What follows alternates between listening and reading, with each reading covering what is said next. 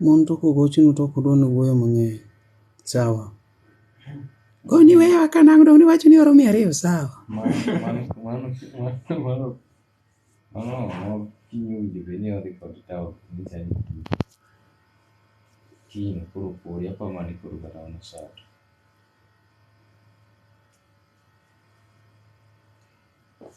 Nimo alata kanya.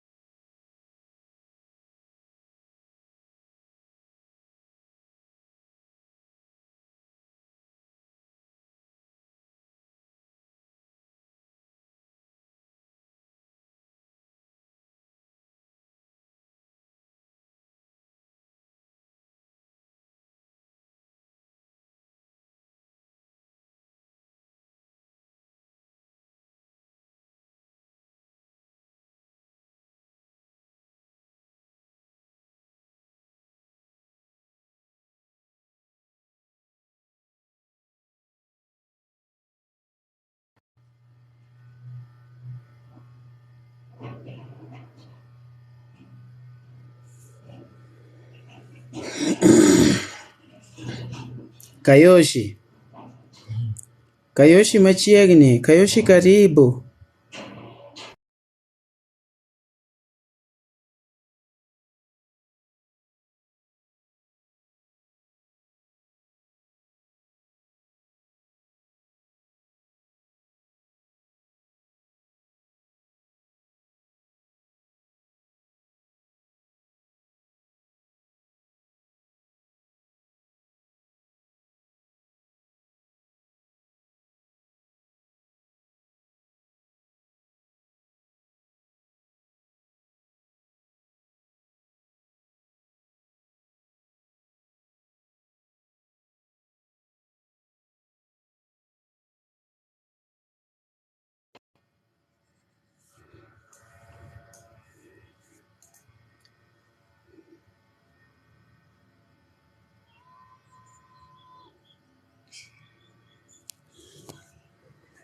Ikono dongo nawuok.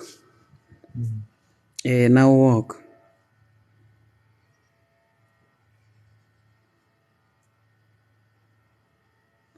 Network kiye.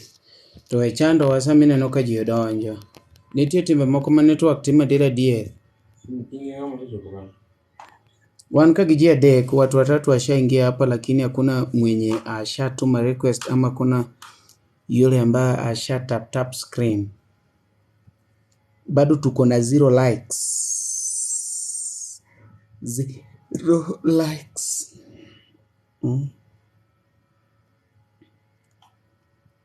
Tap screen bwana. Network ola. Yani yani kabat kon e TikTok to en unseatable. Nyiso kia moko. Ngiye ko nyiso ka sata. Nyiso ga kia ngono.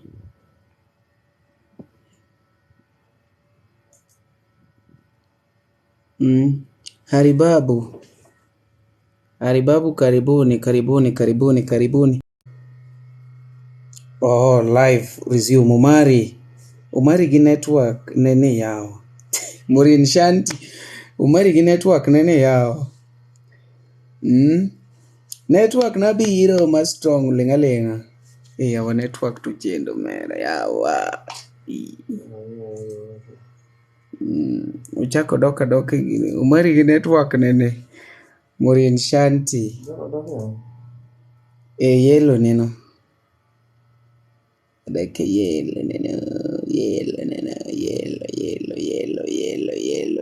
yellow. Morin Shanti, hebu tuma request tuingie hapo. Ojuang Jaoma be. Mosa nejo penye kuma intere no. Kelly Chogo ashaingia pale. Kelly Chogo karibu sana. Lerexia ya jamoko nyingi tek dela.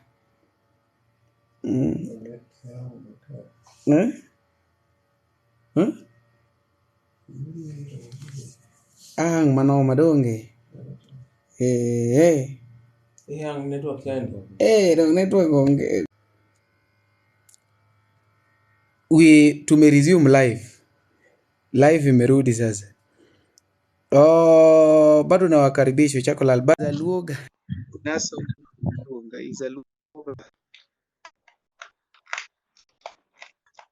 Mambo niaje? Uko wapi?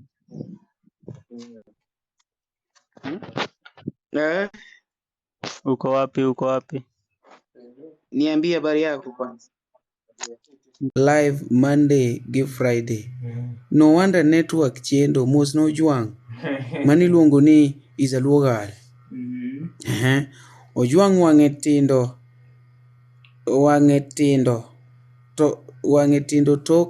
toka kwa giza.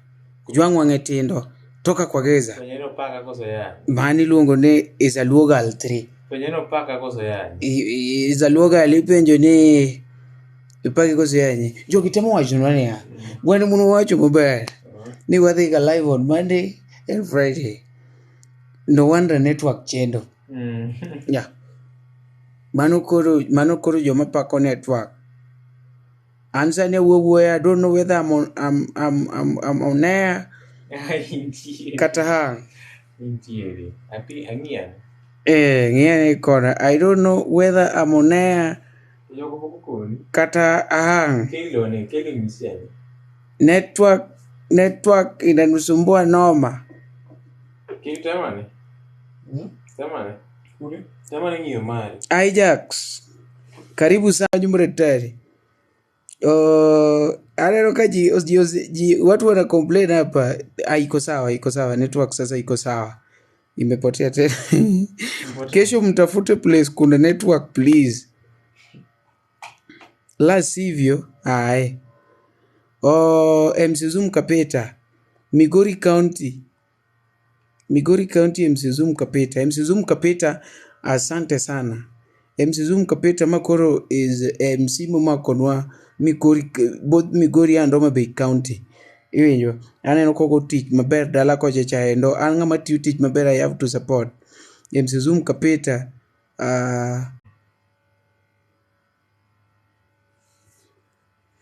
Koro? Idich ki upload speed, don't Upload? Waneno matek e lwet jo network, omera waneno matek e lwet jo network. Aneno kaka koro an sitebo, selal.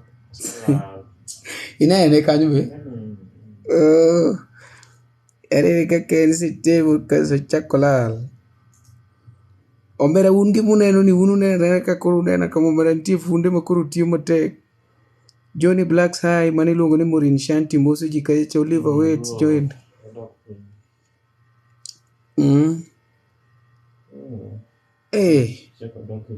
Yawa tap your screen. Morin Shanti ukor na kata data tigo. Morin Shanti yawa tapin number mar M-Pesa. Akia kuma problem ni girisi. Chancho vijui penyako. Asa limit jika mondawe ni tuwele. Onge jogo wawa bedi. Gini ene receiver. Receiver. Ikiwa yedho to. Upload ni yoni.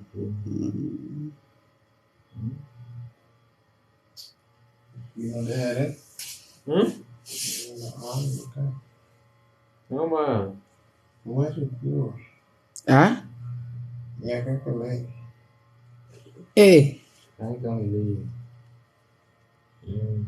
Kelly, mai como idro. Ko to idho. Ha? Ko to idho.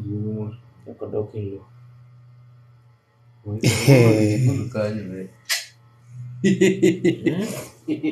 Ah? Leo ngolo jua kuivina ngolo. Wood Willie. Ai metro não se dokilo mas. Ngolo. Ngolo tia.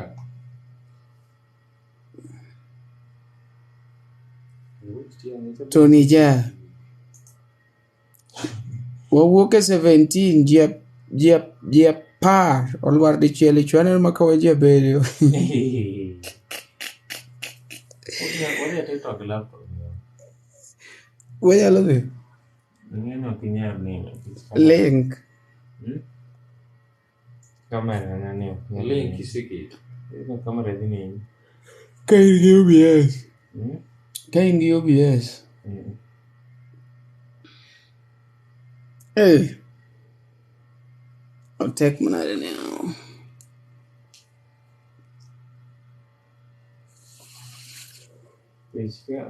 Kelly odhi? Kosa hang.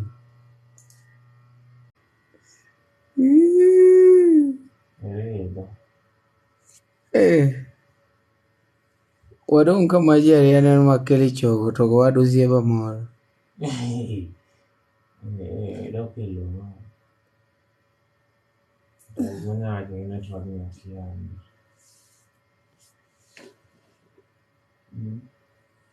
Kota non beti ba.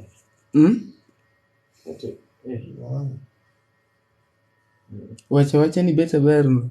Inja. Mana da yote ni ma.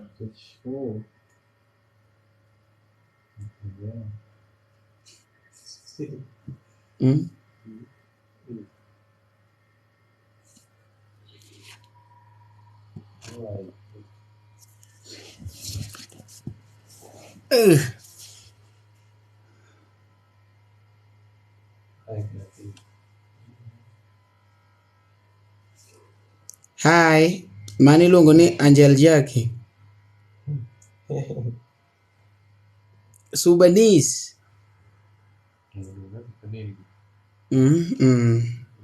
Ng'ato Musa Kayeshi luongo ni Sudanese. Be osiepande. Uber na TikTok ka umera ma debe ni dala waduong' to koro uno kuchako ya TikTok ka ng'ato ka ng'ato ni igedo ne mabut dala wa.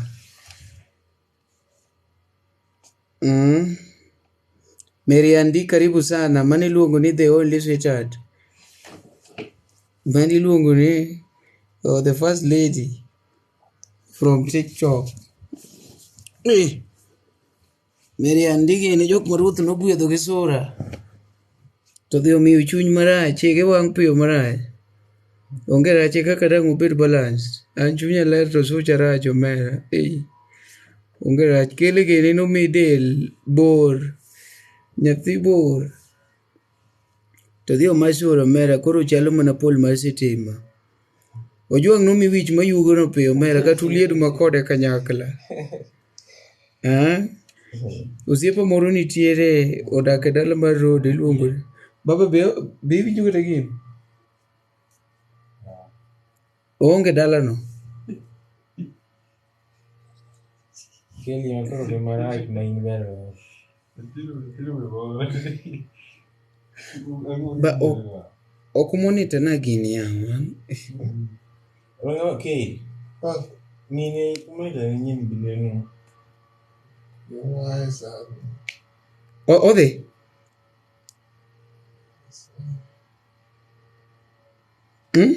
Wani.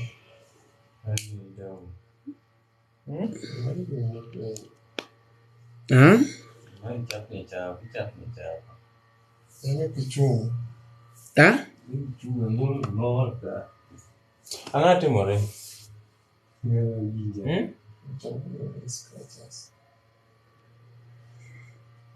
Alright, por walemo. Sauti sawa? Sauti is okay. Koro pitch ema filo.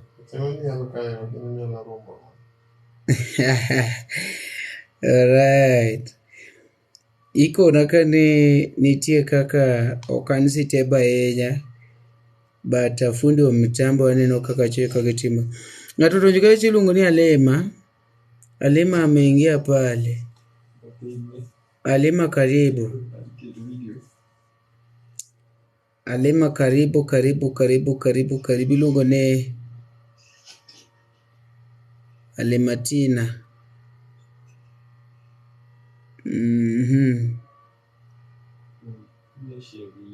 Eh.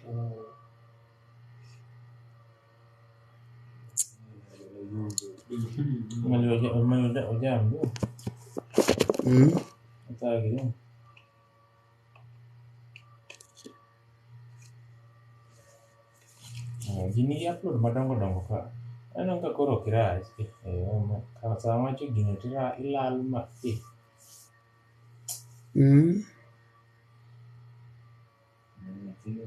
Alal manoma ja.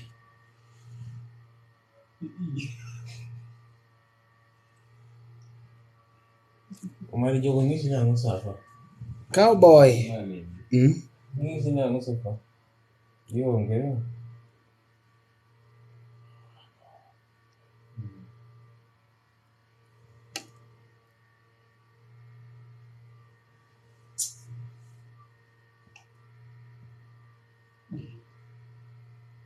Marilali. Ani mabe.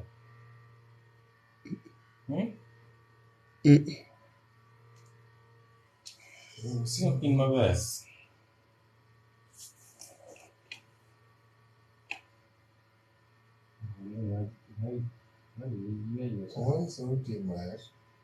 Sauti iko sawa? Ebu kele ne wane kako chalo. Mari fine, but kena ngo. Tanga ne wana.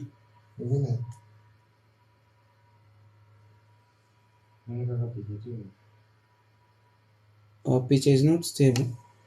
Wangia tanga.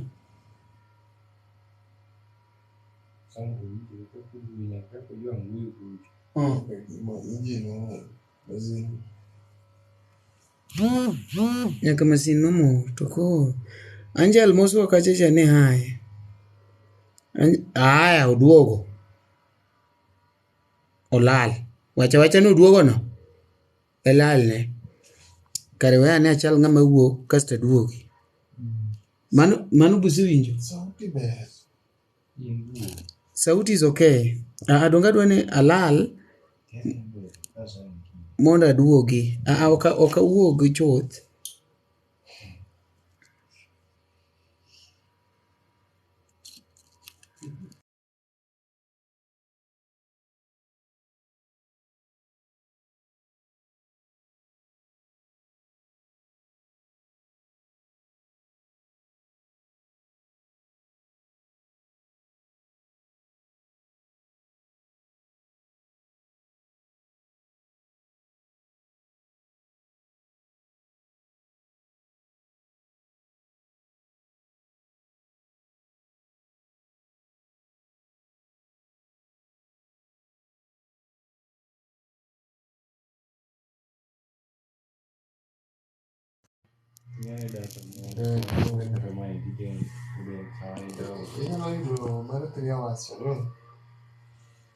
Mar 3 hours mane.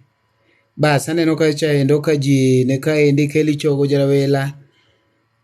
Keli chogo na Ojwang au ndo wako kwa mitambo sasa. Sijui sauti koje. Tumeanza.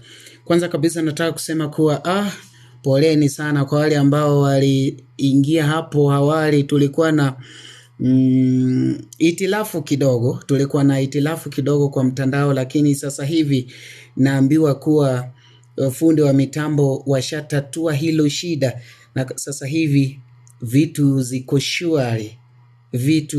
ziko shwari. Tunataka kwanza majadiliano ya leo, na kwa hivyo basi acha nikuambie wale ambao tuko nao hapa. Kwanza kabisa tuko na Ojwang. Ojwang anatoka wilaya ya Homa Bay.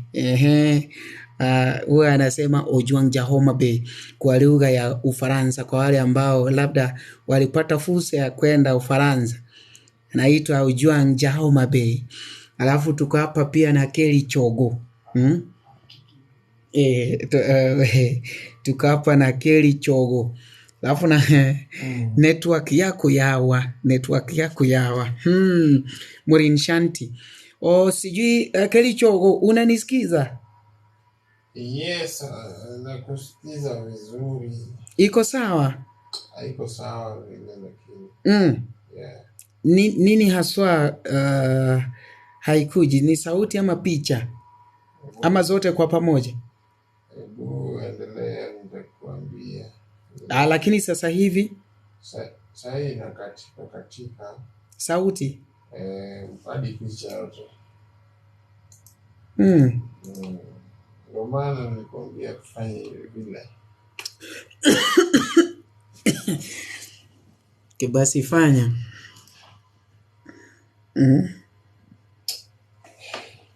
Fanya, itabidi ununue huko alafu ufanye vile huwa unafanya, ama ni aje?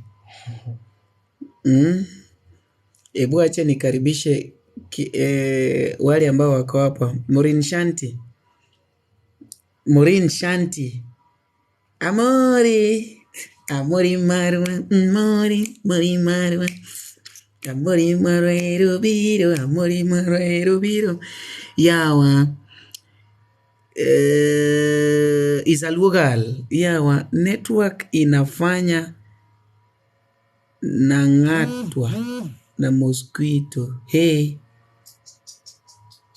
Manotende nango nyindo waelewa Swahili.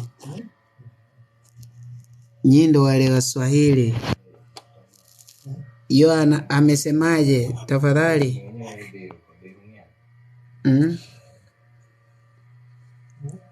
Tafadhali wale wa Swahili manotiende nango yawa nitiki kumwa chuma tek.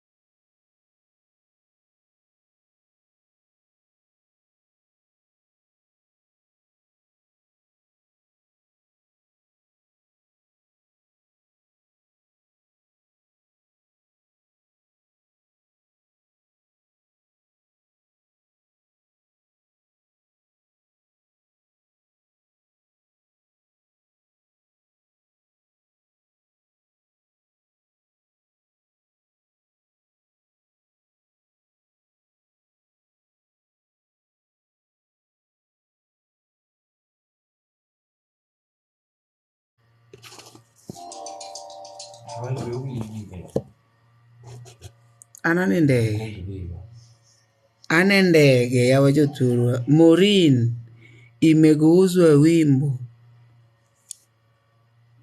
kung'atwa ya maisha suna kecho mari.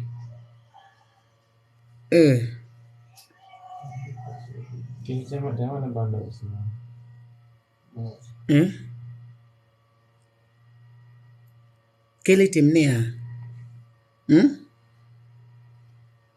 Nyawane bundles kwa.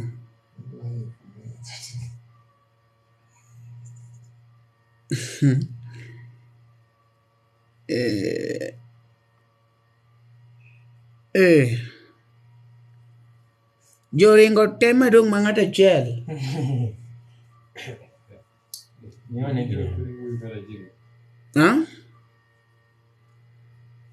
Joringo tema wadong maka gingane. Isalugal. DJ Pint 254 karibu sana ameingia pale. Morin imegeuzwa wimbo. Iko sawa? DJ Pint send you a like. Yeah, thank you man DJ Pint. Yani huyo ni DJ yule mnoma kabisa. Kama unataka ngoma kale zile ambazo zimemexiwa enda pale kwa mtandao tafuta DJ Pint 254. Ni jamaa wangu. Huyo DJ anafanya hata designing. Saa zingine unataka hizi maposters.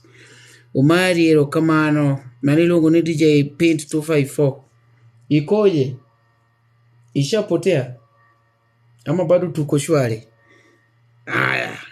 User. Kodi kona ni waziduogo. Wankata kuru simba kona ni ategik moko timore kamana neno kazi kai ni yellow. But what monetization kona ni bwana gino is okay. And we can go on. Now, my request.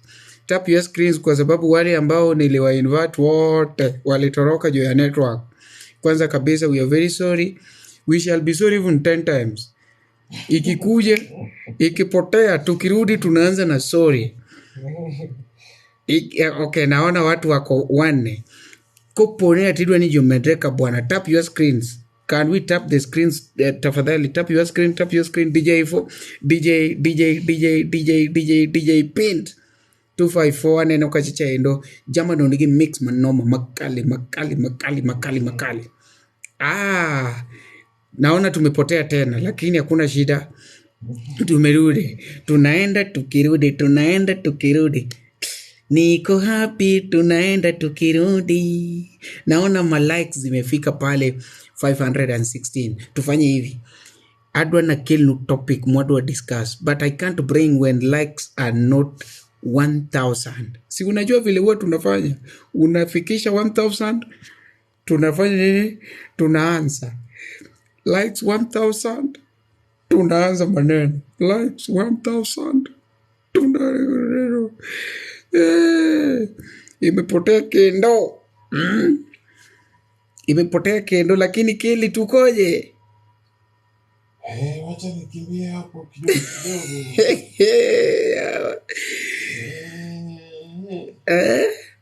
Ani kora luoyo dike samori woyo tini se lal.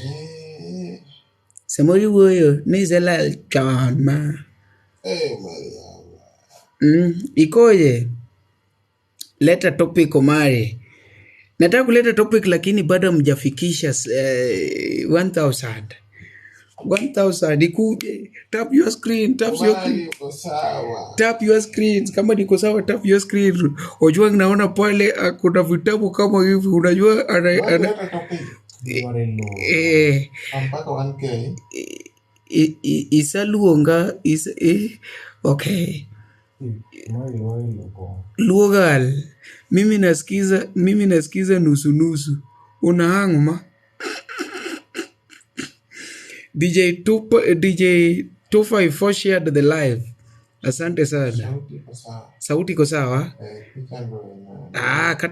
Hata kama picha hang bwana. Mimi nimechoka. Acha wasikie sauti, si hata radio watu wanasikiza na wanapiga simu. Itakuwa hivyo. Picha yangu iko pale. Okay. Picha yangu iko pale kwa Facebook, kwa YouTube, kwa ginene. Mtie kimoro mechelo kaende. Kumbora mora. What you need to do, you end up pale, angalia picha yangu, sauti yangu kama iko sawa, basi shwari twende. Tuko pale kwa 899. Ojwangu tingo bukparo muka mwemera. Analeta topic. Vitu ziko sawa. DJ Pint, tafadhali finya hapo. Huku kuna vitu mbili, kuna rings mbili, moja ni pink, moja ni blue. Finya hapo, alafu kuje live bwana. Jogi nyaka winduondi bwana. Ngama DJ gima mora ke DJ ni gen jok moko chulo ni nyaka getim budget ot. Kopo ni dhako kore ni atimia pesa lot, to koni pull up man selector, come up again. What are you saying? Ni pesa mogonge chulululululululululu, come up again. Madhako chunye werewa. Madhako chunye yae. Tumefikisha 1000 likes. Wajuanguo. What is the topic? Buo konjoge. Ndiyo inye mabe. giwinje malera jogi ni kae bwana be winjo duondo jwang Omari niko area kama length and width mani luongo ni Jack Madi Jack Madi asante sana Jack Madi jogo be winja jogi ni ka bwana Jack Madi asante sana kel topic jogi winji no kapok wuoyo wapenj ne be winjo duondo jwang ojwang wene gi kono mondo giwach ni giwinji bu winja kiwinjo jwang wach ni awinje Omari unachoma Omari unachoma ni kama na katika but no problem bwana an picha no siwuok nyaka gazet aneno ka chicha DJ Halo, hello nakupata Omari. DJ tu habari Poa sana. DJ toaje Toaje sana, una hang sijui ni network.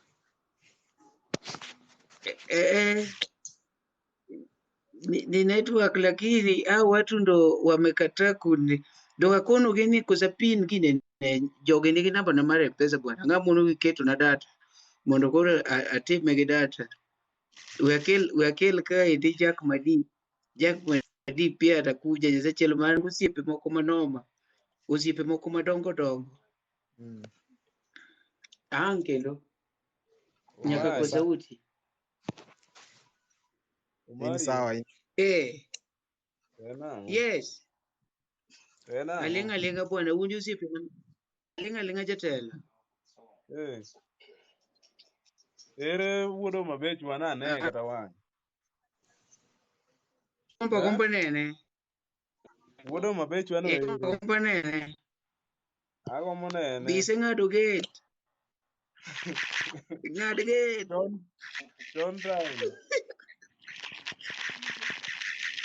Ojwang tinde sele bwana wane mokungo biro wane katendereza Ojwang Ine MC Ojwang.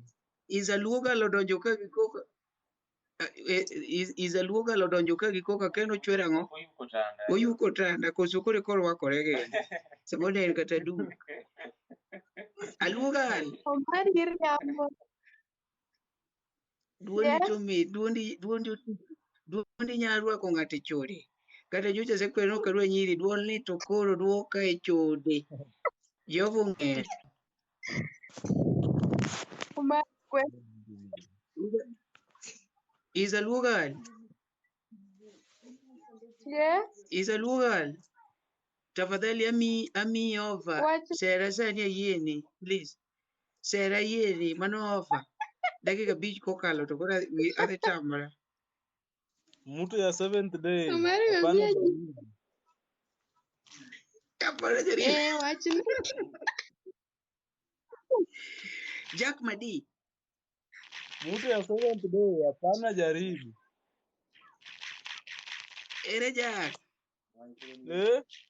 en kri Jack to koro nango bwana Akwe kama Omari to simna ne nyawuoda.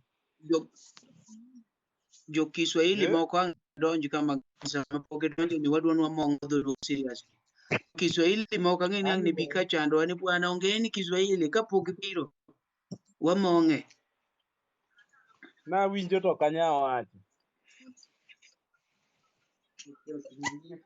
ni aja winjo to kanya wacho chietho guo DJ Pinto mera kon jogi kumi yudie bwana Owinja ngo. Na nyalo awinjo Kiswahili to ni ati ni kanya winjo wacho. dho luo to konya To No winjo konya wacho. koko nyawacho to winjo DJ na. Pin Ya, mago joma pimo wiwa. DJ Pin Awinji. DJ Pin An ka wana awinji. kon jogi ni ati ok nyama DJ aje iyudori kuonde mopogore kone gi kuonde miyudorie An kumora mora manya DJ Pint 254 social media te. kon Jack Ayudra. Madi ofolo yang'iyo kaka aneno kapok ofolo aneno Jack Madi pok ofolo ante maneno matek omera dhok achul Ina nanga timango. Omari. Aneno kapok ifollow kacha. Eh, Atineno ka pok atimo ang'o? baba wuo. Ineno ka Jack pok atimo Madi ang'o? pok follow DJ Pind. Tok ma to Jack en ema Madi pok manyo. follow DJ Pind. Awacho niya, Oh, awacho niya, tok ma wuo. en ema koro Eh, amanye. Adwa manye on one. eh. Eh, One on one. one on one. Adwa manye. Iluongo ni one on one baba. Sikundi. Yeah. Samini chuni gi sikul to nineno ni atinga jogo tali. An owada werigo. Aya, Murino wacho kacha ni baadaye Omari ane koko. Into koko nini. En ema kokoko. En ema kolo Dongo se kweri. Aya, nyarudhiambo wacho kacha ni adonjo ya watho. DJ Pind. Anka. Mix ni wayudo nang'o bwana. Gine YouTube. YouTube nitiere matin then. Audio sama ng'eny go sana sana. To kigonwa moro achiel kanyo ba. Agonu audio. Konwa kata odongo swag moro. Koni odongo swag ber godo. Awinjo kadwa na miel matin. Nyarudhiambi gi osedonjo komero ma nungo ni man nyako ma nungo ne tuot maber. Ma nyako ma kata buoch to nyaka ipo ka chieng' no to imiye ich. Tinyiri moko ma kata ibuoch edier. Odongo mane kendo. Murin shanti idwe wa inide koko. Ira koko. In nena ne isechako ywak. Nena kede. Isechako ywak. Neno kede. Ng'e pimo wiwa. Neno kede ywak. Tinyiri moko adier.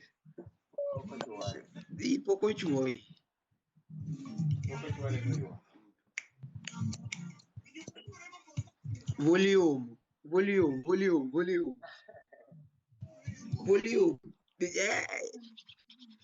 Chuku.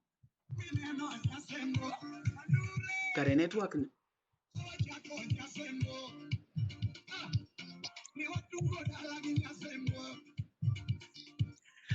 Omari adujo. Swaga.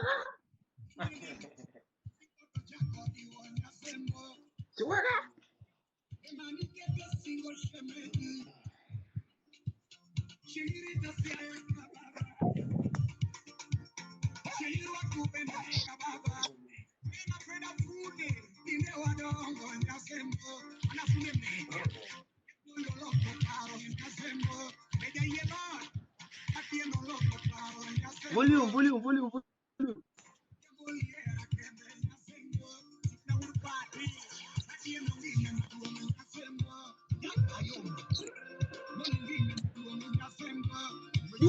Pull up, man selector. Pull up, man selector, DJ. Hey, omakoro my live mapok na enjoy mer. Sekelia DJ. Njaga maka yole koro werego. Bas. Topic enia. Muwinje nade koro? En ma fine. Muwinje Wadhach. nade? In mi hang mang'eny. Ne wadaj. Angado. Ing'ado Ang mang'eny. Ang mang'eny. Koth chwe kuma ntiere ni bwana. Anyaka. Isaluogal. Odayango. Isaluogal ni nyonga. Onyonga gi rom. Omera weura kawe kuo thuolo ni matin arwak GK sirikal. Aneno ka jako wacho maber ni nende. GK sirikal mano sirikal matiyo. Baba ino duoko ni erokamano. Ing'amo kawasoro dala mokelo Nairobi motere Jaras. Bonga na Jaras. Bwana GK bwana ing'ama noma bwana.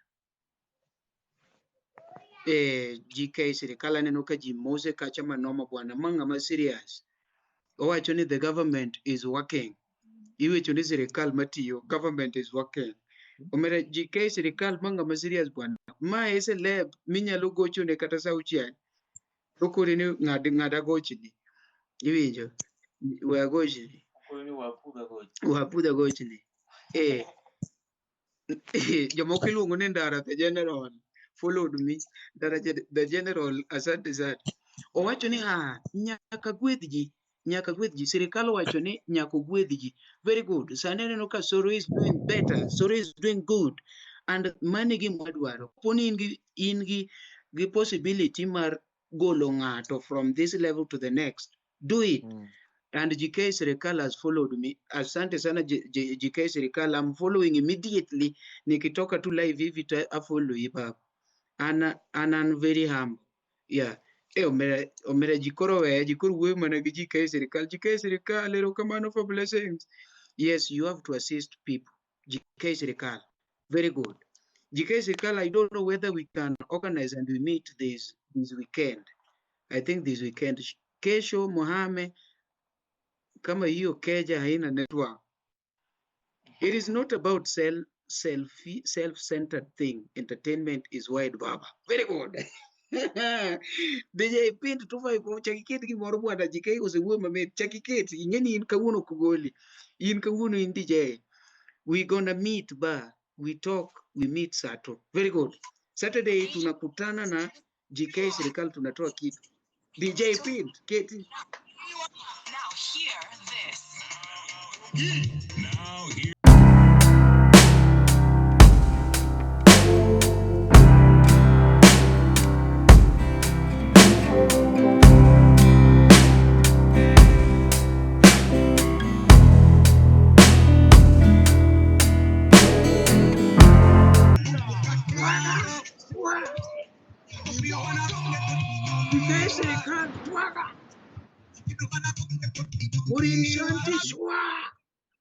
Mari, Jack Madi, twaga.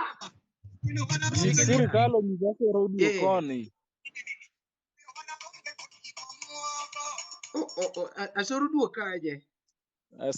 Onyisa Soro ni DJ gini Pin. koni. Ino kungeri gi thum ya. Nyis JK ni ya. Onyisa Soro ni gini koni. Dong JK ting'eni kaka wacho no winjo kutieko ni tokono Asoro. Asoro be is a good lady. An gima ahero gi the young Luo artist masani wan go gin jok moko ma elewa, ma understand. Opogore gi lot ma sani wuok. Ng'eni nitie lot mwadhiro oko wan makoro wadonjo lang GK Sirikal, lang Mc Omari Nash, lang DJ Pit 254, lang Jack Madi. Ok wadwa joma sungore, wadwa jok ma wainware nikech kaka iwinjo ka GK Sirikal osewacho. Owacho ni entertainment industry ka oduong' baba ok ditieke kendi. Koro wadwa ni wamakore. Kopo ni neno ko Omari samoro nigi one-on-one super sato. Omari should be calling you wacho ni watim kama. Kik call Omari ji endelea. Otherwise we will topic makawuono baba. Topic makawuono wacho ni kopo ni mari cha wakilu maredi. Mokwongo wacho ni Omari ni chako tsunami chal nade Omari ni chako tsunami chal nade ge project tsunami dhi maber. In fact we are writing a script tsunami we are writing a script ma will run koro maybe pok ineno kwa chako shoot and the rest. Wan gi jok moko machala this Jojo kacha endo is doing a good job. This Jojo is doing great, and we hope that we are going to start shooting very soon as possible. So GK Serikal, when we meet on Saturday, I think I'll brief you. You can as well advise us on what to do.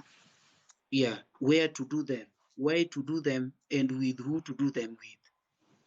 Umakisongo be seche moko chwado mere. Bineno kaka chwado kanyo mere atero ngeli koni to chaka duoko kama. Or let me recognize the presence of Sir Jack, the designer. Mano nyien manyalo design ni lewni machalre from ogudu to anda to wuoche, sorry, nyaka wuoche. Nikech oloso from malo to the bottom. Mane nyien ma design, ema design Calligraph Jones. Calligraph Jones. Ibiro kalewi today's topic. Ibiro kalewi Biro ka lewi. today's topic.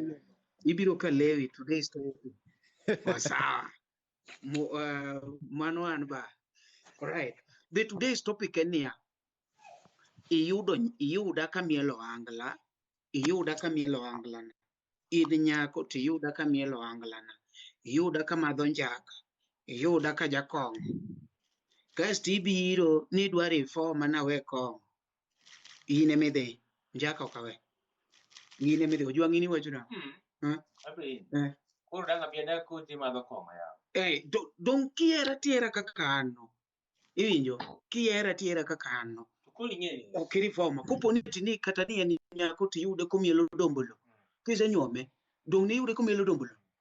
O continue gi dombolo neno. Sama nyuoma mantie gi. Donge nyuoma ka niluoko lepi. Ang'o mikoro lepi to koro aluoko. Nyaka koro iluoki nikech dong nyoche dong ne yuda ka kopo jet ne ng'at achiel. Sani dong koro kopo jet ne ng'at ariyo. Mano to nyaka adjust. Koro ka nyaka lokre mana. No. Gik monego itim kaka dhako titimo. But nanto gik mana timo. Osiepena manano go. Mago meka. Kane yuda kan kata to girlfriends. Nyiri moko osiepa mono lema. Mago to kik chande. Mago meka mwadhi go mbele. Ini wacho nango. Omari niweke kwa mic. Jomani mic gi wachna ne uru bwana. Ng'ato kako yuda kaka an. Gimoro mar ni ati ni keni nyaka kuri change mano gimano. Mano gima ok nyalre bwana. Omari yo. Yes. Ni koro kaka an. Iyuda kaka ago thumani, anindo oko kaka ago thumani. Ibiro gi chike ni in koro ni nyaka abed kodi ni in gotieno ok inyal bedo kendi. Nawe dhi go thum. Anind. Dong mano in midhi an koro an ang' iweya aweya gi thumano. In emidhi bwana. In emidhi ojwa. In emidhi. In emidhi. Nanyombo mondo iyie gi karakter na kaka gin. Winji jike sirikal wacho kacha niya. Iwinjo. But for a man changing the habits can't be easy. But the man can still run the family. Very good. Yes. Anu ka change but anyalo run the family. We winja ni ng'ama chielo wacho nango. Joma ne live. Jack Madine miwuoyo. Koso DJ Pin. Ma DJ Pin. Koro an mawuoyo an ja. Awacho niya.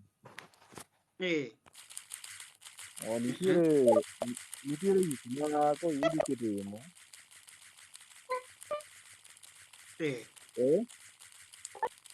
Nitiere moko manyalo lokore to gi mok nyal lokore. Koro manyalo lokore gin awacho ni ati kaka koro mar lawo angla no. Nitiere joma lawo angla ka nitie tich ma gitiyo kanyo. Owach ni in MC idhi kanyo idhi wach kata ema dhi gocho kata inda dhi gocho tiyudo ka in fan mar jogi tilawo wach ni koro ilawo angla. Koro ing'eni nitiere gik moko ma wach ni lawo thum. Ka nitie gima wuok e kanyo, ka nitie gima iyudo kanyo ting'eni mano tek mondo mi iwe, lakini ka nitie moko nidhi adhiya ni en aena mar morno, mano inyalo yudo ka nitie ichako weye mos mos, lakini gimoro nidwa weye dichiel ni pap dichiel mano to No, an gima wacho en niya, kata nopone dhi tich kata en mar mor, ni yuda katimore kamano. Kokidwa conditions go, in eme dhi. GK sirikal, karibu. Erokamano bau, chal nade jokama? GK, Awinjo Mari, iwinja? wadembore baba. Iwinja maber eh? In ba winji maler kabisa. An ane wifi, in maneno ka ing'adori. Ane Safaricom wifi, in maneno ka mari ng'adore. In gi Airtel. An itiyo gi you. An gi Telcom. Itiyo gi you. Oloso marwa kende. Atiyo gi Orange. Awinjo kiwacho ni in ne ok idak ilok simu idonge. Koro wacho kamae, kuom dichuo to kata oloko timne ama oloko, kod oloko ama ok oloko, to gikendore gi ng'ato. Dichuo en yot mondo mi ode dhiga maber gi timne manotimo cha. Lakini kuom ng'ama miyo makoro dwa chako dak, kone en jajawa, to Kuom bochuno ng'ama ni miyo ojawa. machako dak. Muma wacho ni Kuom ng'ama miyo machako kuom ng'ama dak, miyo machako dak, omera wuo. manigolo e ajawa. To mane ywa nyasore kendo ywa kong'o. To dwaro dak. En koro gigang' ne chune no odrop gi owegi. Kodang'o owe, mare ok ni wabage noweyo ni gradually, en mare o immediately. Mara ne GK. Nikech we apimni. Ot madichuo ot madhako ema koro dwa ywa nyasore to ema koro dwa chamo chang'a molo dichuo. Odno safari. Oma GK ine makoro winji. Koro kuom dhako to weru aweya kok onya weyo timne. Lakini kuoma to ng'ad dichuo. Ato yie kaka noyuda no, abiro lokora chieng' manahero. Nikech for a man, koseketo dhako otang' oriti. Mono ko yie ne giwa, mono gidhi katin ka jawa kono. Ng'ato ang' ni mok ne ka jawa kono me. GK. Bas. Penji ke. GK kata madembe manjo yudi ka in godo ikoni okiwe. Kang'o? Samoro no yudi kibedo gi yuori moro, ikoni mano okiwewe mana kier. Yuora natanyisi mana gal baby, nyako ni to be apidho mana oko koni, in beda ot kae. Ng'eni for a man ibeda loyal from start. Onge kuma ang' ni giterie. Onge, itera kanye to ine mirake oda. Ne GK pok ikori ne nyuomo, ai kanye. GK ngapuri gi family. Penyo Mari Nash bana, penyo Mari Nash. Orito family ma fine manade. Omari. An. Sajak. Imore uruba. Yes. Oimore. Ingeni In ya. kinyo. Adwa na kwergo kapok ipenjo medwe penja no tada kwero GK wacha chiel. Number 1 okwongo manyi dhako bedgo korko wuo. No, GK ja family. To ka en gi dhako. Kaka nene kijana ma andasama ne nyini japap ma yotimo mach. Bana dinge kaka pasta omera. Kaka be yalo biblos mopiot. Watim ni ya Sajak. Koro. Watim ni ya Sajak. In kodwa pach, welunyo ng'ato, in kodwa pach, wan mwana ono kon. Kapok awuoyo to adwa makwere nikech ing'eni owuoyo ka ng'ama pok onyombo, to kosenyombo to nyiso ni kara ojapap seriously nikech king'iyo to ka wang'e lero wende screen seriously. Anyway. Paponge kuon bwana, paponge kuon. Kasi ng'eni wuo gi sirikal, an kopono maki tafadhali. I'm very humble. Mano freedom of speech, ok maki ng'ato ni freedom of speech. Anyway. Okay, Sajak penjane. Ipenjo nang'. Ineno. an gi GK wan kumoro adi achiel. An kupuna yudi ni akawi maber, no ikawre ohangla. In we ohangla koro ritot. An we achwado ohangla na. Koponi nyocha yuda ka chwado bangi moro matin, Omari kati wachwade we kodi. apenjo, kidhi to apenjo. Abi pod an gi penjo kuom Omari nikech ayudo ko Omari bende pimo wiye. Aya, Onge in rach, Sajak we we akwongo apenjo ti. no. Sajak, in aneno kipinge wacho ni samoro adhi marach. Comment ka be aneno ka pinga dhi marach. Adwa penje wach achiel. In iwacho ni nyombo, dong in gi dhako? An gi dhako. Lakini kik wakete question ni, we assume ni pok inyombo. Koro irado gi nyaka iluongo nang'o, kuma ji kawe ndara cha iluongo nang'o wachon cha, kuma ei town kuma ne yude nyiro pango line cha. Street cha iluongo nang'o? Koinange. Koinange. Samoro in mani loyal customer ne pile pile. Kata koro yamo ni koro idwa gole pap ikete e ot. Pod ibiro yiene nowe ot odhi Koinange. Amando ko nyal nikech koro ineno Duok ni ema ema kwana. dwa duoki ni. We atieg penjo mondo awe iduoki.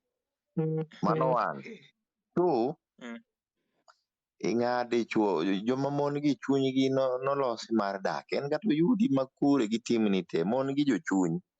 Dichuo ok jachuny, okang' ni we odhi Koinange, odhi Sabina Joy, odhi lawre go pija gi Prince Inda kuchocho, Omari rundo nungone to duogo e odi. Okay. Omario, GK. Ka nitie swali ariyo Omari. GK ka nitie swali ariyo mok understand. Ayude e Koinange Street takawe akele ot. Mondo odagi obed dhako. Kasto oyuda kan gi timbe ga. Ing'eni gin gik moko ariyo mopogore. Kwani mar street ok en timne. Dong mano timne. Mano timne. Mano timne makata imbe ne timo. Manyiso ni kanye munu rome. Kanye munu rome. Manyiso ni Omari mokwongo ling. In ling. Omari ling. Nikech mokwongo pok inyombo wego dhogi. Aya. GK. Awinji. Nyako ka gole street kapono no oyie nabiro kende abedo kode to nyako lok timne. Mano number 1. Dong mane ma wawacho no. Aya, kan gi rules maga nitie timne to nyako loki. Kata ibe kata kobiro iri to yudi gi tim moro mitimo ma chini ya maji to nyaka loki. Mano rule number 1. Koro igoye chini ya maji kaka iwacho no. Koro time adhara cha ema wang'ado. Doga jisi Omari ni nyiri japap. Ne nyisika inia kako neno ngeti chini ya maji no wigi kuwil ne ya ni what a man can do ang'o a woman can cry to be done for. Ne najikeyo Yawinji. Seche mi itime chini ya maji no nyaka chieng' moro adier ng'ere ba to mare koro ka abro timo to kata bunde ibro ywa ibro go sienda ne bunde ba. To koro iwinjo. Dichuo ng'ama nochwe ni jaricho. Dichuo jaricho kata onge dichuo maler ka pamba. An kenda matemo e pinyni. Lakini dichuo nonyuol jaricho. Dichuo te nonyuol jaricho. Koro koda in gi timni moro titemo ni we. Ndiyo you as a gentleman ibro try iweyo. Lakini as much as ng'eni koro king'e nyombo to respect moro donjo ni koro mato koro jaoda. Koro Omari oketo ni janjaga gi kong'o. Let us work on njaga gi kong'o. Wewe dhi e papa ahinya. Wewe dwelo ni chode ahinya. Ano kang' nawe ywa biya na moko ariyo kadhi e ot. Nyasore na ma tuomo wiye cho kang' nawe ni kora nyombo. An aseneno mon mamoko ne chuo gi njaga. But koro GK mano okochuno ni werigo Omari to ne ywa njaga chon eta ng'e weri kode. GK koro gima timore. Nuru bei wawinje duonde embo miwa pache. Omari mi mon chances. Wene jaber wuo. GK mano ting'e ni riambo shwari. Yeni gik mane timo ka en kijana kisedonje keny mago to gik manyaka tiwe. Kidwaro ni keny ni odhi mbele kan abiro awe giga mana timo chien, wawinjore imbi we meki. To Nyisgi nyako marite. kok inyal weyo to dagne mabedo maonge. Mano Koro to chamo gima grass ng'isi. weekend ni nikech koro wanyombo. Chamo Iweyo. in weekend ni kaka ni wanyombo. weda no An kaka we excess guy, kaka imbi weyo gigegi. no Bas. You know, here we are not talking about only nyonruok oko jokama. Ok Wawuoye nyon kaka loko. tim ywenyo Aya, thore, yani raha mar koro kong'o, awachi, samoro ng'ani Omari ne winji. ajuoga, samoro ng'ani Winji, yudo Okay, gotieno. Omari. okay, wapenjo eh Mario, wapenjo JK. eh Ing'eni gima nyako nowacho no very correct. Nikech ing'eni mokwongo ok tieng' igukri ni imadho kong'o oko kucho to kiduogo itemo ni mondo imany kaka iywa liet bende koni. To nguvu bende ionge. Ing'eni kong'o to chamo nguvu dichuo ba. Ere Wachne. kaka ibiro rito odi timadho Mano kong'o gi njaga. Jabel Monte. To dong mane ma ang' iyud kirito ne oko, ibro ritne. Ama koro in Bel Monte miyudo ga power. Koro jikeyo. Kanye mang ni duogi iyudo ka royo chamo oko. Koro ere kaka ibiro chako complain ni ken yo. Ama kare tema gi nyaminu moro, an ajakong'o. GK Jike we ma wuondori, jike we GK An wuondori. ajakong'o, tema uru gi nyimine u Jike moko. we apenji, wayudre Koinange donge? mhm Idwa ni awe giga ma Koinange, to meki ok idwa ni we. Mano be winjruok bro bede e odno. Apenji, winjruok bro bede e odno. Dibet ubedo nikech. Ok bedi, nikech onge kaka onyalo chuno an awe mae past, to en past ne pod osikogo. Ka ng'ama imadhe kwesu dung'iro. Aonge. odi Dibet nikech dhako ema Anodok siro madhe kwesu dala. Koro dung'iro. in siro An kidwa mano we ni tada. dhako ema siro dala. Koro in kidwa we siro lwar to koro mano wachni. Ok anyal Pod idhi siro ineno mana dala GK dingo. ka Nito ng'ama ing'eni kata tena kodingo to oyom ng'ama yom. wacho Ka nodingo ng'ama to tena onge. yom yom ok anyal. Nyaka ng'ama tena be bed motegno. Kaka koro in kong'o dwar rani gi oko. Mano okrane dalano dwa ne chamo ran, kong'o tafadhali rano. we awuo matin. Ineno Wuo un awinji. kuwe kong'o wereuru gi pombe haramu. Nitie kong'o ma jopesa ma GK gi ni madho. Kong'o Nyis jomani. Aya, Matel akora kong'o wacho ma VSOP. niya, Matel iwuoyo VSOP. kodwa no madh kong'ono, odhi ong'iew okele ot, wamadh kwamor ji ariyo ot, ok nomadho in oko ok gi imadh jomoko. kong'o. Wabiro In madho ok inya nikech madho. what a man can do, man Kimadho can do kong'o better. Wamadho kode koro nikech wan gimoro achiel. Kisebedo to mae gima dwa nagoli. Weuru keto gimoro ni ati what a man can do, a woman can do better. In inyalayo gi drisha. anyalo achung' achung'a gi Drisha. drisha kanyo talayo maler ni. Ok dhi. Donga Kasto next alaye chupa iwacho ni ati tapuko gi drisha. lingine Donga alaye chupa Debri tapuko iwacho ni gi ati drisha. Be ok nyal donjo kata ma Debri chupa iwacho no temane. ni iwacho ni gimo jike ni ng'ani wacho ni gimo weyo kako we gik moko kaka wawe. In iwe dalau ibiro dak dalawa. Don't you see? Iwe od mamau ibiro dak e oda. Koro nikech iwe odu koro ambe wawe dalawa. Ne Iwe manodwa, dalau ambe we dalawa. winji manodwa, mano Approach ni gini at a different angle. Ami one example moro. Jothumbe gi Inda, Emma, Odongo Swag, jothumbe gi te. manodwa. Jothumbe gi te kaka girundore ga okinyi gotieno, mara en Awasi, mara en Migori, mara en kure kure. Koro chiege be wuotho kode nikech koro mano timne. Nikech jogi to koro kuonde ma giwuotho ga believe ni gitimo ga cutting moko ma serious. Koro dhako twe ng'eyo odhigo. We Mano winjere pos. Kevo wacho na. Kevo wuona. Kong'o kamadhe to Dhako kamadho be madho chando kong'o dowuoyo motegno. kanyo. Dhako Ni doko dhako be men. madho kong'o. Kevo wuo. Donge mawacho ni kong'o kamadho. Tamadho amadha na ok ni dhako bende donjore e kong'o. Kik donji. Oma ka in e bato gi mi biare ya chulo kan yor metel. Owalo.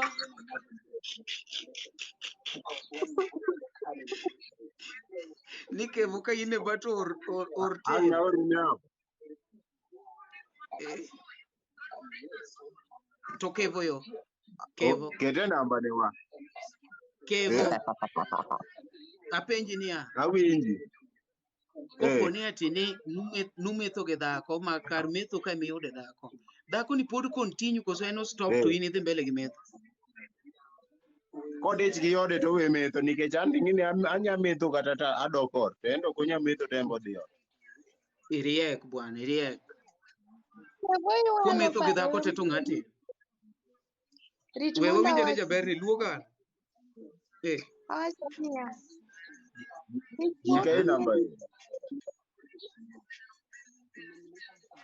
Jaber ni wuoyo, ha? Seche midwa kendo cha nyaka ing'e ni oripo bed ni weyo gigo monde eka ikend. To kopo ni ok idwa weyo gi seche misekendo, to mano bende waweya nyaka kendo monde mondo iti tije migo monde. Bas. Nyiri gi te single, Omari. Nyiri gi te single. They don't know what is to sacrifice to maintain a marriage. Nyiri gi single. Nyiri gi single. Karibi. Nyimbi se winjo ge. Ma gitemo wacho no gima giparo in future kaka ute gi bro bet. Udhi yudo ok dhi chalo no. Kon ge ne ya. Mara Mane moyo buge yudo. Gini adwa penjo jikeyo Omari. Jikeyo ni chal ka gima ogwodo kwong kila siku. Chal ka gima madho kong'o ni kila siku. Nikech wanyisi jikeyo. Na puonj. Penjo Omari ng'e lifestyle soft life bro, ambassador of soft life. Mano ok soft life ba. Ibro yudo ni ibro inyo dhako chien mbele ka. Ibro yudo ka jirani go. Gi generator ko so. Ok awuondi. Nyaka gi machine. Wala jikeyo. Ne. Okay, kata kimer ba, ero dhako no yudi kimer. Yes, mano fine. Ok onego iwe. Koro gimetim. Pange, nyako kanose yudi kimer to pange. Nyise ne jaber anu dichieng' ma kama abro yudo ka metho, dichieng' ma kama yudo ka metho, obedo kong'eyo. Nikech gino ok inyal weyo kaka in koro ok inyal weyo. An namer moingi seche moko nikech anyalo madho chupni. Kaka wacho ne what I'm talking about. Ema ni koro unu kwanye gi malo. Kaka ikete ne kaka wacho. Atemo koti aneno kitemo fix things nikech koro aseketi e yo. Koro ineno gima timore.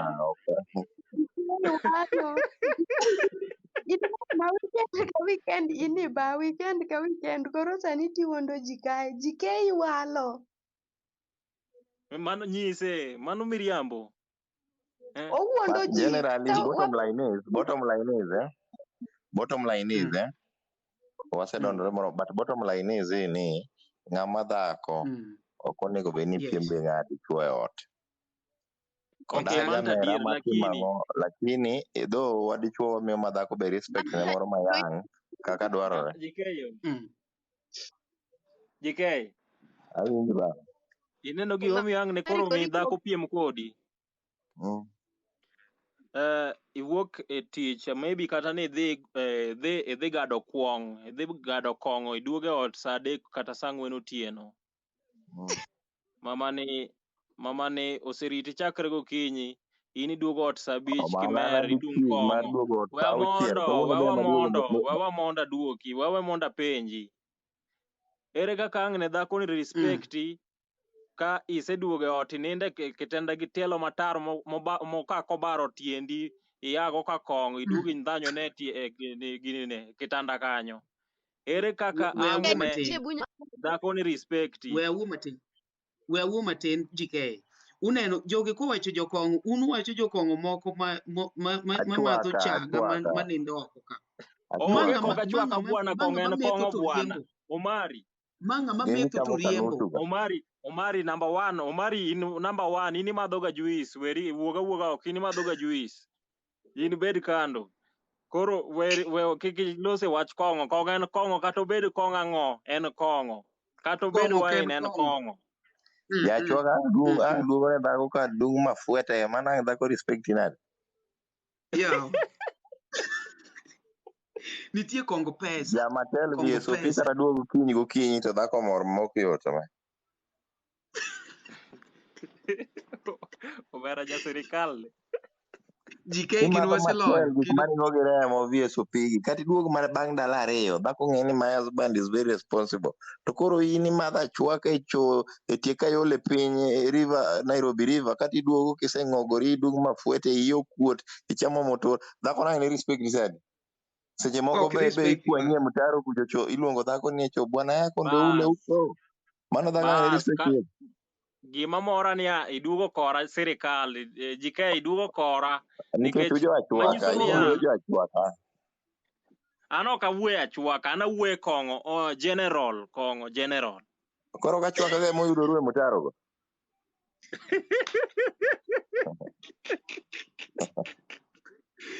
ng'ama American Pinky ama Sankari kucho iseyude e mtaro karang'o? Gin Omera, wasekawo. Gini wasekawo mari jogi bottom line ni dhako ok piem gi dichuo. That's what I'm saying, you know. Dhako But ok nya piem dichuo gi iketo dhako dichuo. piny ni rules gi ni agal tutu. An kamae kaka dwani wadagi kamae kaka dhi. Chimni mane pod idhi limo boyfriend u e orundu dalau kuchocho adwani we. Wach mar koinange ni ng'adi. Wach ni mar Omario, nyasore ni ng'adi. Omario, Yes. ebu miye jama miluongo ni Jack no Mike, to kapo ni ebe en jamadh ginene, jamadh soda ka in kamano to igole oko e Mike. Wadwa jok ma Mano ja Simba Waragi. Kila mtu ako na right. Jack Madi. Hey. Jack bwana wawacho ni ya Jack. Jack Koponi ja Simba sekawo Waragi dhako. respond. Jack yo. Dhako sema itimo. Kisekawo dhako. Dhako nyaka luw laindi. Donge. Dhako ok piem kodi kosi ni wacho nang'o? Dhako ok piem kodi. Ma dhako une town dhako kasi ni reti dhi moko jiko mana pade town Omari wapenje Jack mondo Jack wedhao ne jomo wei idong kendi bwana koso in e live but dhako koro ing'eno dhi tami odimbore ai ne adwa goye penjo mana Jack ni to bebo merga kata bed ni nitie timbe motimo ma njore ma dhako nyalo bedo ni ong'eyo kisirisiri. Were uru gi Jack bwana okete matek ang'e ni unu but dhako temo loso long'o bwana den kende diwinjo kaka odhiego wach. Were uru gi Jack. Ang'e ni chiege winjo temeji ok ni wanyiso Jack oridi ni ngima temeji Jack mi dhako wagoni ombulu temeji ok wanyis Jack noridi ni ngima wawacho wacha ni omi mana luori ni kaka nyalore imbe miye mana luori ni kama dwarore. we uru Madi wuo Madi wachane baba in inene nang'o? Awinji ba awinji an wi ruath mar ot bas to gima wachne matimore nyis dhako mi ipija gachiel iruo nang'o ok winj duonda ok ebilna ok winj duonda ok anyisi ni dhako mi gilas achiel mar pi on my bill osemiya osechwada kosechwadi to ber baba mano koro nikech iwacho ni in e ruath mar ot koro in this ruath we mean you know achaya ma koro kik ikel ing'e nitie jok moko maseneno oko kae nikech koro en e ruath mar ot ama en e wich ot omaro ochaya dhako ma dhako kuo e mbelene ochaya dhako ma nyaka e mbele nyithindo ochaya dhako nyaka e mbele jirani ei bedo the top man no kik ikuod wi miyo no ibedo mana top samoloso sheria uwe yongedu tuloso to winji lakini kik ibed moro ma in chester ot ma in joplot ong'e ni miyo ni ok owuoga kama iwuoye embe mana wich kuode to kiki don't expose you know ine koro ine bengwa ibiro ket ni sumo mera motambre otimo wacho ni oket ni sumo chiemo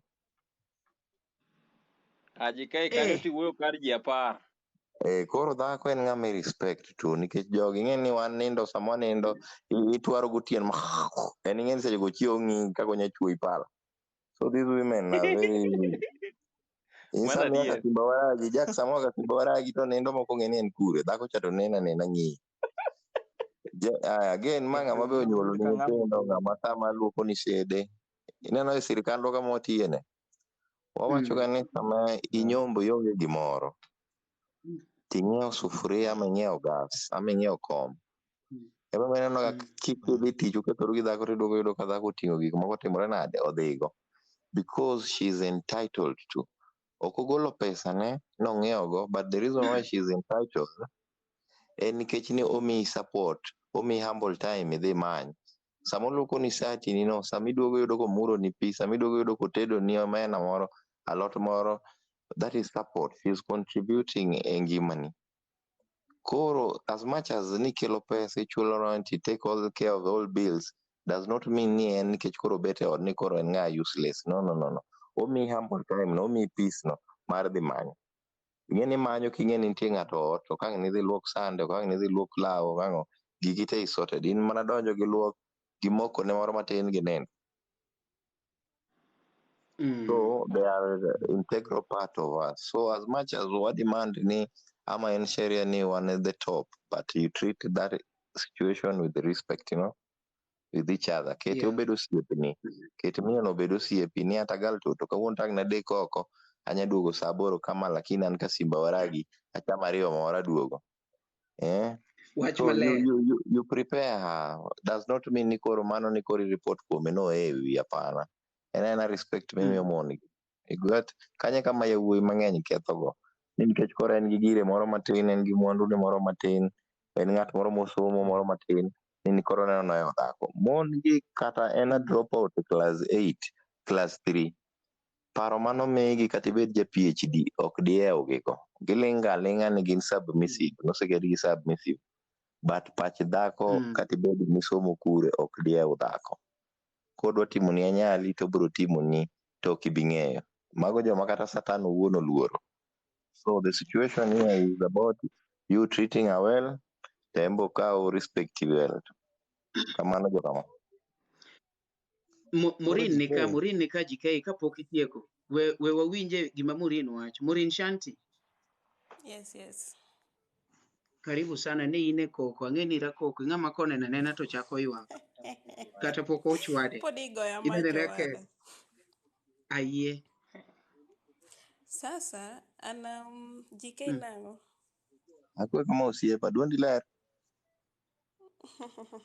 Ingeri bang' mach nyaka duol bed maler. Jack maed nade. Adhach. Sawa. Sasa mimi inaweza ongea hivi. Ingeni kapok uchopo kumudak dhako gi dichuo nyaka ne userre, si ndio? Like mulikuwa in a relationship. Koro, the moment mane nu relationship ni, emane onego ka unaona kitu mbaya maybe kwa Omari, ungemkataza. But the moment musedonje marriage, hawezi ukaambia mwanaume ni koro, adwa ni kikidhi ba, wabede ot, sineno. Another thing, dichuo ng'ama daki piem go, nikech en mokendi, okin mikende. Bas. Yeah. Aya, sasa dichuo mwezi kukaa kwa nyumba moja wanaume wawili. Nyaka ng'ata achiel duog piny. As long as ni provide, it's okay. Rach mana ka en ng'at mamer maninde mtaro cha. Dugo kinyi kotar makia kata nyinge. Simba waragi mano saa jake gini.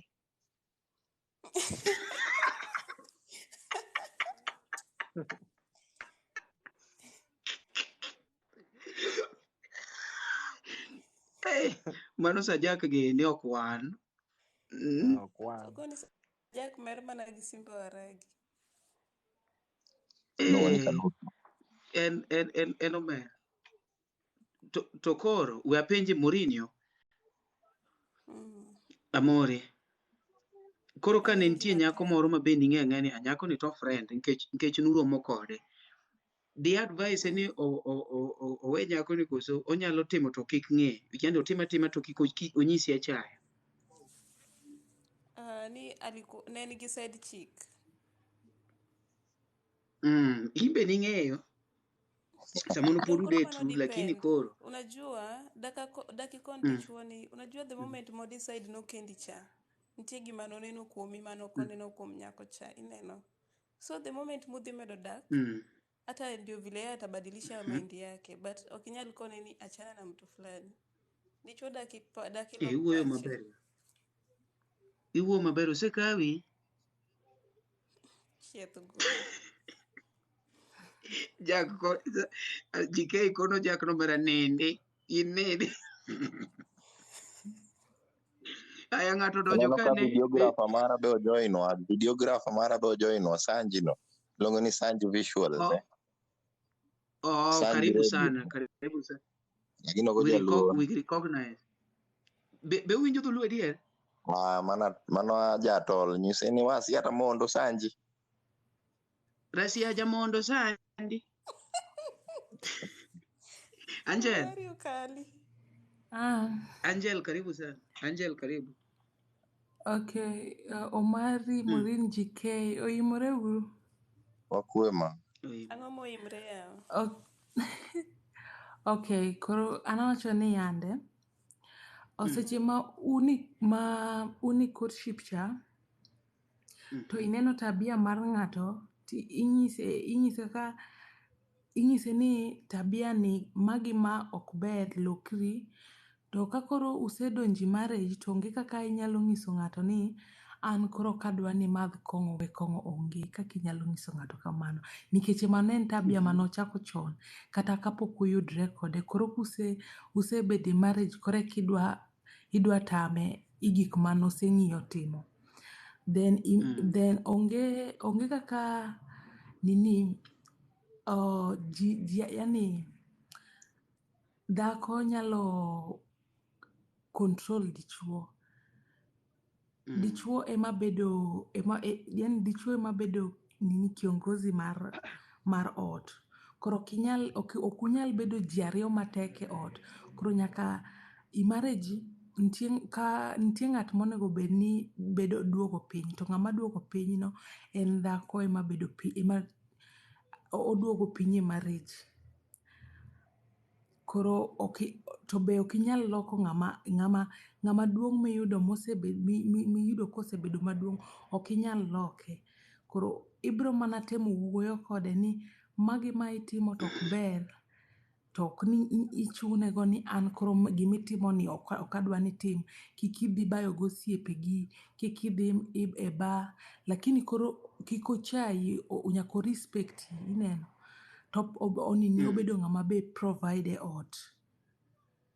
Gini wasekawo gi sirikal, gini nwakawo nyoro. Sirikal, gini wadhego.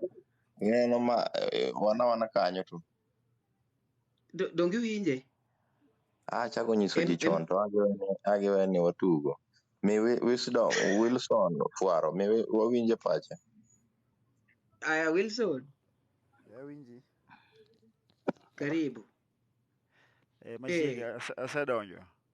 Awacho ni dak en law ywach. Winja? Dak en law ywach. Dak en law ywach. Waopo ni mari ok oti ahinya. Mar ok oti. Mar ok oti odala. Awacho niya. Dak atek. Momiyo joma dongo wacho ni dak en law ywach. Koro ng'ato achiel nyaka dog nyawadgi piny. Ndio wacho ni wan joma chuon wan wi ot donge. Lakini nyaka be oduog piny nikech ok nyal bet ni in min malo zaidi moloyo ng'ama idago. Ok nyalre, nyaka ubed piny uwuo mondo eka ulos dak. Alafu mokwongo be kumunwang're makelo shida, seche moko nunwang're ba, ing'e ni uwuok i bas 9 bako time no be dhako oseng'eyo. Koro anytime koro seche moko usechako udak. Alafu koro ing'e ni dhako oseng'eyo time mar saa 8 en time mar chode. Nikech kumunwang're ema kelo shida. Gika ilago ema kelo problem e ot. Koro wapenji ni Wilson. in korka kori inyalo wacho ni koro iwe timbegi mondo ichak life manyien gi dhako, koso in to kaka in wuon ot inyalo ma dhi mbele but koro itime king'e ni in gi responsibility on the other side. Mano gima wapenji.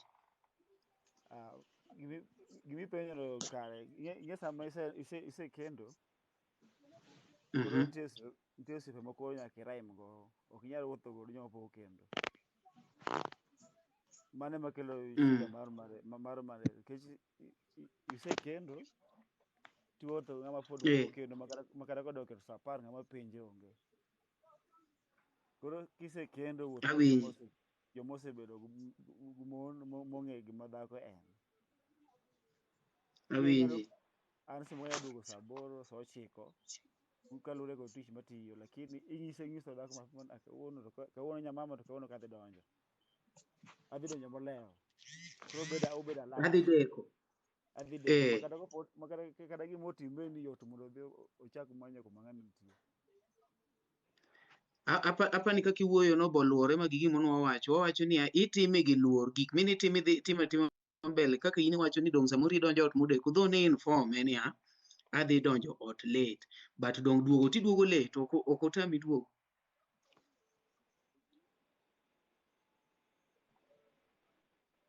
Hello, basi iwinjo kaka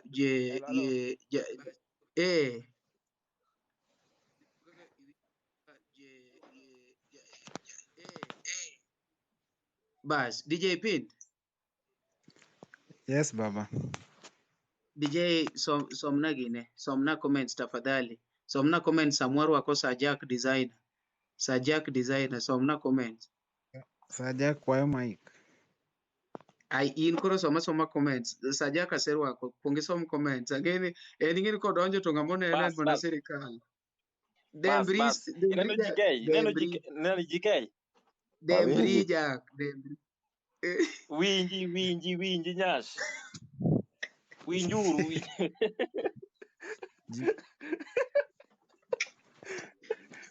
ne bwana ing'eni gino ochwanya sana kasto igola mic kasto wuoyo kato wuoyo mang'eny ukworo wach mang'eny to ukia topic muwacho ji kaka GK ne ba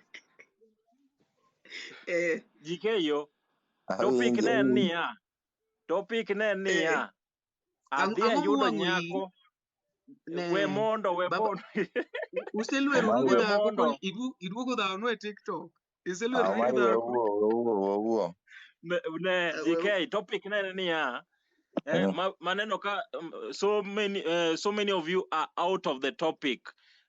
Iyudo nyako machodo ka for example to ibiro kai ibro expect ni mondo change attitude ne kata nyako yudi kimer kata timo timbe ni idhi oangala kaka wacho ni madho kuong inindo nyaka mtaro no anok amadho fuong aninde mtaro adil gi bele kongo mar Rick Ross cha ema dil gago koro nyako koyuda ka amadho kongo abro we konga ni kusabro dhi kode mbele lakini ina mana way mana paro ni ne en topic ka to un gik muwacho ni kiana ang'oa ni ken dhako kaso nyako moro dhi wacho ka ni ken nyaka iluor chuori ere kaka idhi luoro chuori to chuori ok omi respect mar standard ma ok nyisi kata that much love and whatever ang'o utemo nyisowa anyiswa mari baba winji wuora wan lor bas kore madani kora nyisi an gi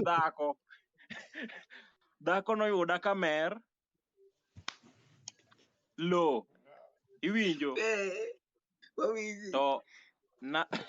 to nanyise ni jaber an atimo mato nikech kora aseyudi mondo mi respect odumo between me and you adwani mondo awe kongo to ok ni awe chuth abro madhe tamadhe matin manyiso na madhe mana only on weekends, that's all. Iwinjo jatelo kora puonji kawuono GK adwani mondo mi ing'e kaka itiyo gi pesa maler mariek yo mariek. Andiko mapiny ba account notes andike mapiny. Number 2 dhako bro ng'e ni ng'ani en ng'ama straightforward ma okay en orito en yani osewe timbe ma 1 2 3 manotimo ka. Aya namba 2 kaka iwacho ni dhi e thum no. Sano ng'amo konego bedni law thum. Sano nego bedni thum ilaw gi jaodi e kitanda kata e odi ka e bet kemiele nini. Kidhiere wiji ngoja rit mondo GK. Thum ilawo ni ilawe odi to kogik ne dhi e thum to kaw jaodi wuog dhi ga thum ebo dhi ocham raka ma chuo chame ra oko ucho gi monde gi koro wadhi gi nyathi e thum mani ibro wuok idhi mani ibro duogo gi chira e ot bwana kisedhi mulo thund nyiri oko kuchocho ibro duogo gi chira oko e ot bere neno ka law ga thum Omari ani to yuda e ajawa dier no Omari to werigo Omari to ang'eyo Omari to bi nyombo sani en werigo Omari to kik iwuo kuome nikech in ema wuoyo kuom in ma in gi dhako. Koro adwa ni mondo apuonji 1 2 3. an kawo notes baba underline yo mera underline gi topic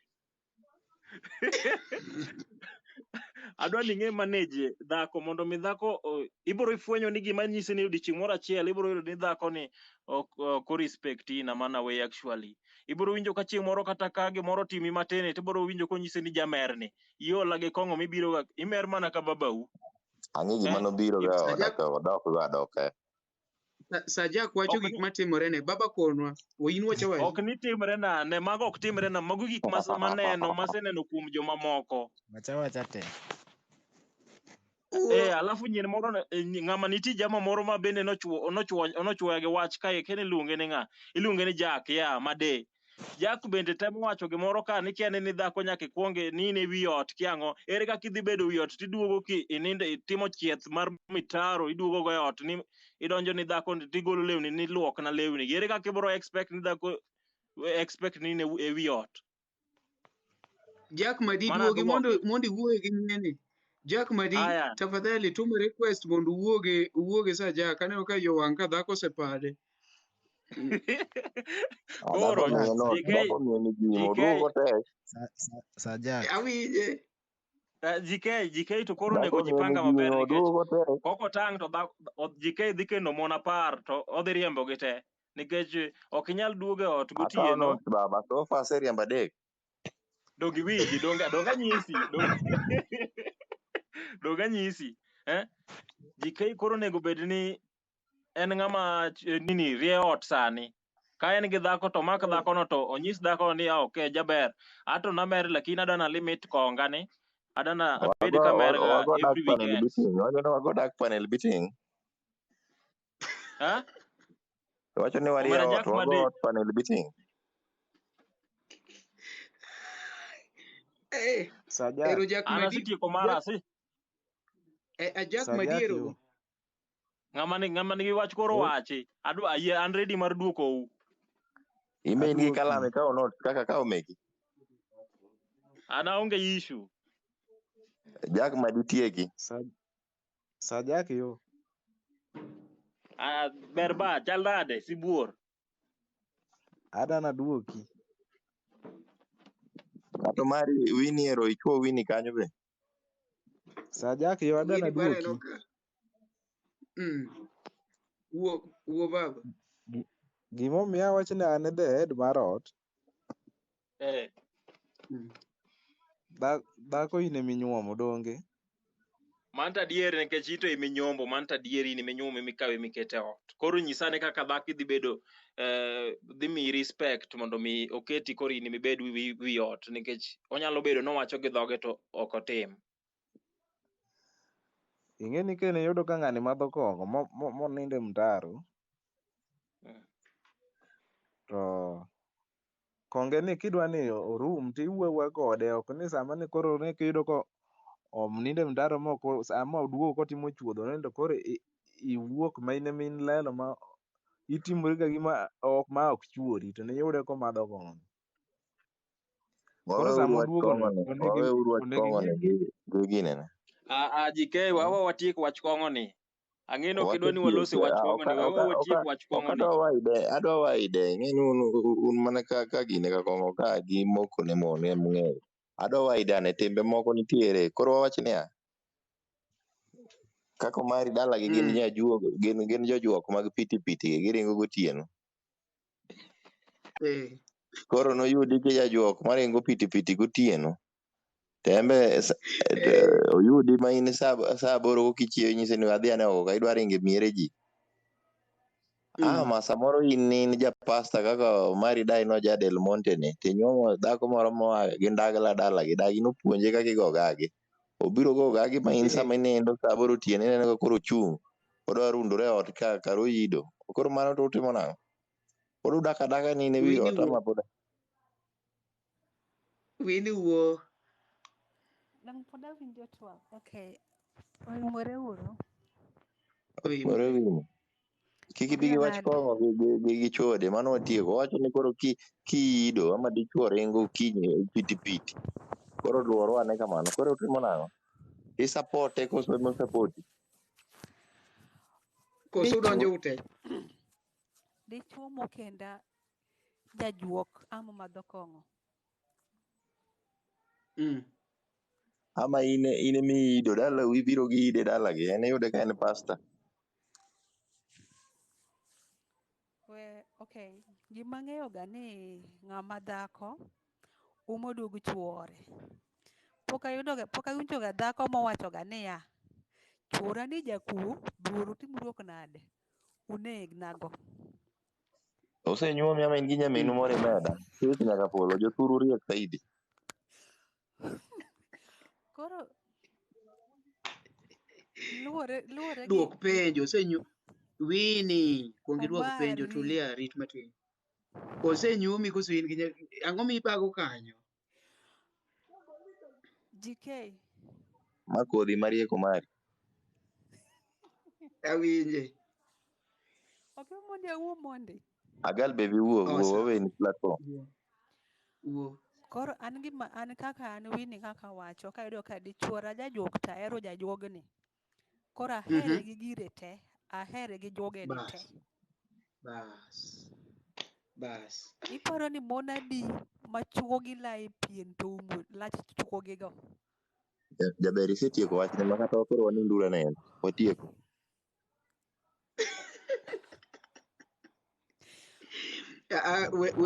Weuru Morin bende piny kowach mare chuth. Kwani udwa dhi nindo mar adi? Omari, Morin ni en type moro manawinji kigolo video wacho niya, ano ka achidhuluo ninasikia tu. Ninasikia lakini siwezi ongea. Owinjo dholuo lakini kuongea bago. Morin ni nyongo. Morin ananyonga. Anyongo nyathi. Morin unanyonga. Sajak nende mai kang ni misa sani osekalo bwana nini. Nanyonga jakama. Morin ikaw kiukamba mwarabu inyongo godo. Morin pare timno to rach. Kasto ine mae. Tich kae. Morin kiukamba tich. Awinjo kaka owuo. Wada uchoma. Wachno chigi Sajak winjo wechegi. Morin wachane. Sajak ni tumon go yawa. Koro anto. Sajak to walo. Magi joma walo. Ugolo kong'o gi chode donge. Wadong' gi tabia modong'. Negative character is a wide spectrum. That's why we are saying we don't only dwell in alcohol and chode cutting. GK ng'amuchwa nyiwa gima tin isegolo ne kisungu gote. GK ng'eni madongo do matango wach kata ngogore piny te. Nieti spectrum. Mani ng'eno winjo mani spectrum. Koro gimokwongo ineno hera mudho. Morin ting'e dundi malo. Osechiek makoro Morin timie namba na Omari kawatieko. Idwa kawo namba magaidi we wi. Omari. An man ga gi jogi ka live ani mang'eny. GK. Wang na tim na yan investigation bang'e. Sawa, Morin wuo. Iwinjo. Love is blind, you know. Koro seche ma isehero ng'ato, kata iyudo kojakuo, dak iwacho ni Omari Nacha to kwelo yawa, kata idhi bet gi monde weteni kiwacho ni chuori kwelo. Inyaki Mari wacho ni winjo? chuora dhi to ber, Kwalo ober point wadu Winnie, marateng'. kwalo point mar Winnie. Wacha mari Muri. An ok awinjora gima Morin wacho Yawa yawa. Nyasaye. Morin Morin wedi onge oduondi pole mang'eny pole. Morin nikech wachni nongea dhi kawo namba. nongea pole Idhiye pole. mang'eny. Ok in Morin mang'eyo gacha. Morin. Dongo Go diyo ne ji nduru kei. jogama, Odiyo ne ago ji kei go. nduru. Morin ok in Ni Morin ati mang'eyo ga pile. Aina. ji kei makia wan wang'eyi iwuok kaka iwuok ga pile. Winnie Nambi dhi kawo kawuono kata du wara. iwuog gi. Owari. Ko ji kei ni Yesu makoro ka en kaka Kawuono wara wari. nyathina. Omari weri gi Yaw wadu. duondi. Yaw duondi ma. Yaw duondi wuo. Mina kisere di kuya, ne kosere di kuya. Uno no kel mila ne mapile. Ka ing'eno wuoyo gi dignitary. Nyako dimbre. Yawa. Gidwa nakel bila na mapile, ting'eni yuto tek. Chuo Wuoyo sani gi tin. dignitary somera. Ka VVIP kono nyako dimbre. Kawi. Morin wuo. Koro an gima adwa wacho, jike ameshani oseng'ada. Koro akia nang' nawachang'o. Awe waduok ir Endelea sa tu. jako kata Okay. watiekre gi jako nende. Okay, Wakel jak. Omari kada medo matin. Mm. Ugolo story mar chode kod kong'o. Ka pok nachangia matin. Kayudo dichuo, we awuo korka kong'o koni. Bas, antie in. Amin. Ayudo dichuo mawadho kong'o. Dichuo ne kaka an Winnie. Nitiere gik ma dhako nyalo golo kuom dichuo. Mano adier. Gi kwe. Anyisi ni nyako ni riek Omari. Anyisi ni nyako ni riek. Ne chong. Ni nene chon to inise wacho ni ami namba ng'ane. Achako gi Winnie. Ano mera jike wene wino wuo. Ka churi madho kong'o. Kik ichal dhako mar alep ma in koro mae gimidwa nyogo dichuo ni. Idwa gogo koko, idwa gogo uwi.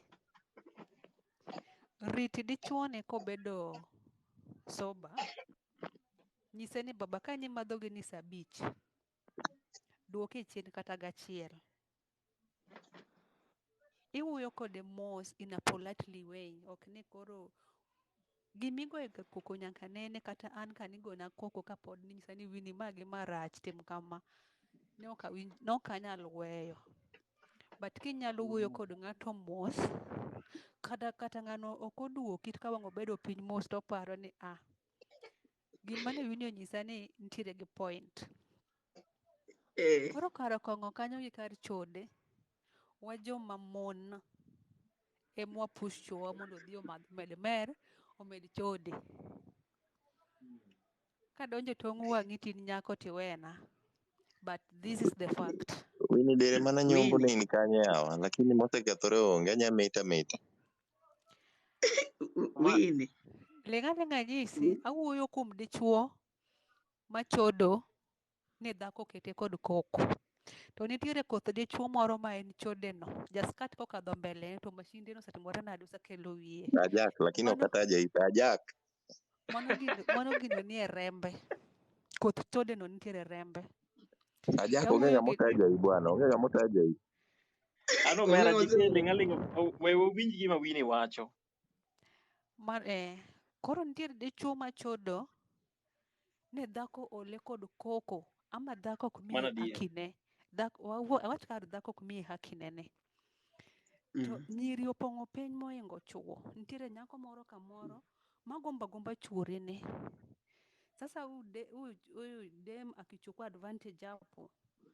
Odhi ketho odi nikech oketho odi nikech in emiye.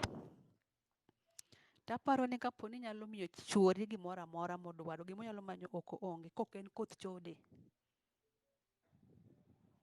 Koro wajoma nyiri kata wajoma mon. Nyaka wang'e kanyo. Chuori en chuori makata orach kat. Dhake maluoko dichuo. Kapo ni dichuo lil. Luok chuori. An gi penjo. Imi chuori pieri maber. Ok apar ko nyalo manyo dichuo dhako moro oko. Winnie Baparo ni dichuo an pier gi penjo. maber. Kata nyako moro ma pere dongo kadho mbele ne ok dochiegi. Winnie. Winnie. GK to. Rudi kanyo. Ati GK otimo. Kar kong'o. Olo. Ojwang man kawacho ni atin kata mi pier to pod chiek. Nitie jama moro mapingi. Nyopinga. GK gano tuko. Omari wanyisi gimoro. En opier ni kimiyo dichuo maber. Yawa gino dhile makata moro winy piere mbele to dhile. Odhile moko do bok kata mana. Winnie kanyeriambo. Ji kaka GK mago jok ma gino ok gine. People like Bibi Ojwang bi. Aya Winnie an gi penjo adwa penji mam. An gi penjo ma adwa penji Winnie. Iyi penjo na jaber penjo matek bwana penjo humble question. Penja bro duoki. Apenji Winnie. Iparo ni en ang'o ma en ang'o manyalo chwanyi mami iwuog oko mar keny mari? Aparo natiyo gi dholu miwinjo. Wachna. En ang'o manyalo mi kaka Winnie nyako ma jaber kama iwuog oko mar keny mari ni chuori otimo ni magi ma momiyo koro iwuok idhi manyo dichuo moro oko kamoro? Iparo nang'o ma chuori nyalo timo ni mami? Ne GK wawa mondo dani mondo Winnie oduok. Yana support yana kidogo koro kuriek. Ati en ang'o ma? En ang'o manyalo mona? Yes. Winnie. Adwa ni i-analyze penjo mapenji ni. En ang'o manyalo mi iwuog e keny mari, iwuog idhi manyo dichuo moro oko kuma nitie, tiwe chuori kae kidhi manyo yien mondo mi goyi yien oko kocha? Okay, gi an kaka an Winnie, kadak gi dichuo manosera, mayie mane waherore, kata dichuo ni chodo ok anyal wuok nadhi manyo yien oko, to an kod luth e ot ka. Aparo niya, iwacho ga ni jomodak e ot jogore. To gima ang' ne kel jogruok ni en ma. Dichuo ni nokenda kasuko, kawiro lipstick, awiro makeups, wawacha kamano. Ajuko thunda maber. Boro chopa time, an koro mano nyako wach, an nosekenda. Let's tap our screens sama wawuoyo. An nosekenda koro ijuang'ori. Ang' ne mi moral moro mar sex cha rumo kuom dichuo. Dichuo ni chunye biro kedho tin ma ok en Winnie mana kendo cha. Ma Winnie moro. Odhi yudo moro ma jaber oko moloi. Obiro kelo ang'owa, obiro wuok oko. But gima nyalo wacho ne joma nyiri, ka dichuo ni nokendi kisuko, med suko. Maka kama ne intiere no. Kik ijuang'ri ni koro in osekendi ibed housewife manade. Ka ni wicho koki, wich koki. Ke seche moko koki ne manohero, joma chuo fall gi gik mathiso thiso. Seche moko koki ne manohero, emano fall godo. Koro Jack, kaduoki, an ok anyal wuok oko nadhi manyo dichuo moro ok ran gi dichuo e ot. Mara ni ema loso ka makosa nitiere. To watimo loso. Kokolosre, gima nyaka ing'e ni gimotamo nyar dhako, dhand dhako, mating' misike mawuog e ode, be orome. Kanyo badok ne joma nyiri. Nyiri mineno ting'o ga misik gi madhi ka, mawacho ni koro adhi mondo luonga ni adhi aduogo. Jack gino oromo nyathi dhako no. Nyasaye nochweyo dhako mopogore kod chuo, ng'ama dhako chunye lach. To kata bende nyawe gi ting' misigo baba orome. Osetemo umo, osetemo loso, to tamo wang'e. Kokocha mon modhi oduogo. Alright. kapok wadhi mbele, akwayo kacha matin ni wadembre uru mondo akwonga recognize jok ma wan kod e line ka endi. King'iyo malo kanyo endo wan gi GK Sirikal. GK Sirikal is a content creator, is a YouTuber. Ang nokonwa mang'eny about his YouTube channel. Magi jok moko masani koro oseomoka. In fact, kopo ni ati idwaro some of the promotions or some of the directions on the YouTube and the rest, inyalo tudori kanyo gi GK Sirikal. Achaka chikora kalo Winnie, nikech Winnie to dhi wuoyo kende samosomonwa comments. Ineno ng'at moro mochung' e tie gari no endo, mano to ok gache, en gari mokwayo, but mano designer ma serious, mano designer maber e chuny town ka endi, ma kopo ni ati idwaro lep mon, lep nyithindo, lep arus, Sir Jack designer is the best designer so far in town. Adwa we thuolo ni matin kende mondo Winnie Olo osomnwa comments man piny go kanyo go endo, nikech jomoko nyalo pani ati nitiere kaka ok wa recognize gi. Kasto bang'e wadhi miyo GK thuolo matin okone jogi, jomoko nene ni en GK kanyo, gikia gima en. Kore ka Sajak dhi nonwa kanyo, bi okonwa gima en. Eka mbele wadhi mbele gi twak. Ing'ama odonjo modeko, amedo paro ni gima kawuono watwak en ya some of the characters ma samoro ng'ato yudi godo. Iwinjo, ing'ama nyocha timbene ok becho, lakini koro udok e dak. Wan kikoro wacho niya, an kaka ng'ama dichuo, an ok ochuno ni nyaka lokra dichiel, but in ng'ama dhako, in tilokri immediately mondo irit ot. Ing'ama kia samoro kore kidonjo kaendi, an iluonga ni Mc Omari Nash, dhako ngode nigi chake kore kubni ariyo, pod chwako strong tea. Kato mari chieno jemo ne mbele, wan chiene mwaneno, to mbele mwadiemo. Chieno jemo ne mbele, chiene mwang'iyo kabisa, but mbele mwadiemo. Winnie, somnwa comment.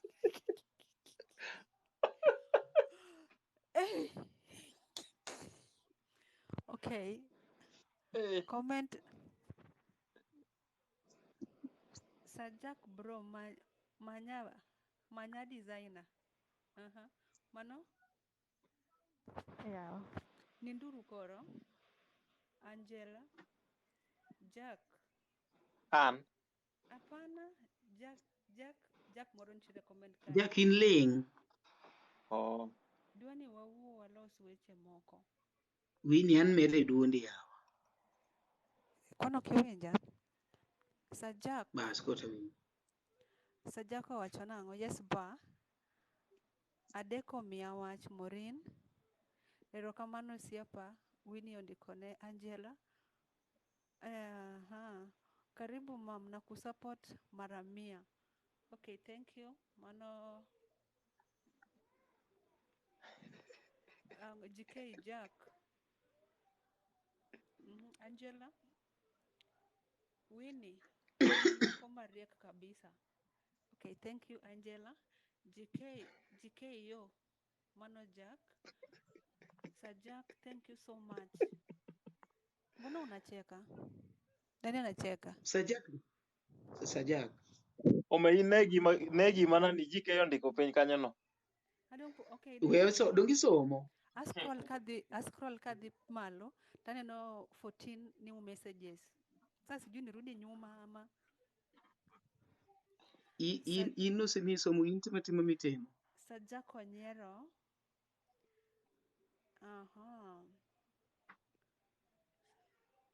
Nataka kulala. Koro kamano Winnie. Kabisa Jack o comment. Ase nyiero yawa.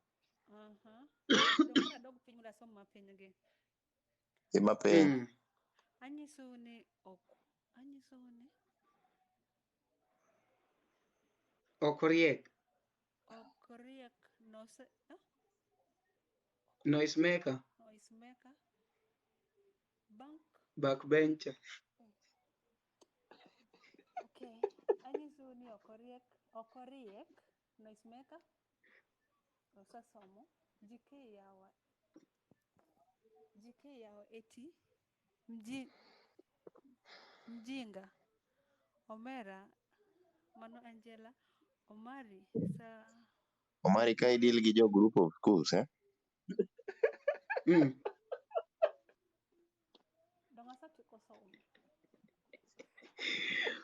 Alright, GK. Yeah, baba.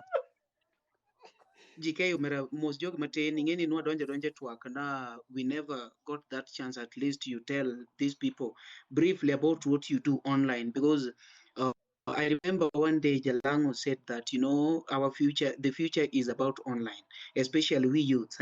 The future is online. When we use it wisely, then it can even change the living standard. So you people who have already started it, you can as well tell us something about you and what you do, so that we jump to this guy here, the noisemaker backbencher, Sajak, the designer mwenyewe.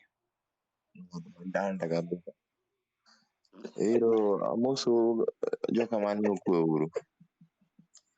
Kachako gi Sajak. Imora mora Sajak. I hope you're not taking this personal, eh? Imora mora Abia amba ni moke joka. bro. Na joka kama koro kayo do ngama ngaro go ta ngaro go ngara. Koro joka mani lunga ni GK sirikal, man. An kaka ung'eya, I believe ni useneno tich matiyo. Kenda mor ni tija matiyo ni it is accepted all over to. Kawuotho tamoro ga kona gi nyisa ni do gine GK. Then on online ka be. We've never met like personally. But I believe amor kaneno ka u comment jimosa kamano. Koro en mor na. Koro an natimo like the Luo content, the Nagi Republic. But akatime na wacho dholuo pase. But ka warado gi jok moko seche moko be watimo ga mana dholuo achiel kachiel. But an atime ga in Kiswahili, English, kanywande be kanyo gi dholuo. King'iyo content na maber ineno ka ating'o na gi malo, as in I brag a lot. Reason why I brag a lot is because of trend mag joluo. Ji okaw ga ni joluo gin jok moko ma jaluo ka nigi pesa to jaluo is untouchable. Jaluo en ng'ama koro riembo gari moro maduong'. Jaluo en ng'at moro ma spend a lot. En ng'at moro ma nya bedo gi nyiri Nairobi ka to dala min gi nindo kech. People have a lot of negative attitude ama thinking. Koro nabet piny because if you look my YouTube channel iluongo ni GK Wasafi Comedy. I have like 355 videos masetimo. Koro before nachak trend gi wach joluo gi bragging all about, natimo atima kaka jomoko timo, but kaka asewacho ni industry ni duong'. Koro iyudo ka seche moko ng'ato itimo gini to ok odhi, itimo gini, so it's a lot of struggle, man. Koro chieng' moro natimo achiel mar Mercedes Benz. Ng'ato goyo Mercedes na kata wene. Anyise ni pesa otas. So Jack, next time you meet me on the road, please hit my Benz, I'll leave it for you. Koro kana timo mano to video no trend sana. Then I said, let me stick with this one. Mae maro nagi, we ting' nyingo nagi malo kabisa. Ng'ata konena to neno image mar jaluo ni ma jaluo jara, jaluo sechi. One we don't give a damn about anything.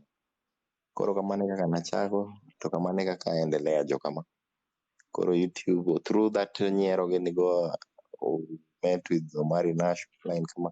One who go Omari Nash simo, but we never met like actually. Wapango. But poko odonjo. But this Saturday I'll be free. Anyise ni koro nyaka warado watime achiel ariyo adek moro. So ng'ama nigi penjo concerning YouTube ama concerning videos gi kaka watimo, kindly be free and ask the question, abro duoke. Alright. Aya Sajak. An ba. Koro gima Iwinjo timore. jok mawuoyo jok ling yawa. Pod introduce. Baba ng'umi win gi kierere pesa poko trimi.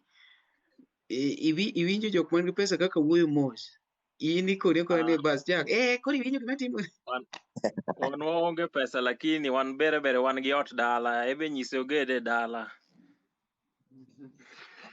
Iga neko. Koro nidwa nomi stoche. Ok ne oriembo ot rit mondo mari jash. Ok ne oriembo gari to oonge ot dala. An nasegedo kata sani koro ariembo gari makwar no. We ayue gi mano ba. Koro gima timore. Yes, iluonga ni Sajak the designer. Nyinga official iluonga ni Ondiek Jackson Arum. Mani nying mantie kipande. Asebede this game of fashion and designs for 7 years now. Koro ok anyathi mathin to kaduong' be. Atimo fashion and designs for both men and ladies and even kids also. To atiyo Nairobi town. Kapo ni ing'e Nairobi town to fine. Kapo ni ndala bende wachni kaka GK. Tich wa mon oko liet gi kiang'o. Gima dho kong'o to ninde mtaro. Anyway, I'm a fashion designer and kidwaro ni mondo alosni nanga moro amora mar fashion kata nanga moro amora mar arus mar birthday ang'o, nanga moro amora midwaro kata mar lemo, nikech thothu bende kae ok ane kowaru kaka JK be ok owar, kata Jack Made bende ok owar, kaka Onyari Mash ok owar, ji mang'eny ka ok owar, nyaka Winnie aneno ka ok owar nikech hey. Anyway, I'm a fashion designer. To kidwa yuda maber iluonga ni Sajak the Designer e both Instagram, Twitter, Sajak the Designer. Note this down. Sajak the Designer 001 Twitter, Sajak the Designer 001 Instagram, Sajak the Designer 001 kwa TikTok, Sajak the Designer 001 kwa YouTube. Nyoka chanu kaya korka yao YouTube owada nigi ji moko 18 kanyo mari konya pushe ka un gi JK kunyalo gi Winnie gini jokong'o go te nywandure iye kanyo. Anyway, ng'ama nigi question nyalo wacho gimoro concerning fashion and designs, kudwa nanga mora mora, kudwaro gimoro amora ni mondo losu kaka JK we nanga mar jojela mirwake profile no biarwa alosni nanga moro makelo wat. Ero uru kamano. Right. What don't miyo ji chance kamano kopo ni in gi penjo ipenja e comment section kanyo, because one kind they don't want to promotion on the other side. We also proceed with Twak Makende. Tuko hapa na Jack Madi. Hey. Jack yo. Awinji. Baba kikangi wachi ni nwa we yoko pana. Kopo ni eti in gi kaki dwa sell profile ni, this is the time. Inya kono these people Omari, something about you. Ginya promote matine. Okay, erokamano Omari. Manyako moro kanyo bodonjo gi thong' en be umiye nafas.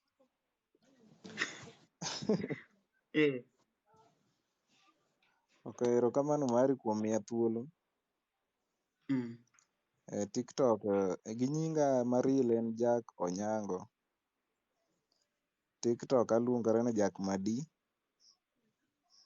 Facebook aluongora ni Madi. An gi page en Brother Comedy lakini nobedo changed. Koro bedo MC Madi. YouTube an gi channel ma ne en Brother Comedy lakini obedo changed, en be sani en MC Madi. Koro itimo comedy kose jathumba? Comedy lakini tich ma nachako godo en wiring, an electrician. Alright. Koro ng'ama nigi tij electricity gi nyami connection. Koro kata kaponi Nyasaye ogwedhi gedo, yudo lopi moro ichwe ot, inyalo mana luonga tich, inyalo miya tich aywani waya ot. Alright. Bas. Mano mit maratari mana kaka iwinjo no endo. Aneno ka ji penja kachicha ni Omari, topic ma kawuono en ang'o? Topic ma kawuono. Yawa iwuoyo koda winji. Nyako man. Hello.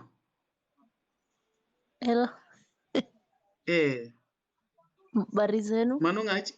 Mano ng'a chandi tisedonjo live no, karibu.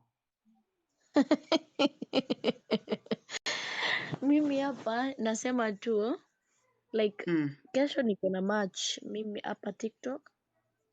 Kesho niko na match. Naomba tu mje mnisaidie. Yeah.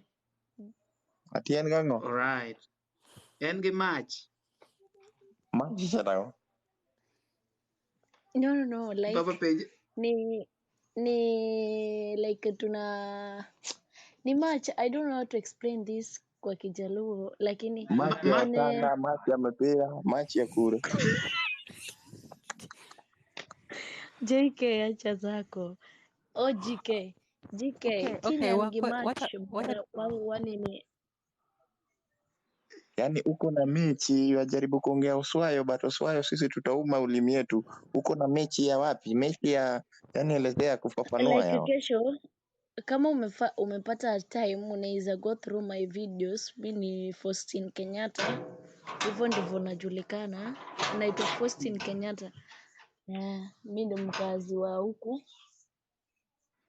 Huku kanye. Faustin.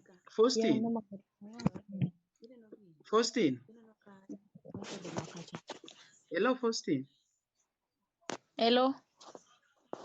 Faustin, we are here to support you. What you do, you just follow these people unaona hapa, so that tomorrow when you are live tupea nini notification, alafu tuje tukupea support, si ndio?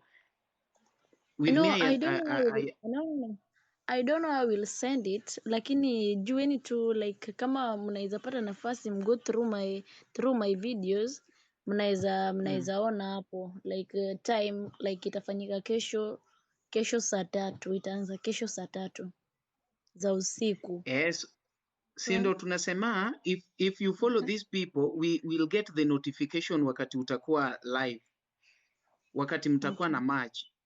Yeah, so just follow these people, alafu we'll follow back, we'll be friends, so that anytime you are there we get notifications, ndio?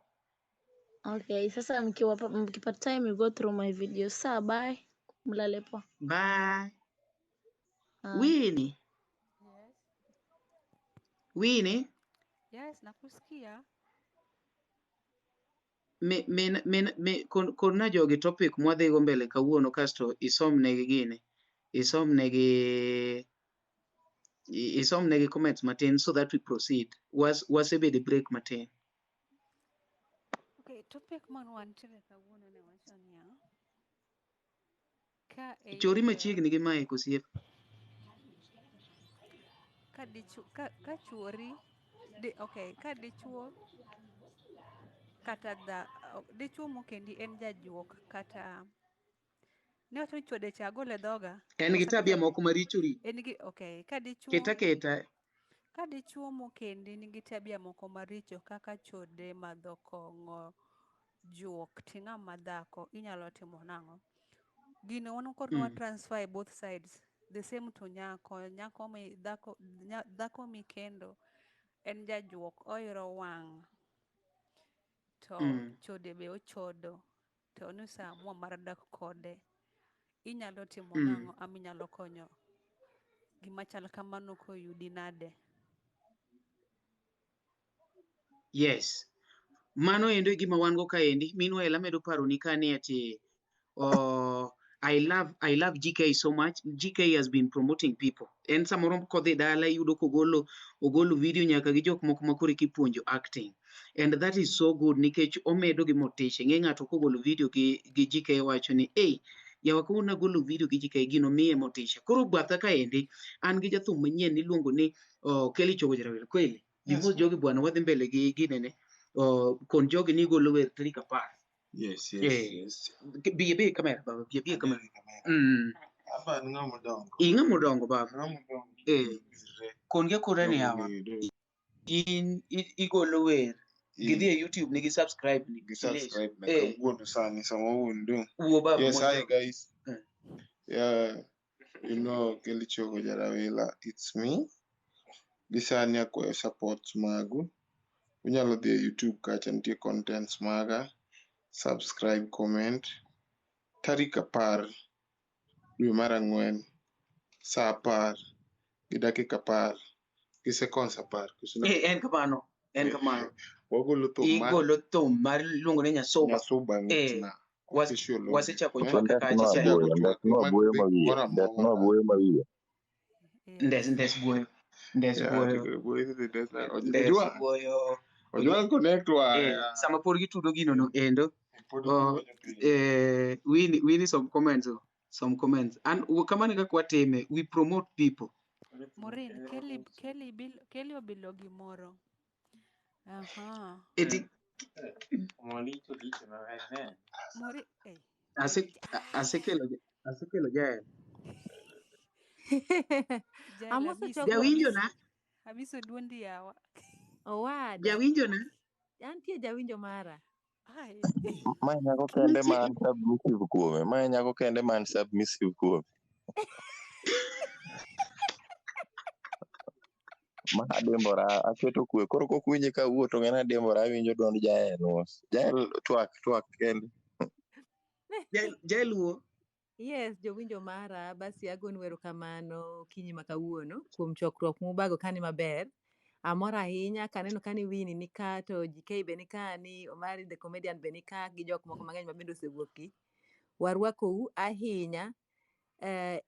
Chogo be aneno kanyo koikore gi ngolo moro modwa miyowa kanyo to ang'isou ji e plan wani wamedna support jowagi jomatindo gi wanyalo gero ok watamore jok madongo to wawacho ni jok madongo oseyudo ground gin wende gi kata wawero to wawero ni wagero go pages wa kata wa promote gi but mainly wagero go pages wa lakini jomatindo mabiro gi to main support marwa monego wamigi en ni ok wawer negi ni mondo gipakwa wawer mondo ji ong'egi nikech ing'e ni ng'ata maduong' be nochako achaka kama tin to ji nong'eye ka nobiro.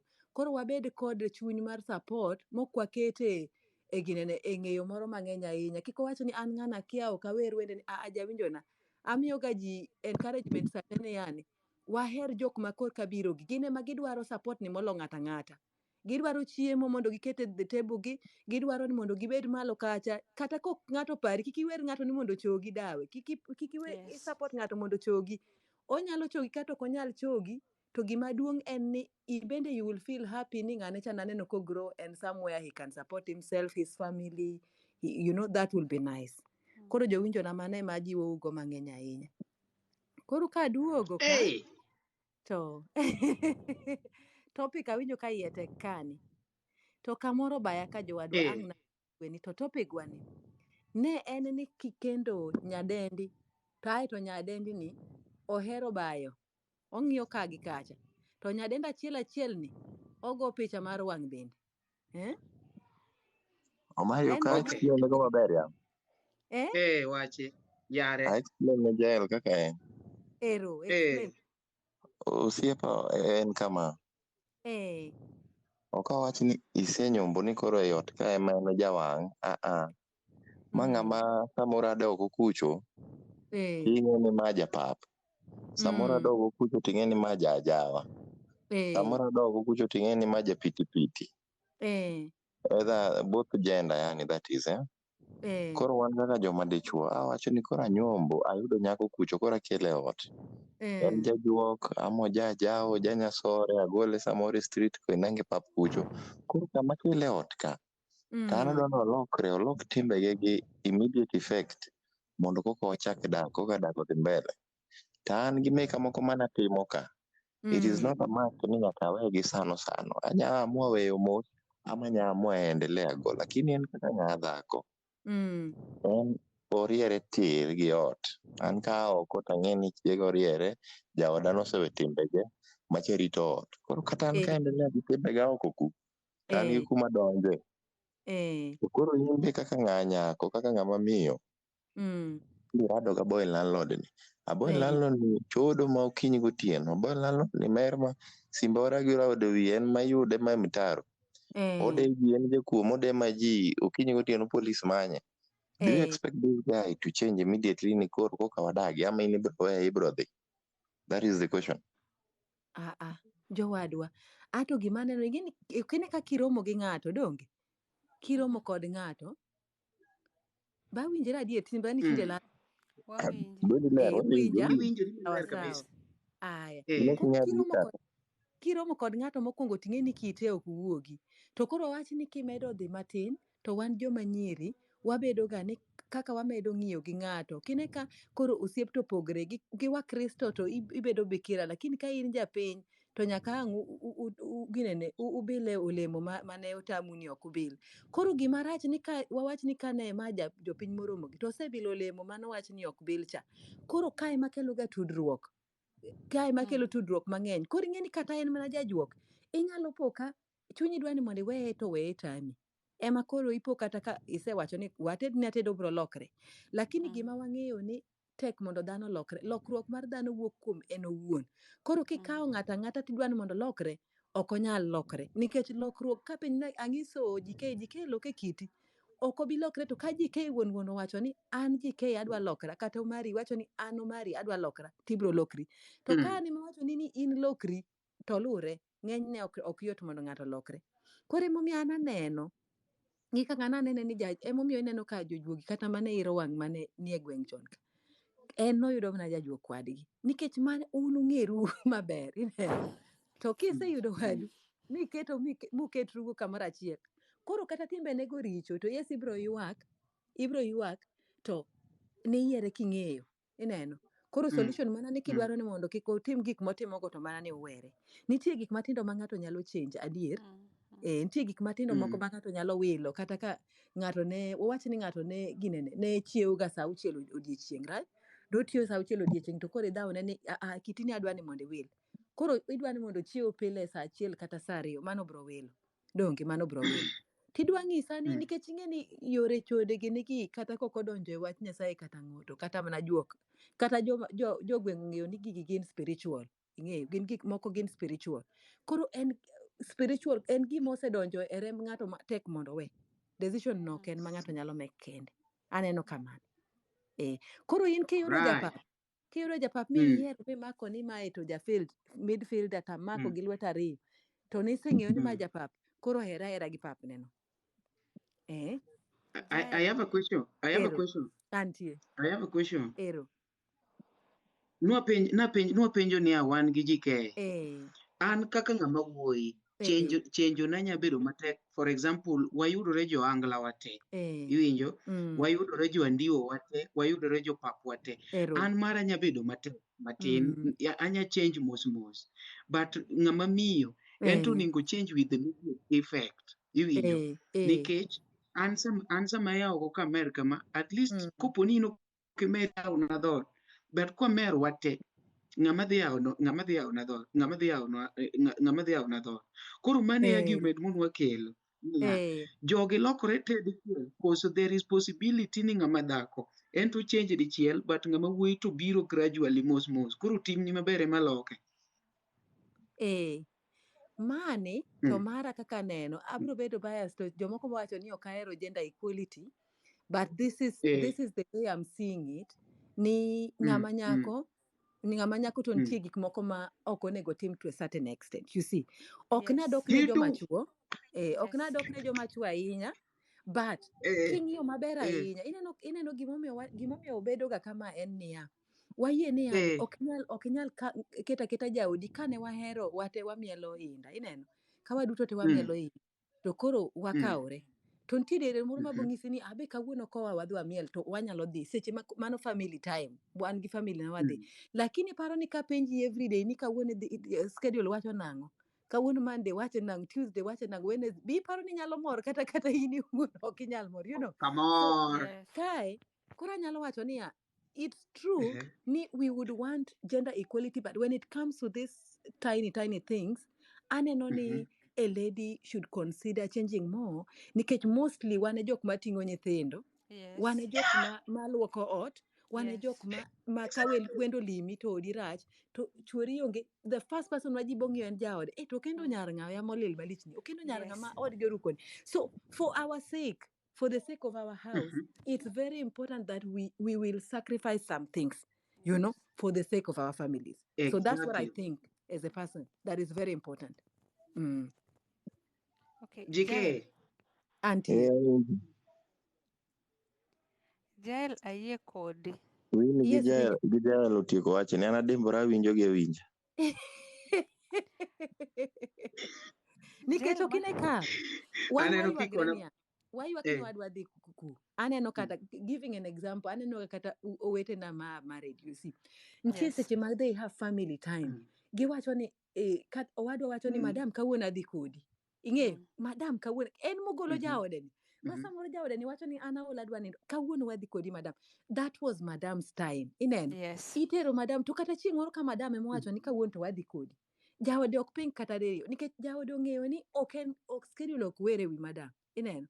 Kata schedule were wi ng'ia schedule to yaw thume oti winji. Samoro it's very important to be like that. Because when you have kids, also the kids are looking up to you. Kagi chiego kinyi pile mama no dhi out, kawuono mama nindo. Kinyi ne mama no dhi out, mama nindo. Urucha mama no dhi out, mama nindo. Kata ni in jamadh gine moko, weche moko matek gi.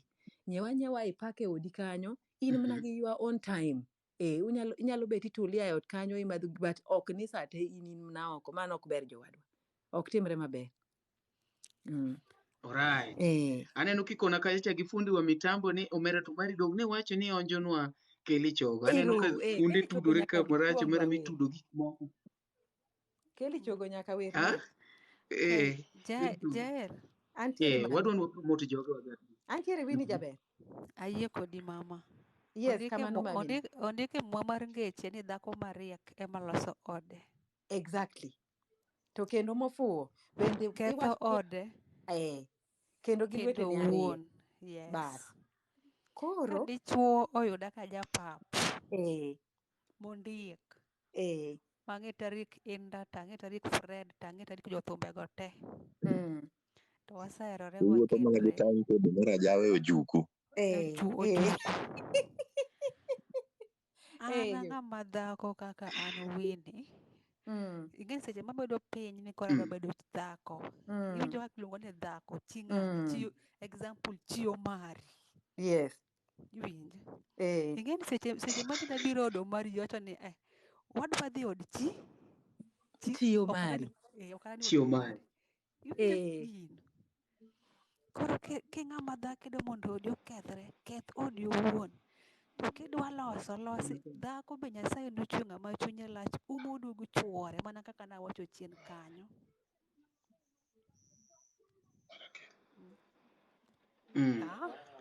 Mana kaka nawacho chien kanyo. Alright. Mary.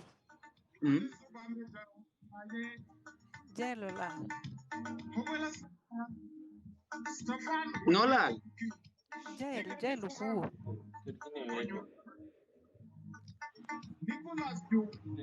Jelo lal. Jel winjo. Oka winjo. Jalo ok winji. Jael chungi otanda mani chungi cha.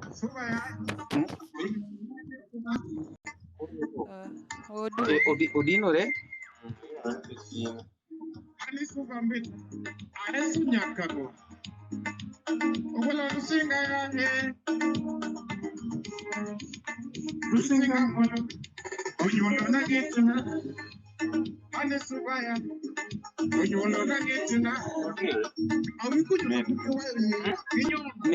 Mid.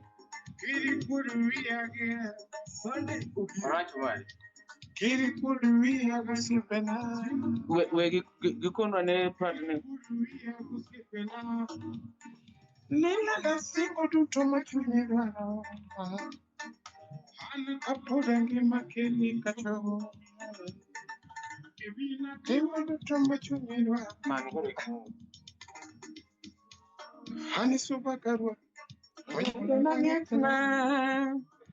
Suba yahe. Onyuolo na ng'etna.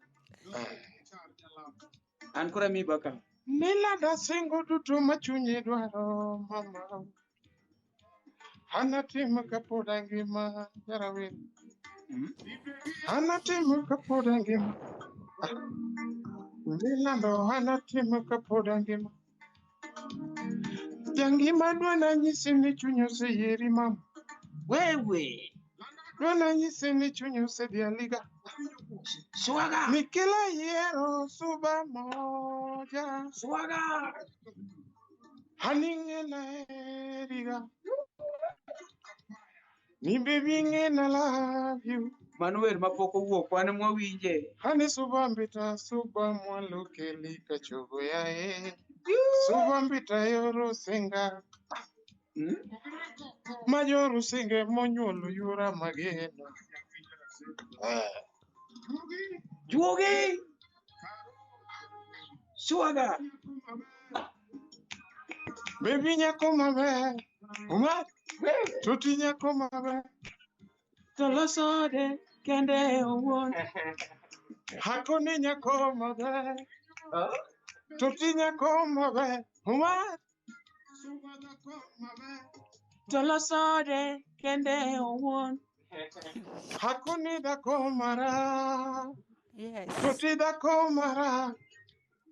Hani dhako mara. Tokethode kende owuon. Mami dhako maber. Jarawila. Hakune dhako mara. Suaga. Tuti dhako mara. Tokethode kende owuon. Mami dhako maber. Kili dhako maber. Jarawil. Tuti dhako maber. Tolosode kende owuon. Hani dhako maber. Tuti dhako maber. Mama pugada. Hani dhako maber. Tolosode kende owuon. Hani dhako maber. Oromo Tutawe bwana, imago. manobro Hanawe Oma ne GK imago. GK awinjo. Omario number one boy no an fan boy no manoma ogolo thum mamit sana to koro sida achiel niya Omari in pokane nigi girlfriend mar ariyo miketo wagi twak kama lich iketo wagi twak kama lich girlfriend tionge go manyalo kata loso ode mondo mi onyiewe kata radio moro maber ma nyalo golo base moro koro iketo kebe go ketho thum jamano manoma to thume to ber kamano yawo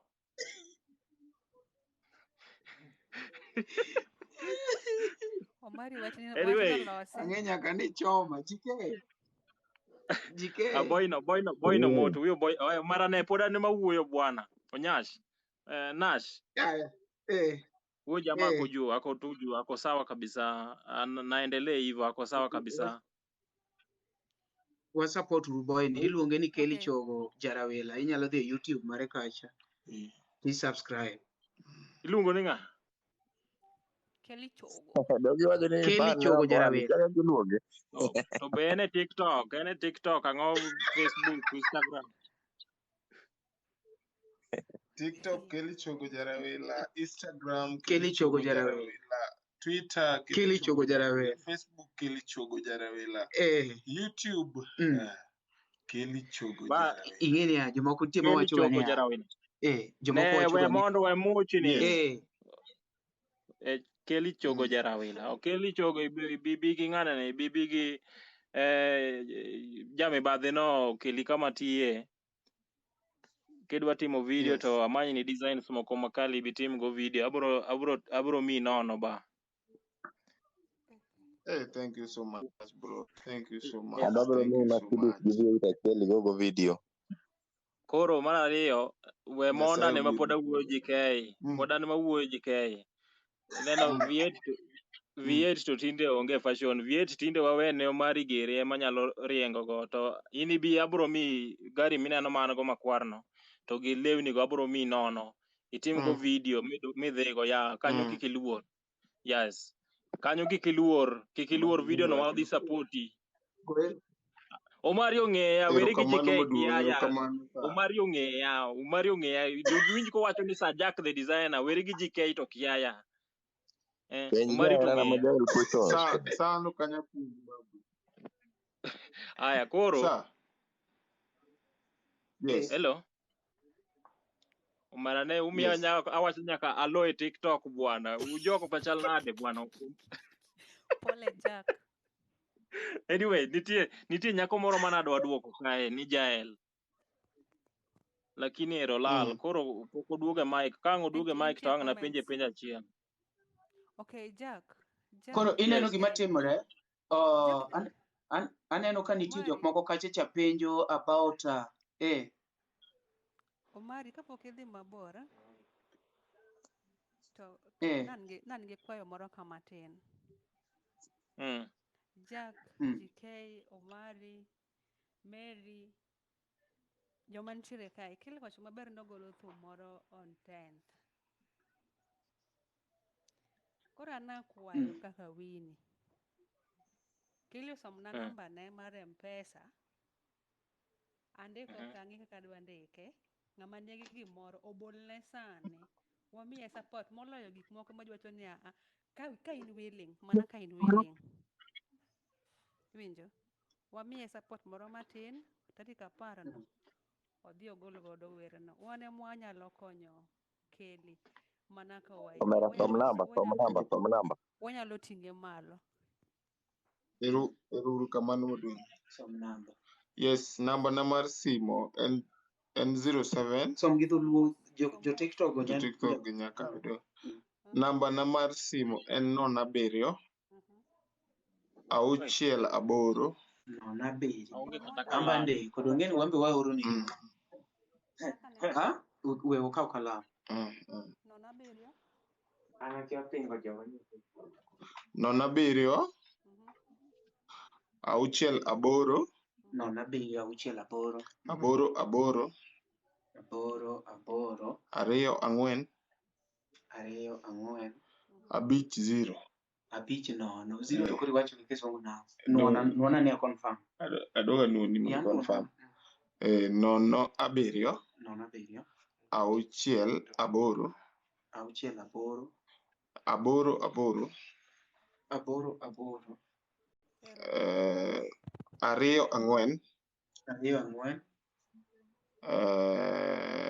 5 nono. Kaka ndike kanyo. Baba ma donjo M-Pesa. Mano donjo M-Pesa direct. Gine ne 5 ni onego tel, then 0 ni duogo chien. Okay, wadiliti. Jogo ketwa matek Omari ka wache kisungu. Kiwache gi kisungu to dhiga. Adhi nyido. Kiwacho gi kisungu. Hello wachwa. Hello. 07 68 8 Wach mosi ojindiko. Aketo dots. Winja. Okay. 68 8 Chak gino maber. Chaka ne gin. Achak nigo kendo. 07 68 8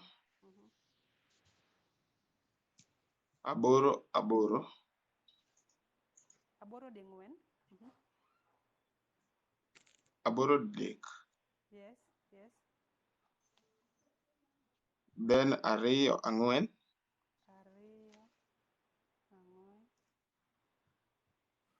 then 5 nono.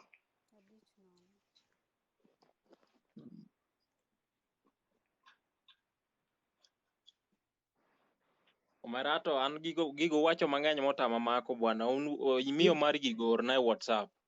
No, you Winnie can ero just sendeko. Okay. Ne wagombo ni. Inyalo screenshot. Winjo. Ne wagombo ni Wach matek Winnie.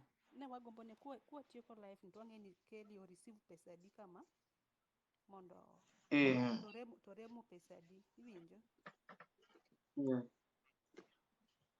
Koso hiyo idea yangu ni mbaya. Hiyo idea ni poa. Poa kabisa. An penyo. Aduoki ba. Itimo video koso itimo audio?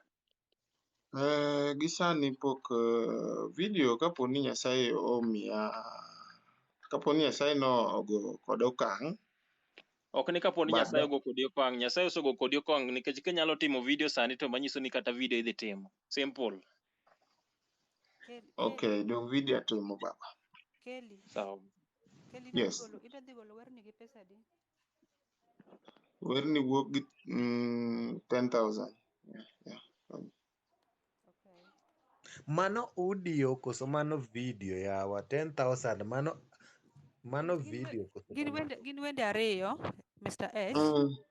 Gin wende ariyo. Do ng'eni wer achiel en 5,000 to gin wende ariyo. To mano en wawuoyo video koso. Wawuoyo audio. Mano audio. Video en gimoro Iyudo ng'at motimo nigi low price en gimoro 30,000. Mano ng'at moshoot ni video. To be ing'e niya, okay, wawacho ga pile pile ni cheap is expensive, donge? Yeah. Koro kik ing'e ni okay, Winnie, what is nini?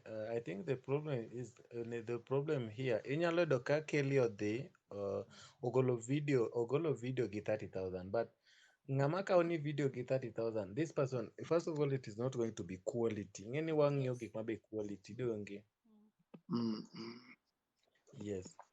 Koro ginene ing'e ni kik waringe gimoro ni is cheap and then iduogo iwacho ni yawa i-disappoint jomoko ikonogi ni omera gini an be natem, but anyway kae kama ne lwetogi. Koro I think ni ka ji kiamua ni now you want to release your video, it should be something quality makata wan kwabedo yani video kende uso ngoma kata kapok iwer kende video yenyewe osatero ngomano kende viral, you get it?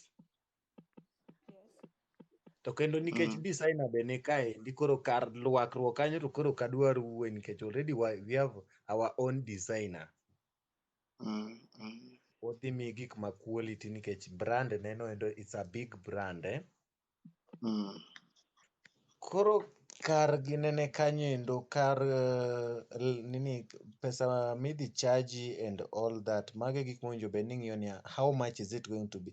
I think the last time we were here Mary Jal nonyisi ni you should calculate ni okay video ni kagole this is what I want nikech ing'eni ok wanyal wacho now we know that audio is going to take 10,000 there are 2 songs koro kaki ne ning'iyo ni nino gin 10,000 to 2 songs owinjo bed ni ng'iyo bed ni video ki release your quality video how much is it going to cost and then how much do we have as we are speaking right now or how much do you have as we are speaking right now, then from there we go to our pocket.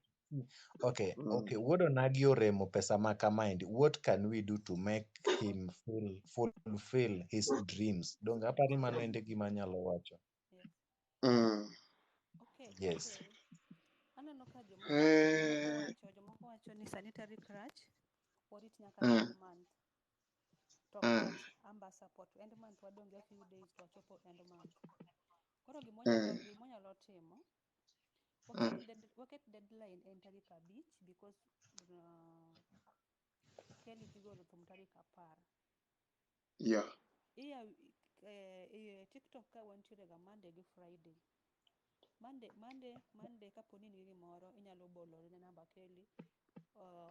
Wabiro chako waketo namba neno kanyo mondo kochopo koro Kelly dhi par kochopo on Monday tiduog nyiswa ni anto target sauti yangu Kelly dhi bed piny mondo itim budget mari iwach ni adwa dhi golo thum kama I need this amount iwinjo. Koro Monday kwa biro to ibiro wachonwa. But ka in willing mar oro ne Kelly chogo gimoro hata ka ukiwa nayo saizi unaweza mtumia.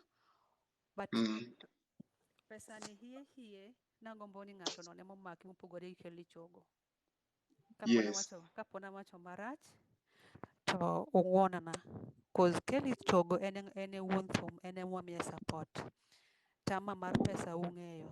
Koro aneno ni pesa ne warikni kawo namba Kelly chogo. Pesa ni waor ni Omari okan pesa ni nyaka tarik 10.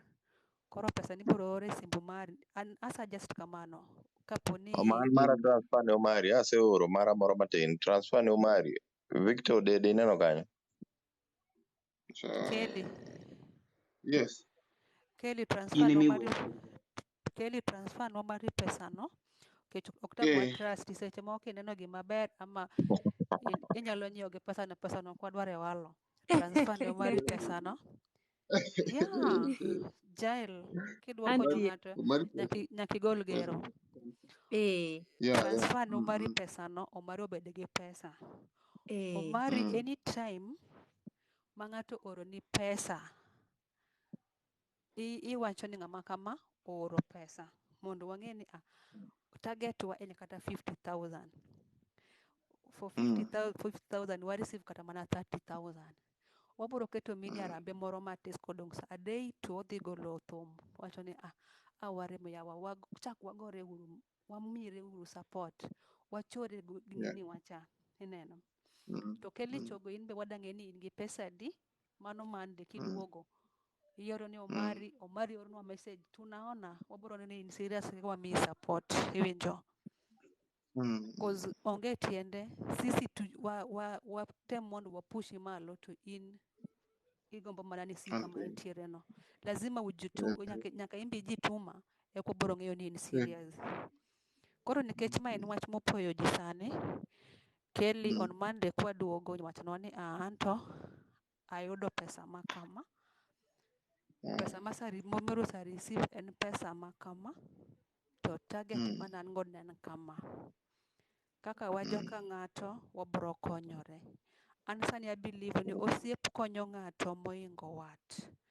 To king'eyo gima kiny watni ok nyal konyi, mano gima believe kata wadu kata nyameru, but osiepni nyalo konyi ka koro gik matek.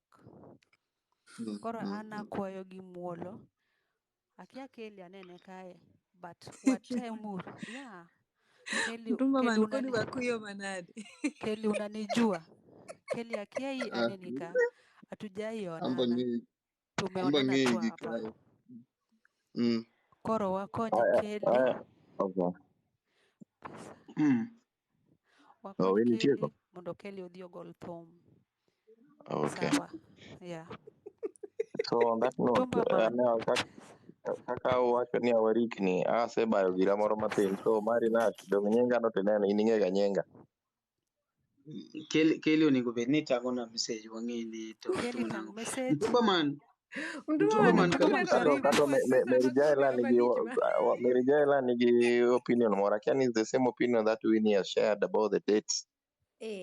Jowadwa. An kod opinion.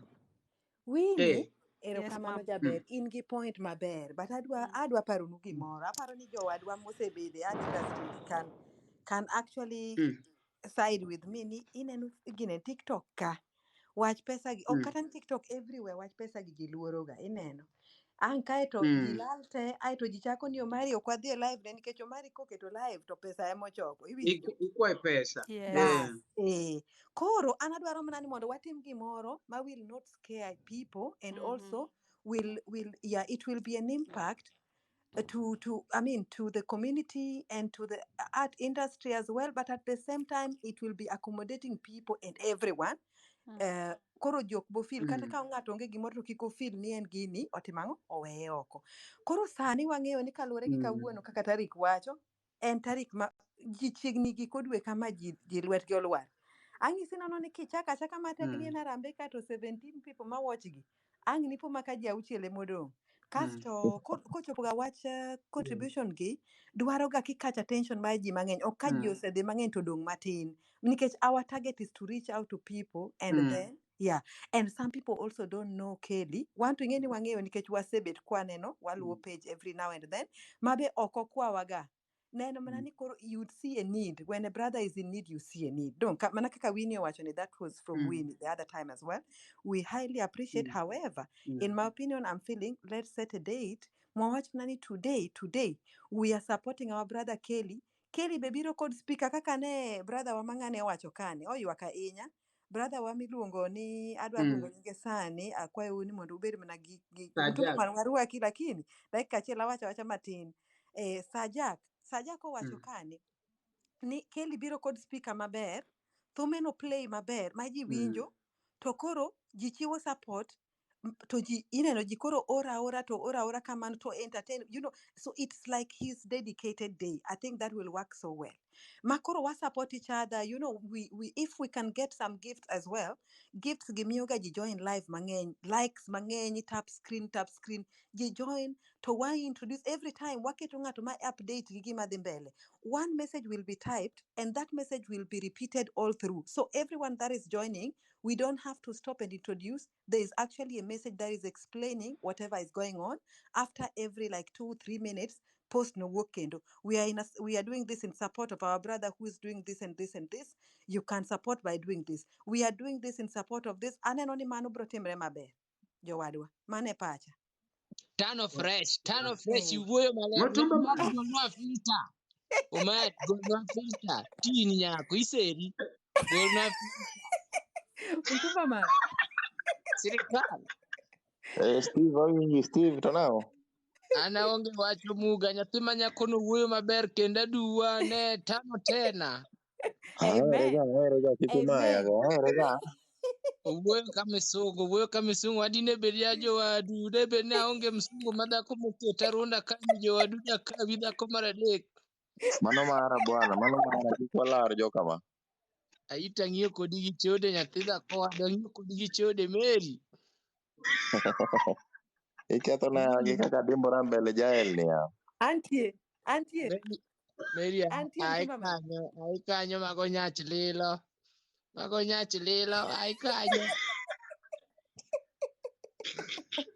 Ma ale Ikoni. libet bute la go Steve kumbav. Ikona abro gwonyra yawa. JK wita lakini onge shida. JK kitemo kiny nego kiti tiyo ka pucho mako dendi, pucho ruodho kuomi. Kumba bang mama manyre kuma adhi goyie kumbavu. Koro mi watwak makende, wane twak. Twak makende ere jathum. Mtumba man. Ere jageta, aoro pesa kuom ng'ama kia, ere an pok awuoyo kode. Ere jageta. Jageta nika. Kel wadi. Yes. Mtumba man. Jageta manane madwa gold filter, msanii upcoming musani. Gold filter. Utimru. Yes ba. Yes baba. Anda kinena. Baba na. Ikuyo malich dakori ku.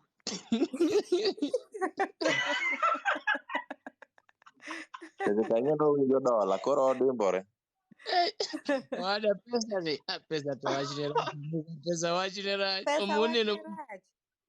Oneno kaka ng'ato aywa ka pia. Ichoko ng'ato Dong baba tho. kata imbi ng'eya.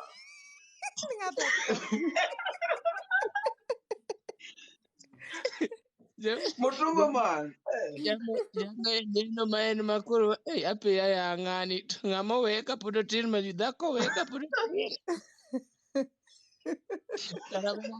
Jageta. Yes babu. Wacha no muga. Choko ni ng'at ma dhako weyo. Mora, aonge wach. Ni mondo mi Dhako awach. ni bwana, odhi gi gimoro amora mer. Nambo mari an go kiny katimo. Onge wach baba. Dong anderu kamano madago ba. Aler. Debe ni dhano yawa. Ero kamano. Dem chika gimiche. Iwuoyo gi landlord. Ber.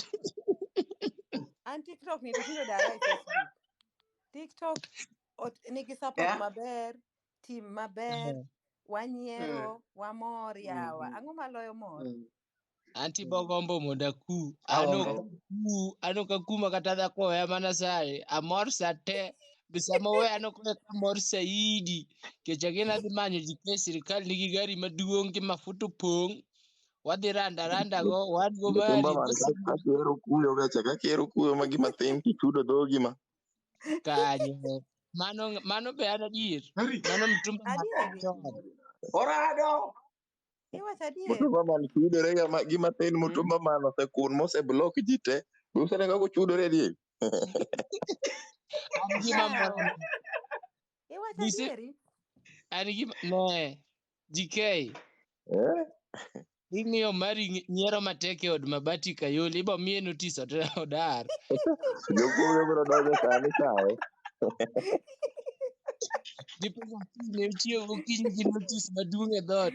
Unapigia jirani kelele ama.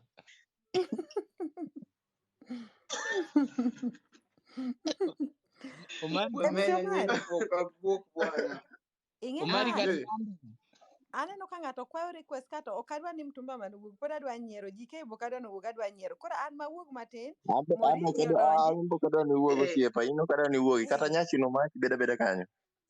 Koro tiende ya. Ng'ama oro request no. Okuongo or kitu kidogo. Eko donji. Mano jaber ma Tracy Achieng be dwa wacho achiel ariyo adek mondi. Jaber maya. Ma Tracy Achieng. Okor kitu kidogo kasto orna screenshot kae. Kasto warwako wande waonge kode gi weche mang'eny. An anyalo kata wuok. No, kamano ondik na pledge piny kanyo. Tracy winjo jaber. Mr. H, iwinjo? Tracy winjo? Gini uketho, gini ne ber ndi. Ni kiny kichio tidhi yudo notice e dhot ni hamo napigia watu kelele na TikTok. Kwani wewe ni mwanamke? Wada, wach ma hik Mano Omari. mokalo. Omari pod in gi mama maduong' cha nyakisi cha niwerigo koso pod in go? Macha noketo Omari gi luth okinyi gotieno. Omari nool. Omari Omari gochona adwa sa manyo ne ji nene. Omari adwa Omari manyo ne nya salamu alaikum ka. Macha noketo Omari gi modho pi jag. Omari nose resign kanyo. Omari gochona sa 4 otieno niya, aolo Idhi wadwa. konye. Anindo matin ayudo ka madam ni oseketo gine iye jowadu. Ajiyo tu gisa ni endelea hapa nikupige gaki. Jaruo endelea hapa nikupige. Omari Nikupige gaki. Kwenye nogo gochuni go apo mako Omari osechopo e dhoda gokinyi. Ni ji ke adara kitara dika gi thuot. Sani okelo Aringo dhakono. Ani mana dhi agolo dhakono koko Omari odok e ode mar mabati Kayole. Sani odak gi wuoyi wadgi nyalo konye. Dong'e nodhi omo bao sa jagita. Man dong'e ka dende pek oewo dendo Omari. Omari ni Jakisiko matek duogo to ok yawa. nyon. Omari ni matek ma. Yawa, Jagita kuwete dhako mondo umiya mi nyaka liet. To mtumba mana penji, in nyaka nilor Nairobi ni imbe nilal e boma ka. Dok dala wuotami. Bise dhi limo kata minu nyaka ninyon boma ka. Kisumu ndiye kuje. Uborito jowadu uborito. Mon madongo gi olal kodi runda ka. Madongo gi tama jowadu madongo gi nawe nomari. Sani auso waromboto mos. Ikepo koso in mokawi. Oweki kamoro. Owada nogwedha gi gik maboyo ka punda jowadu mon gi ok nyal. Mano landa. Koro oweki koso in miweko. Dong mana kane maonge. Nyawisi no ogwedha ka punda. Iring'e no kogwedhi ka punda. Omiyo pod ifwa piny. Pod ifwa piny ka sudhe. Ano gwedha ka punda. Ng'amu gweth ka punda yawa. Gweth mar punda chalo nade? Mutumba man. An gima mora gi Mary. Omani mondi. Ang'eri ko idwa kelo ibada. Mary. Antie. Buonja ne kendo kaka ibuonjo no. Ero. Mary boy ni gik maya in ke jokes gi. An gima mora kodi Mary. Ero. Mari no natural. Ne natural. Be kik imede chumvi, kik imede skari. Natural ng'amu jikei koro fe. Cham nyathi dhako wadwa. In ibotoko kichamo fea.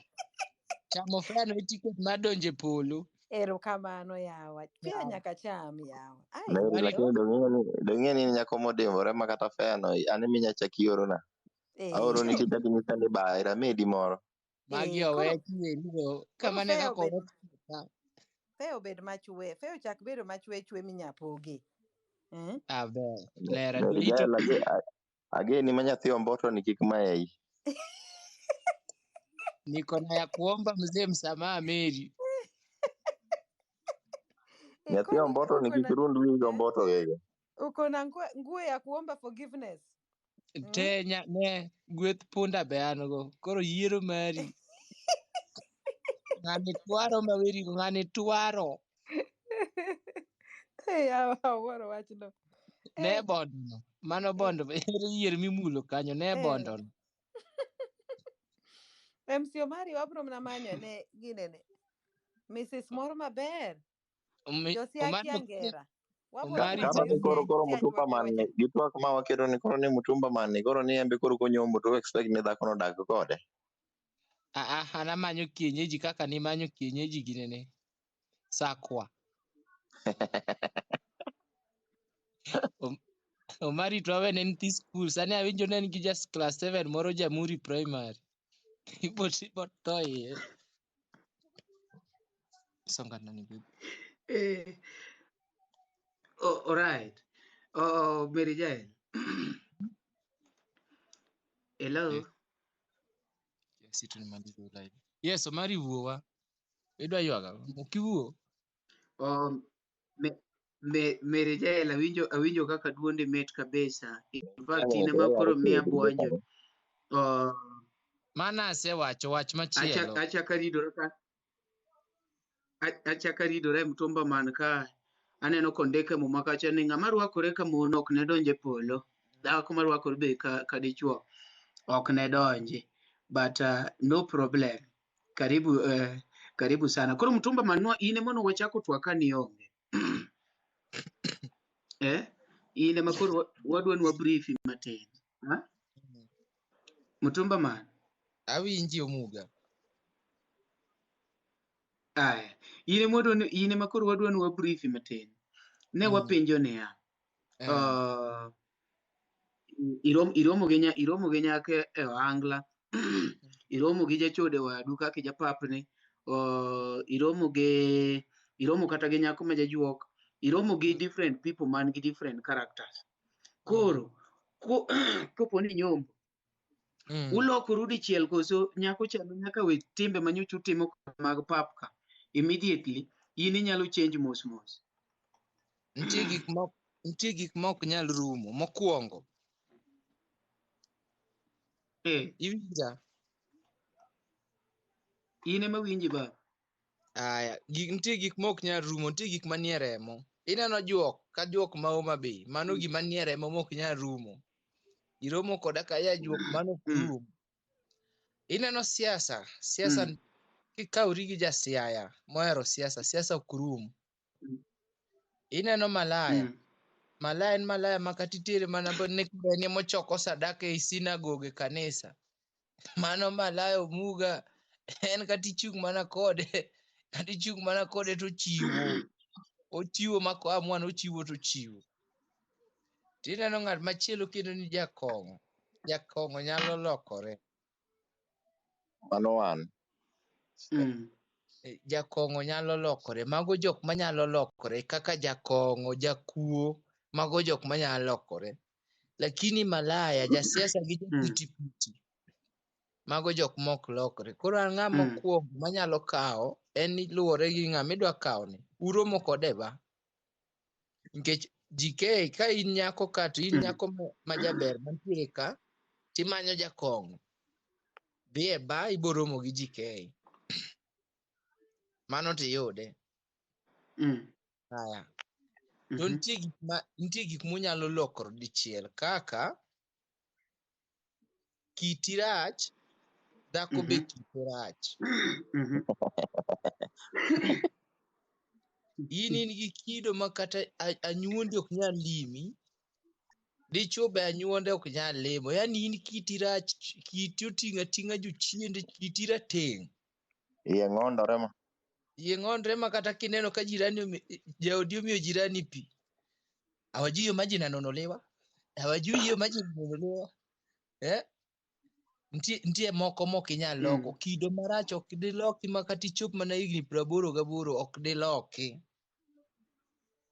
Nitie manyalo lokore kaka madho kong'o mano nyalo lokore. Malaya to malaya ma kata ok ochod oko. Ito omi kagima omiyo ji 10. Kaka jakisi Mc Omari nigo cha. Macha to duong' ahinya suche be rach to duong' to gwandore to dung' kitungu. Omari makato ne yudo kanye jowadu yawa.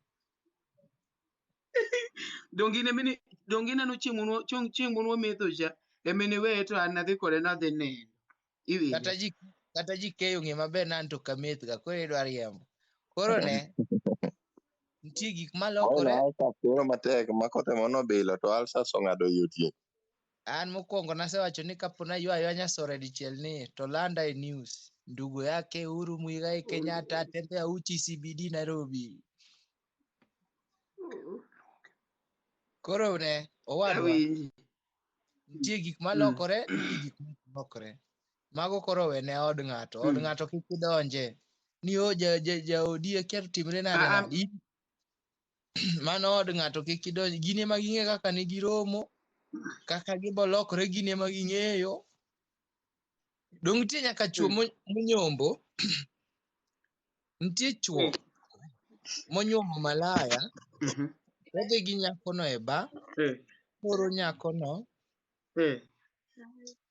To koro mawuoyo gi dholuo ni to aneno ana jok mok nyal winjo dholuo kae ni kendo Tracy Achieng.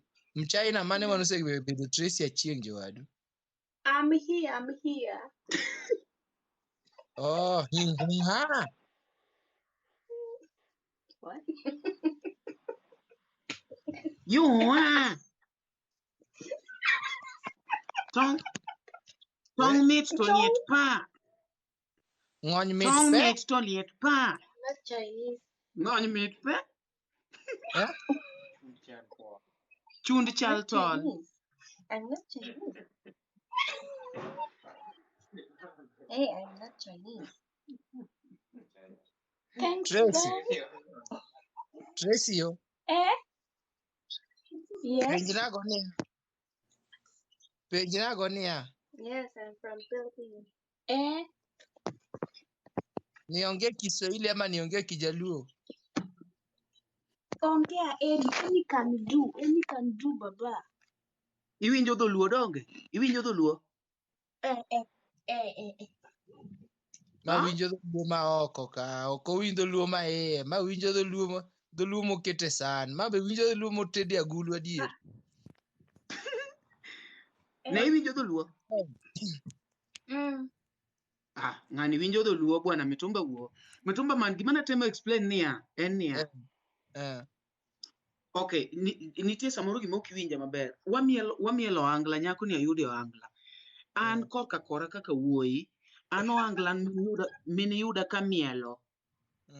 Ok anya weyo. Njaka mini yuda ka madho pod ok awe. Iwinja? Kana nindo ga oko. Ok awe. Pod anindo oko. In manyuomi, in ema kik ayudi kendo kichak idhi ohangla. In ema kik ayudi kinindo oko. Ing'ama dhako. Nikech in tirito. In iwacho nang'o kaka mtumba man. In dhako konego bed ni control. An ema control dhako. En okwongo lokore.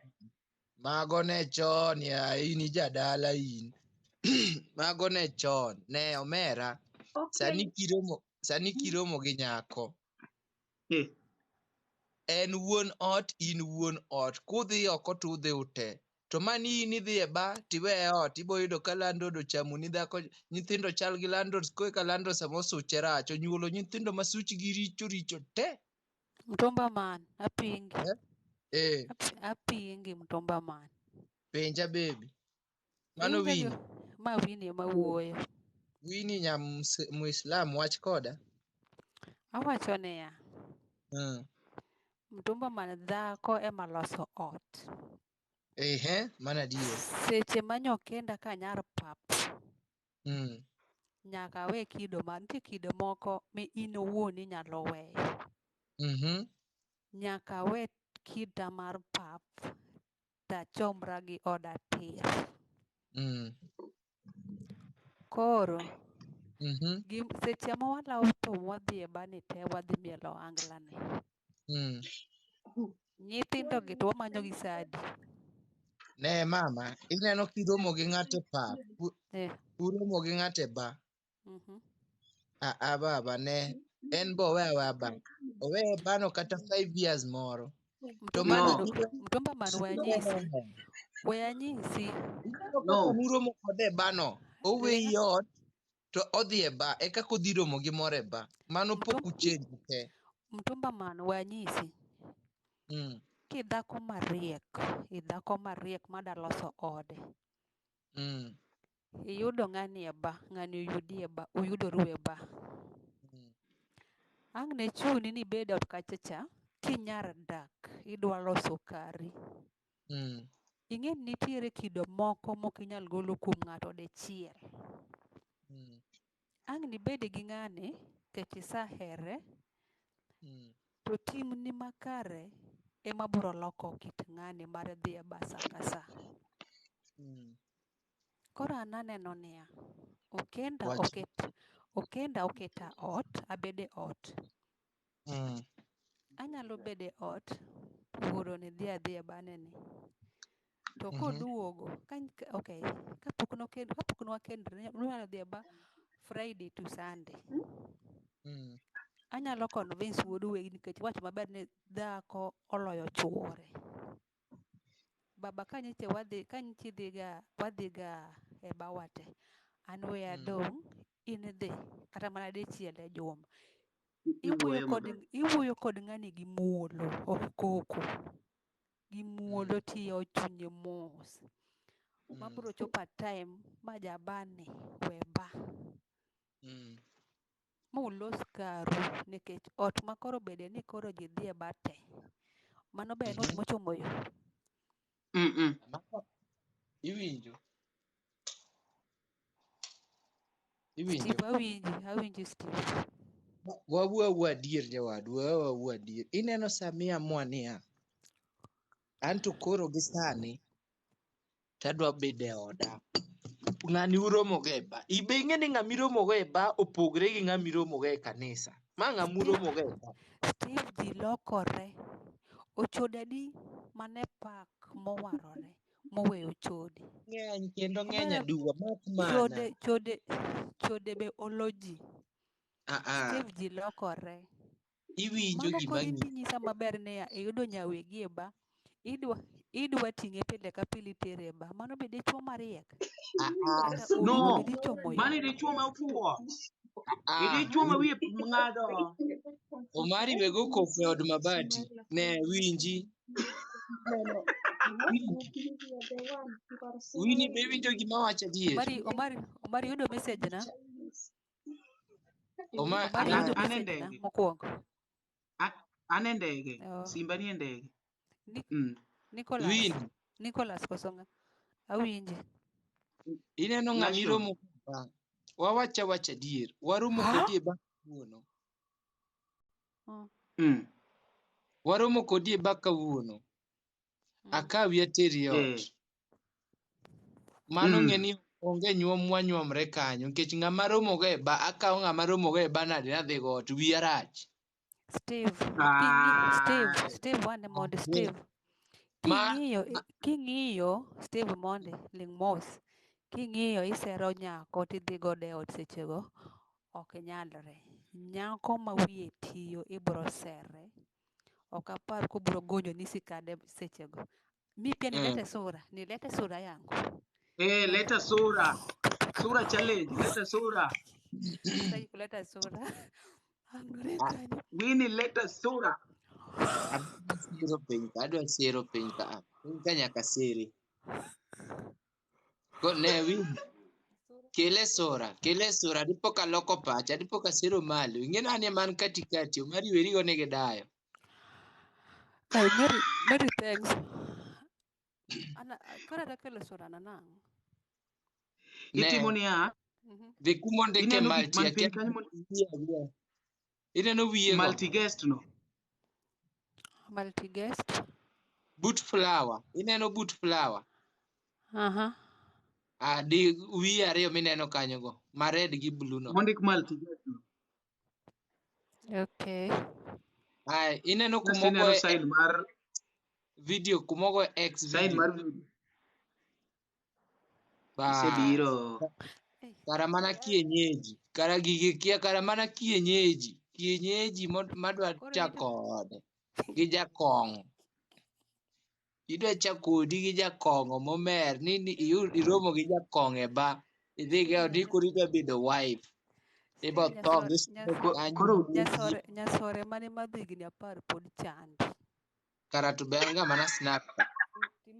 Kara to be jaber ga mana kama. Jamoja be ok ineno. Koro in gi sura personal makata nyaka simu dak kodi no ba penjo. An gima mora kodi Winnie. Gima mora kodi. Ni in kwaromo to kituona. Mane iber ri. Ok inyal tuona.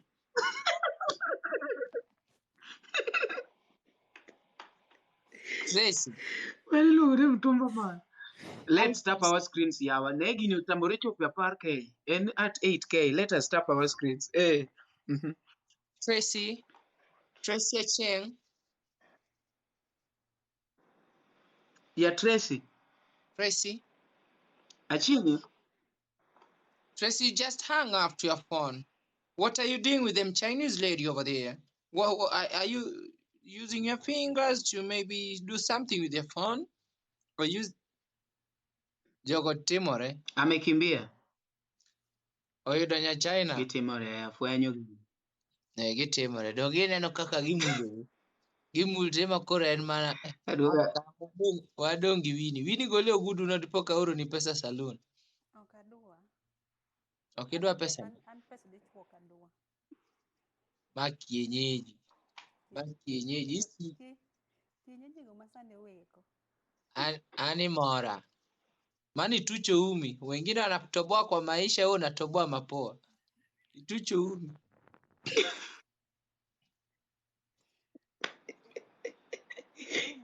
Umejuaje sijatoboa hiyo ya maisha? Usijali, na kuombea upate mzungu moro motiyo teri Mombasa. Nyasore man ng'ado kodi ni podi chandi. Iwuoyo mang'eny nyasore. Chal ma podi madho nyasore nyaka kawuono. Nyathini ero nya. Do ineno kata lips ni? Do ineno lips ni? Omari be neno lips nyako ni adier. Ka nisepika, idwa na we nang'o? To nisepika. Nasetimo ang'o? Nisepika nyasore, idwa na we nang'o? Iwacho nasepi? Pika.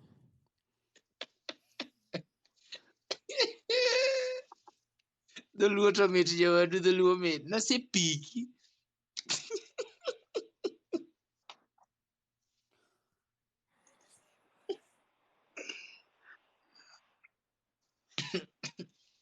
Aya, Omari. Ada wuoyo gi nyiluo. Yes. Nyiluo. Baba wuo kode. Wuo kode. Nyiluo jowadu en nyako manade mabiro limo wuoyi to gotieno winya kru kara ng'ato guonyore. En guonyruok mane miketo gotieno jowadu e kitanda wuoyi? En guonyruok mane? Osiepna moro biro ywakna kawuono ni kuna msichana alinitembelea. Usiku kru nikimuuliza nini ananiambia anajikuna. Guonyre gi lwet tiwe no guonyre gi gunia. Wini, ukuodo wiwa. Wini to Iwinjo gima timore koth lit en mana koth lil. Koth lil en koth lil. Koro we ketho goli mokwongo igol nying nyiluo e dhogi. Be winjo ka wacho nyiri? Wacho ni nyiluo. Wacho nyiri.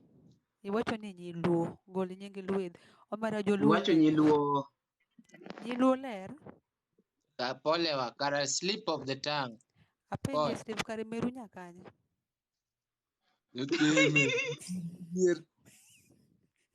Meru nyakanye. We mondo akoni gimoro. Kapok sajako wuoyo. Kapok sajako wuoyo tafadhali.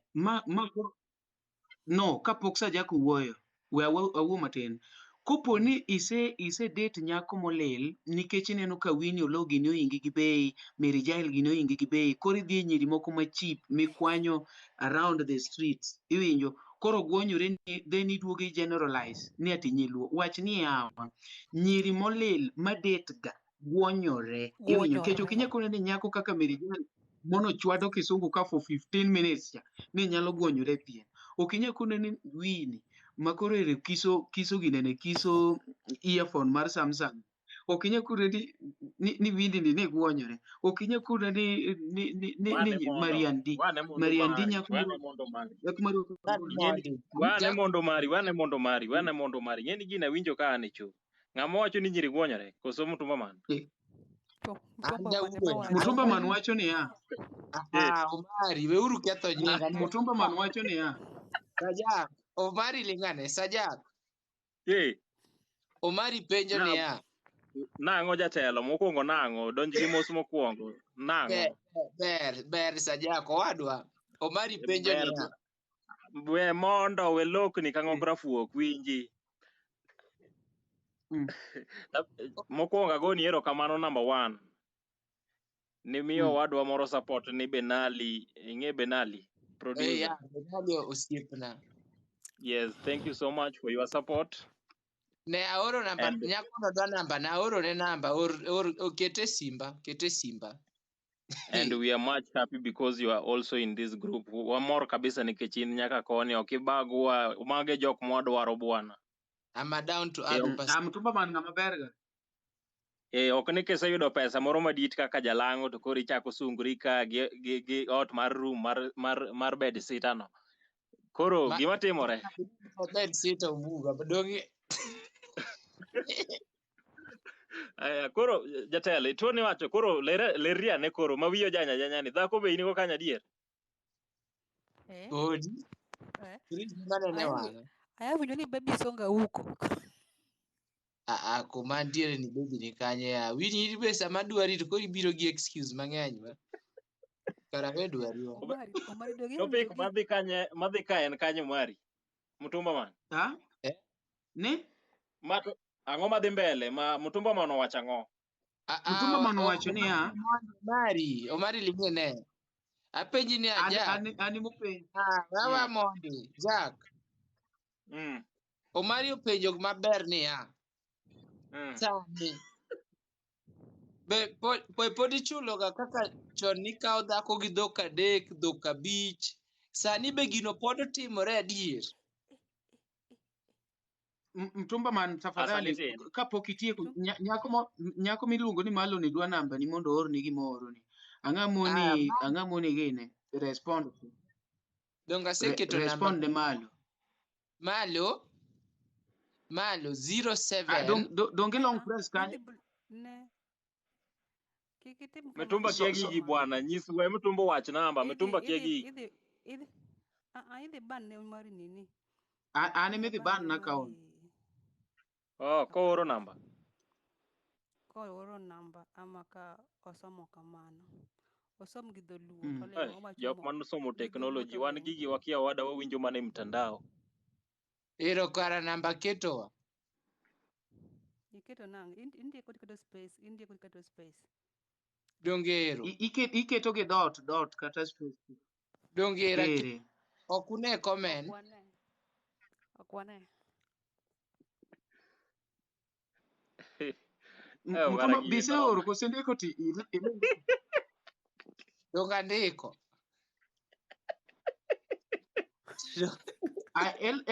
Elvis okidonji moswa matini yao. Wini. Yes. Omari kikigola oke lain. Donga keto namba kanyo jo. Wini okwarwa ka uru Elvis bwana. Elvis ogolo thum.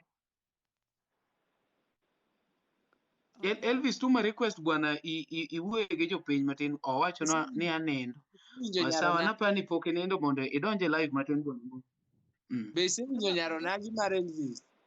Mtumba ma wacha ni namba original. Namba original. Wapi makofi ya original kwa? No. Original ber, original ler ba. Aya, iluonge ni ng'a? Ng'awa? 0 7 2 5 5 adek 0 7 2 5 adek adek auchiel adek.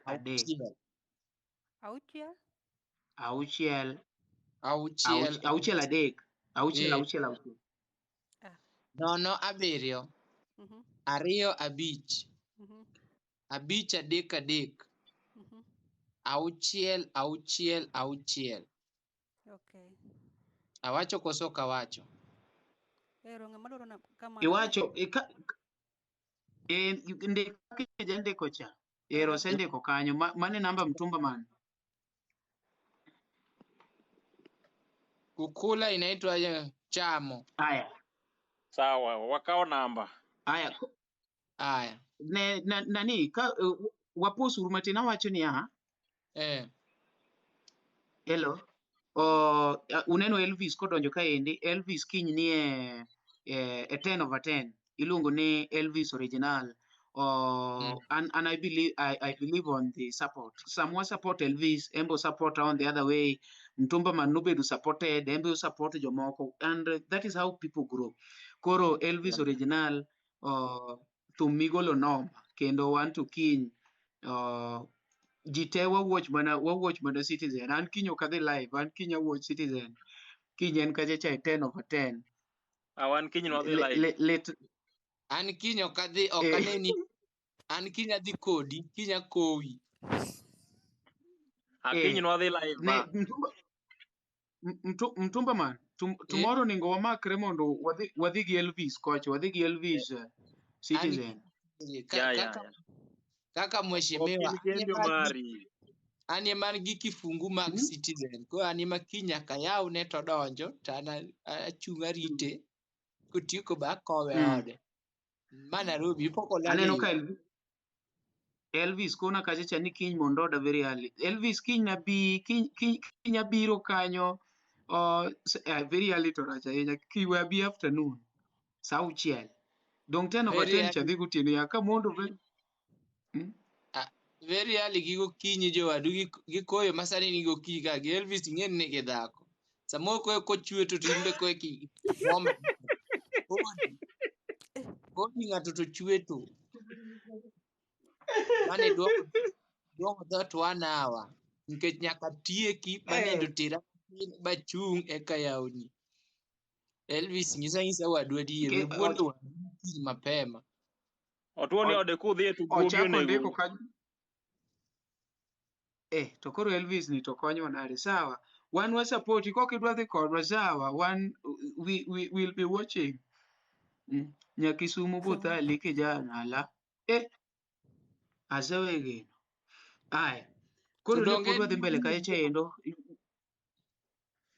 Ng'ata ma watch, we value you so much. Aneno ka Demba aneno ka echa Meriandi karibu sana, Merijael karibu sana, Elvis Originale, thumbe pod trend kachi, ng'ama pok oneno thum Germany endi, dhi kacha YouTube en thum maler ahinya gi morwak gi rwakruok manyasani, lewni manyelni maber gi jok man gi sianda go sianya manyengore maber mamoromo wang'e. Bas, aneno ka echa endo nitie ng'at moro kacha iluongo ni Papa, wacho ni mtumba man kukula inaitwa aje kwa Kijaluo? Aneno ka Winnie paro kacha chagini. Iloko live radio. Morin Shanti be aneno ka chacha ka nitiere. Kore ka ng'ato kore ko join ka sani omere iluonge ni Dora Juma. Karibu sana. Gima mtumba man wacho motamore wacho kipenje to rumo wacho, koro kwa bimiye thuolo. Mtumba man wacho ni ati ujoma nyi joluo timre uru maber, ni yo muguonyoru oricho, osiepne moro nyako lem, kore ka chopo chuny otieno, kore ka kur koro king'iyo ni to kur ni to ang'o, ni kare nyako guonyo siandane gi lwete omako ne ywayo kama. Koro an response iweno yieyo kunyo korot. Koro an my response to GK akono not GK Mutumba man to Mutumba man akone ni baba, weuru date jok molel, iwinjo, mano tiende ni date jok molel, ok nyiluo te, iwinjo, nyiluo nyiri maler, nyiri koro kaka Prince masani ni Prince modonjo kane, Prince nyako maler omera machalo mzungu, dikona ni nyako ni yelo siandane ni gwonyore, Winnie ni dikona ni nyalo peko bamne ni gwonyore kama. Aya, Madam Rose, inyakona ni atini opeko lunde ni ati gwonyo kwa theka madire di. Nyiri molil ma jogi date, iwinjo, ka jok malech oseingo gi bei, koro gidhi e nyiri machip. Ema miyo gi gwonyore. Omari. Kajak, apenji, in kata in ng'iyane mtumba man kaka en mtumba man. In iparo ni mtumba man nyalo date nyako ma gwonyore? Donge en mowacho? En mowacho no date. Apenjo niya, daki wacha gima penjo maler. Apenjo niya, osiepna moro nobiro na niya, mimi kudate mjaluo siwezi sahi. Usiku nalala na msichana mjaluo nasikia tu kru. Nashindwa ni nini. Kumuuliza ananiambia anajikuna natoa sauti kama hiyo. Okawacho nti anti nyako molema.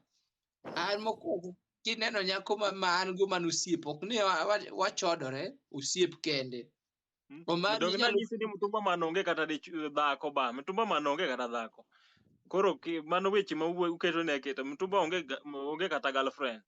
Onge kata girlfriend kam. An gima ng'eni ya, sani ng'ama ni live gi seche gi, ng'ama ni live ka sani, onge dhako, onge chuore, jok mani ka te, kik iwuondra ni jachuori osenindo, jaodi osenindo, magi mana senior bachelors, wa bachelor maskina. Go Saja, wang'eni ionge ng'ato, koro kik icha, wan waonge mon, kech kata in be sani kitieko ka, tidhi nindo higa ko, lweteni ariyo e kind tiendi, koro we know.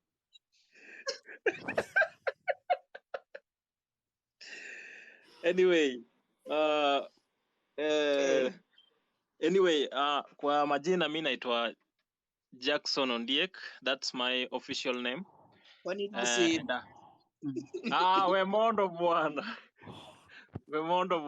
Kwa majina naitwa Sajak Jackson Ondiek, but my page TikTok name is Sajak the Designer 001.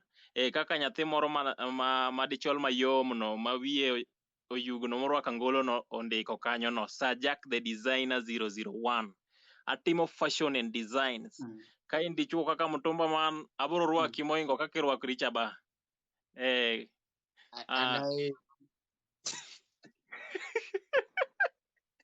Lakini Atimo fashion and designs. I'm based Nairobi town. And within CBD. Actually kichopo kanyo afya center. Ibro yuda kamoro ni New Sunbeam Shopping Complex. Joma kia ubro donje page na mar Instagram. Ubro yuda kaka Sajak the Designer 001. Kati bro yuda mtandao mar Twitter kaka Sajak the Designer 001. Same as YouTube, Sajak the Designer 001. Kasto gimada aju kae bende jok man kate, make sure you follow each other. Follow each and everyone in this ilungo nango gini gi kizungu mari. Wachiki go baba we dhomo kisungu mekia. Bas koro make sure ni follow ngama ni live e TikTok ka, make sure you follow each and everyone please. Mtumba man, make sure ni follow akanyo follow to kifollow gaji, koro make sure ni follow akara na follow adi ano follow oko follow gaji nyaka gige seche Katano oko follow ji anase follow to unfollow. Anna follow mtumba man to unfollow awuok because ambe ifollow to ko follow back follow to dog unfollow page ni ya introduction no mtumba man winja mondo ichako introduction maber ndiki kizungu idonje Kiswahili idonje luo mana ni dobirata Omari donga follow Omari donga follow indonga follow ukifollow baba ukifollow don kata naneno ukifollow kata no kifollow video nati sa like ere video na moro mana natiyo gi wendi moro kanyo. Mario, wachaki mtumba man, make sure ni follow kanyo Sajak the Designer. Ere kuma ng'ato follow kusiemba. Omari to kijize. Kanyo man. Idhi e profile mar ng'ato. Idhi e profile mar ng'ato kaka profile ndano itap kar picha no kanyo to kelo ni piny kamano i-follow. Iwinjo. MC Omari Nash comedy, MC Omari Nash 58 following, 10.7 followers, 60.5k likes, following ni madau. Kara tatu karo kifollow anango ba. Ang'eni dwa ywak ere ibe wamanyi ka iluongi nango Sajak the Designer. Mano kikiwe oko. Anyway, Sajak. Yes. Mario nyaka kunga zawadi monde amanyi kuotiko live wamanyi Wini. Erokamano. Wini. Wini. Follow. Yes, follow. Friends. Now we are friends. Omari ukifollow Abak, unfollow Isani. Sajak. Sajak don't get follow.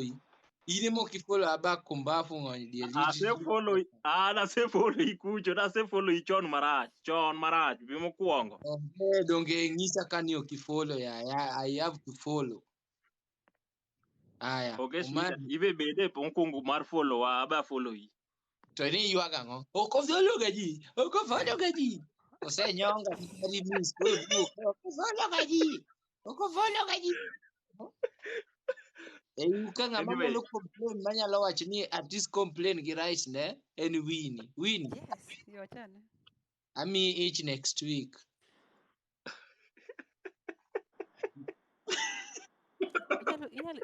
Inyalo chiwo rude. Ne mama na ponda mineno ka chwech ponde. Ina ewi mama. Wanyisi ni duongi moro ok itiyo. Nyalo bedo gi mathis lakini ing'e tiyogo. We moro mari ngeto mari rom kama. Moro Apenji mari rom kama. duongi moro ok itiyo. Nyalo bedo gi moro mathis marom ni ing'e tiyogo. Mano Apenji kore ni moro. inyalo chiwo rude. Adwaro rude. Anyalo chiwo rude. Kata kidwaro triplets anyalo chiwo. Ang'e style michiwo go rude. Koro wachik dhaw ne karang'o? Ting'e onge ringo. Ok dhaw en nyemo. Wachacha gini maber en nyemo. Kare wachik nyamruogni karang'o? Tie nyithindo mani kapok onindi ketho nyithindo.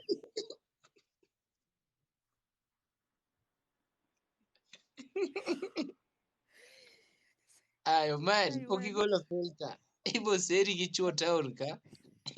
Eriwori ni nyako. Frida bobi mos. Mon tiero mera. Mon tiero. Frida. Frida pod igo pi. Amosou. Ber ahinya. Amosou kanyo. Jaduong' no pok oneno. Wakao. An umo wang'o kanyo. In emiketo. Okinawa. Pare no kaneu. Simbi. Simbe monyiew gi wababa jodongo gi nika gi shida samoro. Iwacho nang'o to ang'o momiyo ulal? An ok ane koro ng'ato. Awinjo mana duol. In ema ine mudho. An e taya. Nyasaye achiel. Wanto wanenore kaka Teche nyangile gi dong ing'en nigi shida. Nyangile. Watagra kaka ayudo uta bro loso. Adwa loso karango wang'. Tim niya. Omari gole mondo iduoke. Sawa. Aya mos na Nick boy. Akaw mos mtumba. Bwana follow bwana bako bwana. Mane gimo ya to jidonjo makane dhao ni po. Kata ine Mc Omari bwana. An kenda. Ineno baba. Ne mtumba man lingene. Nick boy ikuongi donji moso ji itimo kata introduction. Ok idonja donja gi dhao niya. Mera mtumba man follow bwana kata ine Mc Omari Nash. Nitie kumose wuoye kata. Mtumba man wuoyo go because mtumba man has been a friend of mine. Ane Nick boy. Nicholas boy. Kore ok idonji moso ji amoso bera en. Nisa Omari. Donge mtumba mana dwa mosa komondi. Mosa komondi takawo duo. Sawa ne jaugenya. Jalego. Jalego. Apenjo ga. Penjwa. Ng'amo dogira nyango gi bulada. Penjo no tek.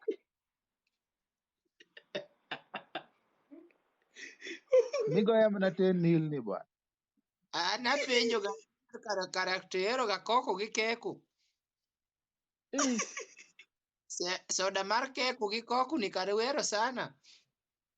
Nang'o? Bang' madhe nyere ka winjo ga ni bang' madhe nyere ka ni odo ga gira nyango gi blada. Otek manade ni. Wan josiaya wakiaga ngere mtumba man.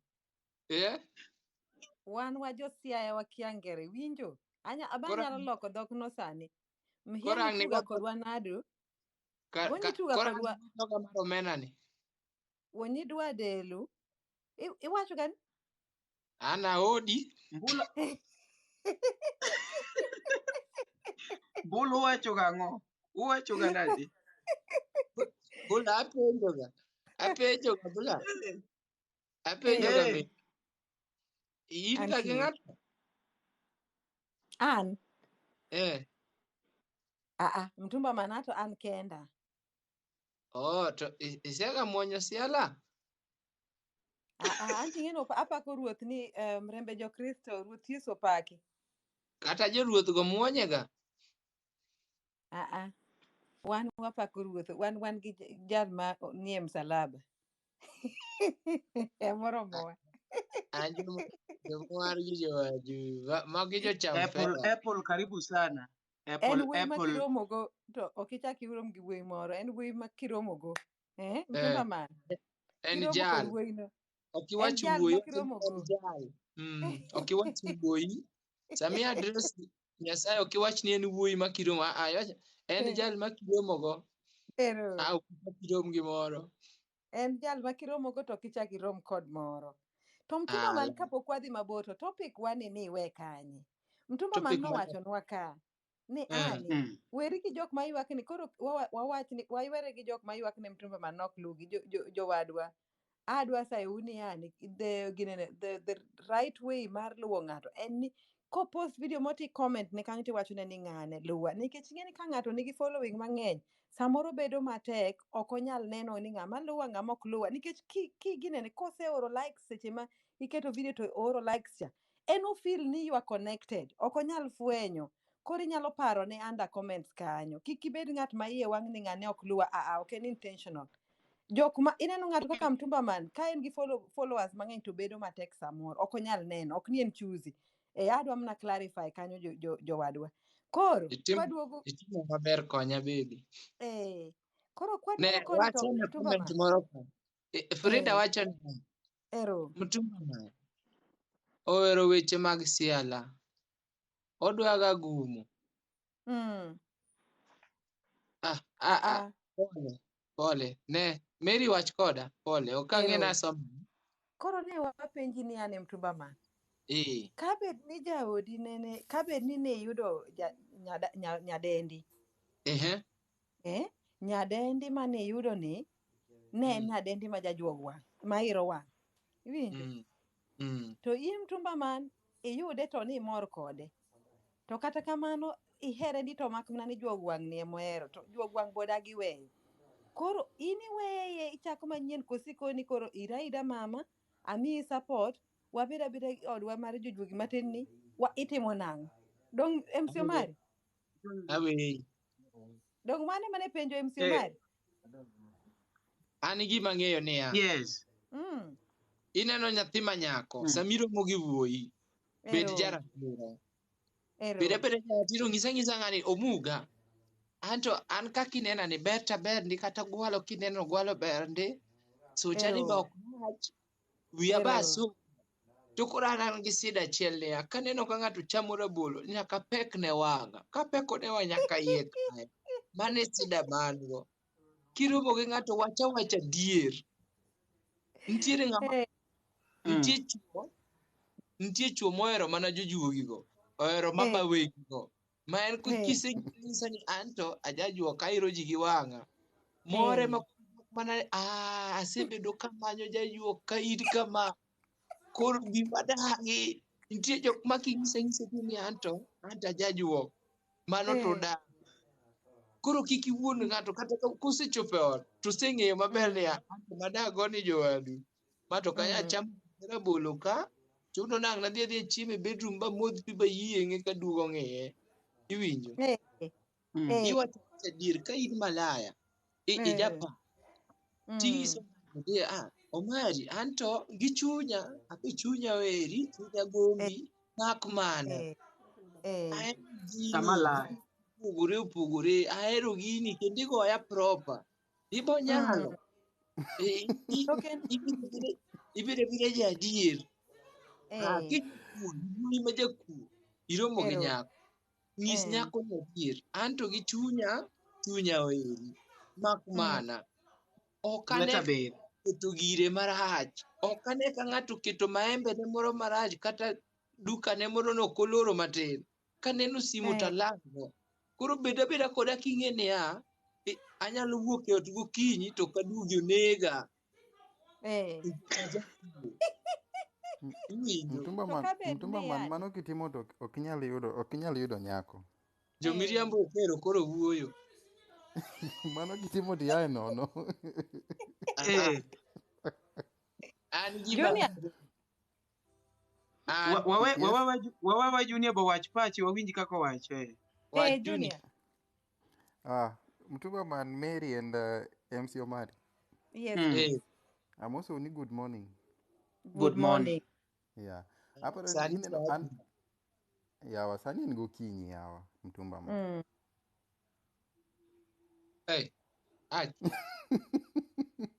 Koro ineno an ahero ga gik moko kaka ineno kanisa. Ahero ga seche moro ma ng'ato golo ushuda cha. Ineno ka yani owacho gik manotimo ga chien. To koro bang'e ni iwinjo ni to kane Nyasaye nosetimo ang'o, nosemako bada. To mago te natimo ang'o, nawito. Koro nyako ok nyal nyisi gini at the same time misere chani awuoyi to an to idwaro lakini an kama. Never on earth. Yeah. Obondo yani koro demo bedo kode e kaka i study mos. Ok ochuno ni nyaka iyud nyako kawuono kiny tikende. Bed kode relationship ng'eye mathoth. Kapok ibedo kode keny, none. Yeah. Koro relationship no bedo kaka probation period. Dong ineno kata e tich ka intie, imiga probation period. Ka gineno ni ng'ane tije ni kama. Yeah. Let's tap our screens. Jowinjo wamed mana bedo kwa types gi kwa gwanene. Waoro likes ne host. Osechopo kanyo 8.7. Lweta ol adhi mbele. Lweta ol adhi mbele. Waduno chopo 10. Keteuru 10. Kochopo 10 taweyo. Akia gimomiyo ok anyal tap, ang'o matimre? What up? Mr. Marika. Nokia ok inyal tiyo kamano. Nokia mulika mwizi ok inyal tap. Mtumba man, my friend, I'm a Luo man. I'm Luo man matiyo gi gadgets. Itiyo gi simu mane? Luo man gadget ochuno. Itiyo gi simu mane? An gi matunda moro moka kaya to we. Okaya to we. This kono kanyo. Kachopo 10 to ing'isa. Osechopo 10. 9.2. 9.3. 9.2. Wala. Mtumba man Atoti Nyar colleta ochopo ka jowadwa. Mtumba man bingi Atoti Nyar colleta. Mano yuora. Mai jaber ma kopo ni donje guest awene mna kom. Awene kom matin ka. Ochopo 10 awe. Ochopo 9.3. 9.4. Ero, kochopo tung'isa we. Mane tija sana. Karibu sana Atoti jaber. Atoti Yes, Mary. Junior warwaki ahinya ba ok nu warwaki yo maber to kata kamano. Mana kaka iserwaka no bende arwaka. An bora nasedonjo. Koleta nitugisa biro lima maonge panti. Pok anene nyaka kawuono. Nyaka nong'isa biro lima maonge panti. Chamo na mapera simu. Arita Toti. Tima Toti mabedo maonge pantini kara en gik manochako chon. Ong'ego. Uriambo makata malaika Gabriel bro loko umuofu kaka nono. Benu ni jok mane ni kod yie matin. Mane dwar riambo Nyasaye ne umo dhoggi kapok ne giwacho gimoro. En gi allergy mar panti. Korwako dowinjo kogwonyre. Omari. Yes. Ochopo 10 lweta ol koro yawa. Ochopo baba. En 10.2. To king'isa mokoro anadhi cent 598. Mano mar ariyo. Ne. Makofi. Yes. Atoti Nyar colleta. We awuoye ga Atoti. Mokwongo inyathi ma nyako marach kabisa. Wuoyi en ng'ama kichiko nyaka lokot. Nyaka olos ot ma nyaka oluok ot ma kotim gima nyaka ochiem matek boyud nguvu. Adhi e kinyozi balielo wiya maber baketo kat. Aketo kat ku. Awuotho e chiro kamanyo mapera, jowadu chiro onge. Ochuna badhi nyaka Ngong Forest manyo mapera. Acham ni mapera 2 kata 3 ma pod numu ok ochiek maber amany nguvu. Adonjo e chiro amanyo simsim onge kaka nayudo gi simsim Kisumo ok inyal yudo Nairobi ka. Chuna ni donjo e supermarket. Simsim e supermarket 50 bob. Abiro kamodho pi mos, pi desani arito Atoti Nyar colleta kech oseng'isa nobiro maonge panty. Kasto kago simu to ni sorry. The mobile Disappointment. subscribe cannot be reached. Mano disappointment. Yeah. Atoti. We akel Atoti mondo iwuoga wuoya gimotimo no rach. Erego. Kendigo. Oket video. Ang'eni onge token. Ang'eni onge token. Keta video. Nyangile mitiyogo na ema kawuodwa menyi. Ket video. Omera we walo bwana. Antie chwa pielo. Atoti. Yo tek. Ochoko nyis jogi ni kwanza pok aluokora, nabiro luokora bang' 2 days. Koro ing'eni. Atoti we anyisi gima timre ga gi yawuoyi. Kichiko ng'ato. Achiko ng'a? Nachiko ng'a? Winja advice. Winja advice. Baoro ne nyaka fare 130. Kara chamo fare ni kara kite. Winji Atoti. Yawa. Weya uru mtumba man chalo ni ng'ama nyaoro fare. Nyako kichiko to kata gwene makalo, kata gwene makalo erogo osechopo. 130 mana oro no nen mara. Nikech ong'ada 20 maro. Koro 130 nyalo gola Kisumu nikech Kisumu ema ne antie to ne in Nairobi. 130 be ok 130 100 30 en mar golo. 100 tera kanye. Lakini mtuma mano cha Nyaluo. 130 nyalo ni Nyaluo. 130 nyalo ni Nyaluo. Nani umepata? Lakini mimi sasa ni Kisumu. Mayo chot maduong' maonge. Kwanza na yudo kama ni use tops. Ayudo ka ji odong' gi legacy ni ma ji uso mana gi nyingi. Dongine kaka chieng' cha ni donje oda dichiel. Dongine be gi legacy mara. Wachana na mtumba man. In ga gi ot.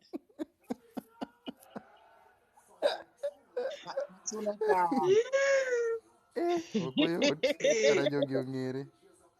En ga gi ot. En gi ot. Magi jomong'ere, wan kar wadonjo ma e dhap jomong'ere. Atoti. Katienda bor. Ne. Atoti winja. Dabor nyaka an mating'o boyo. Nyako kichiko kata gwene makalo kata winjo mana ka ng'ate moyueyo tok ot. Ing'eni mano nyako nosechopo. Wan joma wagoga through a lot. Tinde uriambo ma ji te mariambo e social media kama koro Omari ma otuo ni ji ong'ere ni to igona simu gi ng'ato ni eti ni it's Atoti dating Omari. Omari to kata namba ne aonge go e simba. Kora penjo dong uneno kaka miriambo spreading like bushfire. Atoti. Adwa konyi kanyo ta siri, kanya siri nyathewa. Iwinjo gima timore? Omari ok dhiga gi joma nyiri matendo. Omari dhi gi de. Omari dhi gi. Koro kanyo tadwa support. Ng'ama ketho nyingi. Mar ariyo. Ine kine filter moketo mag lipstick gi. Asepenje ga tamo wang'a. An kadonje live ka ng'iso Omari maber niya. Nairobi ka idhi cham siandane. Ko dhi mbele gi idhi cham siandane. Omari chalo nyako. Niko mama sigre gwengi ni I'm the most handsome guy. Idhi cham siandane Omera. Aneno ka in the next 2 years idhi wuotho gi Pampers. Pampers pesa ni malo. Omari. Nyis mtumba mana ni nyaka promote filter. Jo filter nyaka yuda promotion. Emomiyo gino noketi, gimomiyo gino noketi ginene e TikTok. In suchi isetemo ga gi filter, isetemo gi Instagram, isetemo gi ginene. Rejected. O backfire. Kori iwacho ni ati in idong kamano iuso brand ni mar raracha. In iuso brand mar raracha. Ambassador mar odiochieng'. Mari wacha dir ni ya. Idwa ni Junior. Kata to wena inyalo sero mari. Ero seketo ni filter. An Mary Jael ema dwaro. Mary Jael wacho ni filter must be used. Atoti awe ni mtumba man. Atoti kata I don't know Atoti omiyo wa date the same date. The same day. Ne an ahero rwakora ma kata kumiya mtumba man taonge shida odhi miya lewni. Habari ndio hiyo, pantito korwaki mokonya. Pantito kik ikelna. Apenji ni. Nyocha neno kipos nini dwa mana chuo machalo sogo winyo. Koro an ma betan an same. Mano ng'ama dwa sogo winyo? Dongine ma wacho ni dwa chuo machalo sogo winyo. An adwaro ng'at ma chiege nosetho. Mano ka Omari. Omari chiege nosetho. Chiege nosetho ga ya. Qualification number 1 ng'ama chiege nosetho.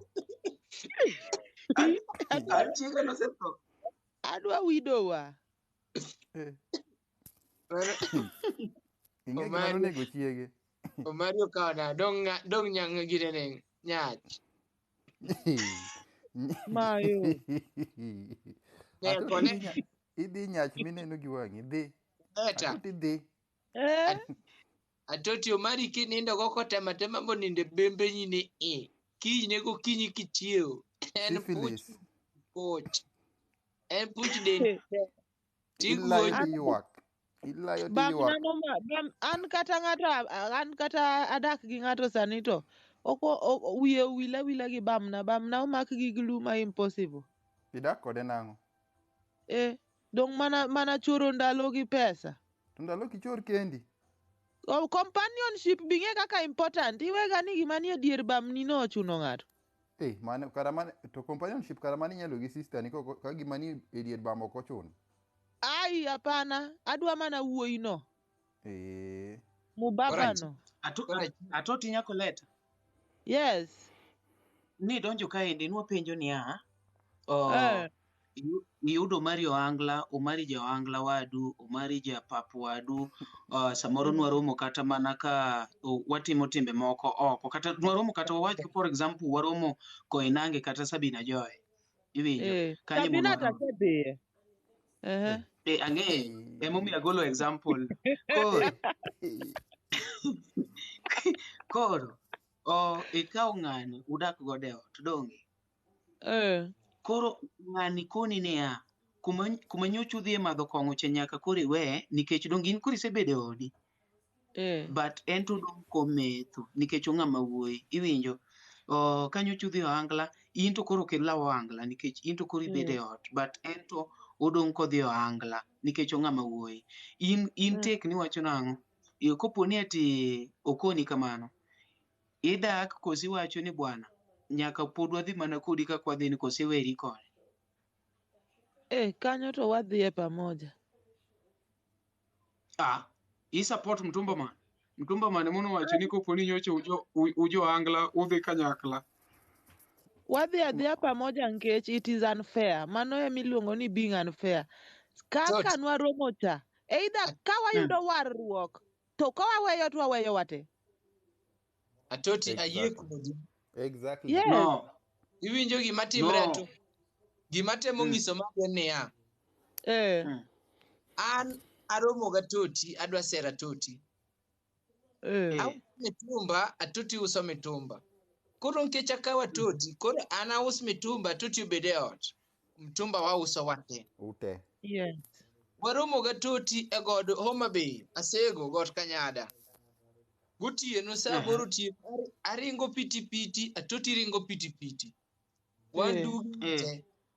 Atoti ringo to gugo to mach wuok e siandane, an aringo to kachung to mach wuok e dhoga. Sama wuok adhi ringo, Atoti ok ninde odni, wadhi ringo wate. Kendo kumano kore ng'wech mamit mogik.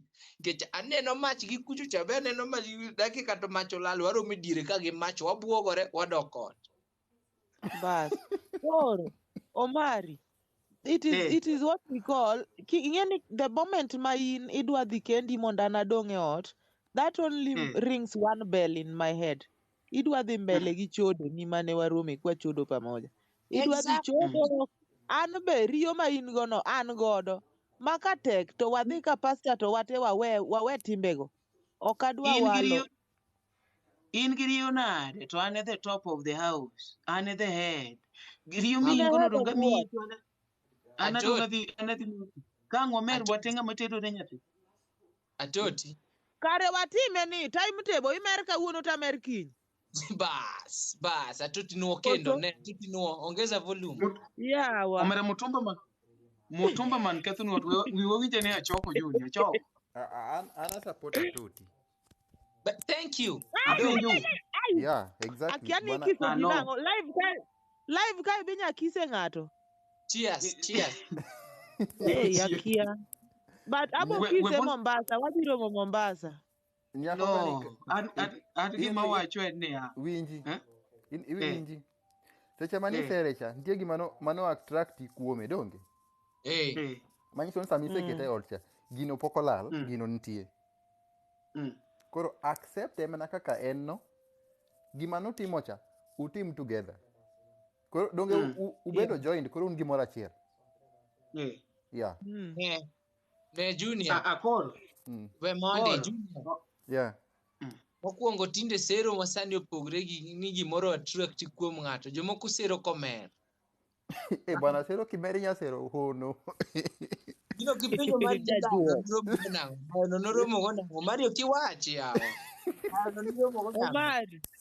Omari achaka mi idea moro. We achaka mi gimoro kendo idea machielo. Omari, most of the time, a man ma okatia ng'ato nyako moro e club kata ochot wadgi nikech nyako to ke ochot nyaka wuoyi be ochot. Koro samine ni dhi e strip club no, ng'e maber ni in ochot modhi manyo chot. Koro kiseyudo chotni tihero chotni, to koro un ochode ariyo.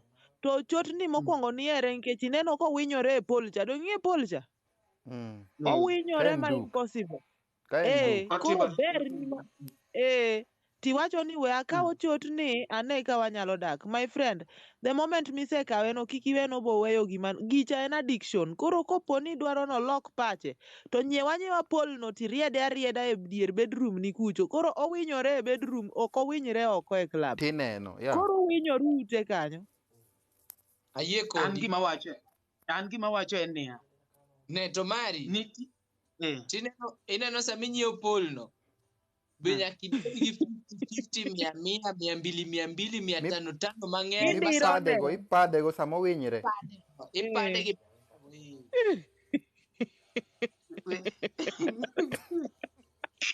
we monda kon. An korka kora on my side aneno niya. An kaka wuon, an kaka muma wacho ni ng'ama dichuo ewi ot, ewi family. Mago ne cho. An inyalo yie na yie pod ametho, adhi ametho taduogo. Ikeche kaduogo tiyawo na dhot. Koro wawach ni ati wasebet koro in gi ich.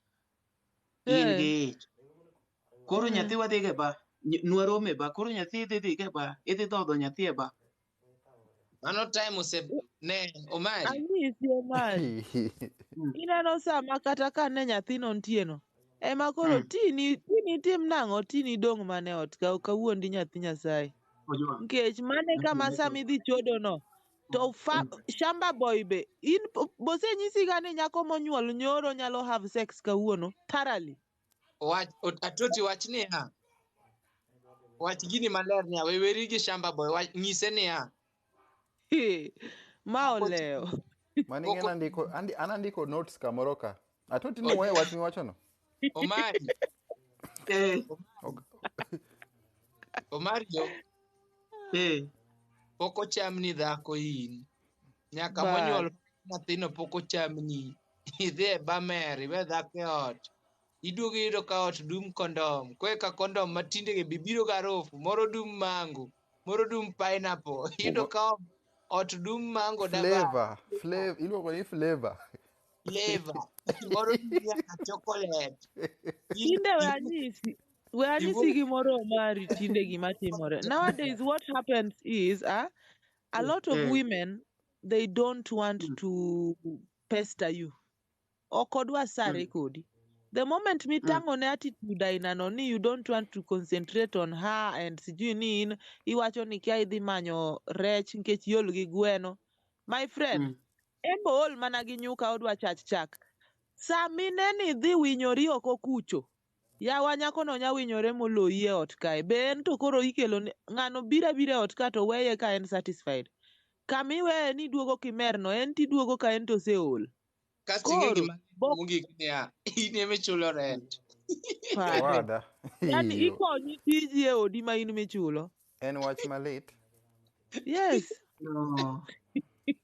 No, yawa utimo na marach yawa ng'ama support odonje live yawa gole ng'at achiel. Ei, jogi oramo na We bwana. awuogi kare mondo adhi. We wuok. We an ema wuogi. An ema wuogi. We uru wuok mokwongo. Ochoko Junior dong ing'eni. Onge ng'a oseoro request. Uwuok mana ka ng'ato oseoro request. Onge ng'a oseoro request. Atoti gima timore. Omari kiromo gi nyake ba. Advice for free. Kuongi rendrie kata ke in serious kode. Kuongi rendrie kata 3 months, 6 months niya. Idwa legeza we kongo. Lakini kikirendri for the first week. Wigno mokwongo weekend kochopo dhi kode ba kik iwe ot. Kuma nurome ba dhi kode ba machielo. Meeting point. Kasto kiduogo kwek rendi idwa we kongo mondo ine pache. Irendi renda kidogo kech toch buse toru tidwa bedo serious kode. Ng'ene onyalo bedo serious koso ok onyalo bedo serious.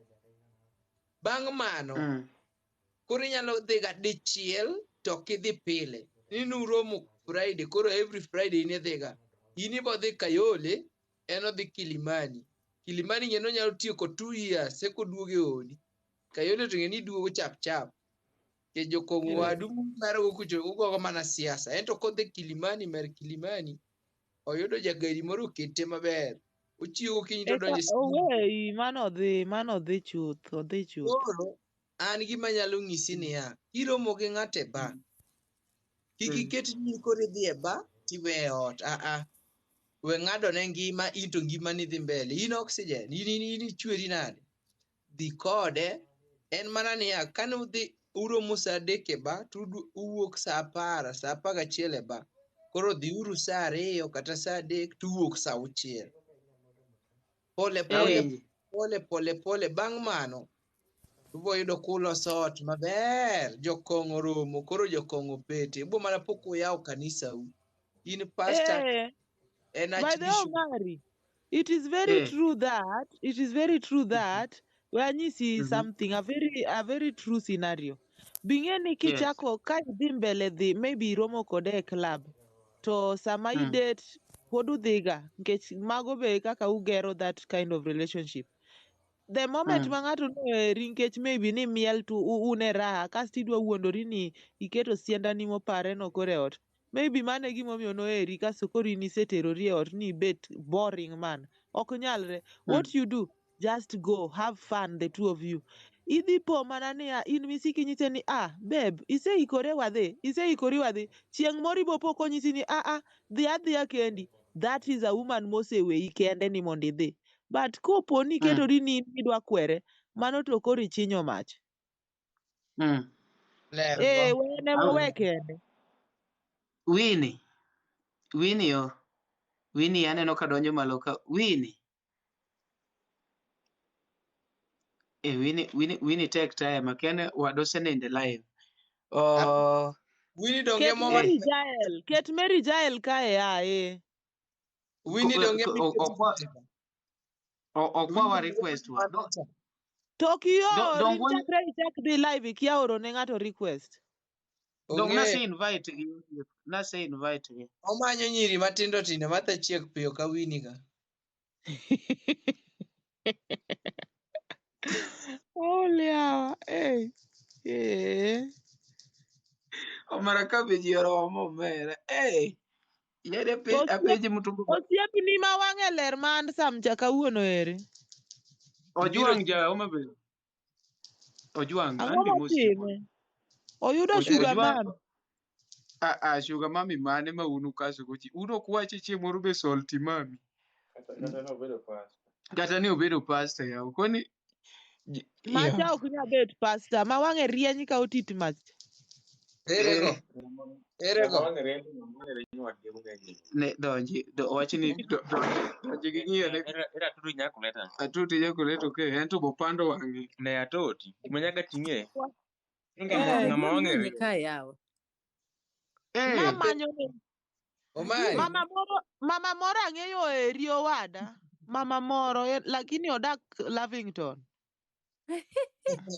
En customer na. Mano jiranda. Oseri. An gima ng'e ni ng'ama wang'e rieny emong'e neno ng'ama wang'e rieny wadgi. Ka Nyar colleta koni wang'a rieny.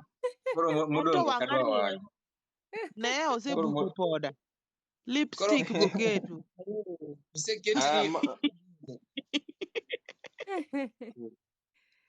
Koro. Apenji. Isetieko neno Afro Cinema, continue shortly.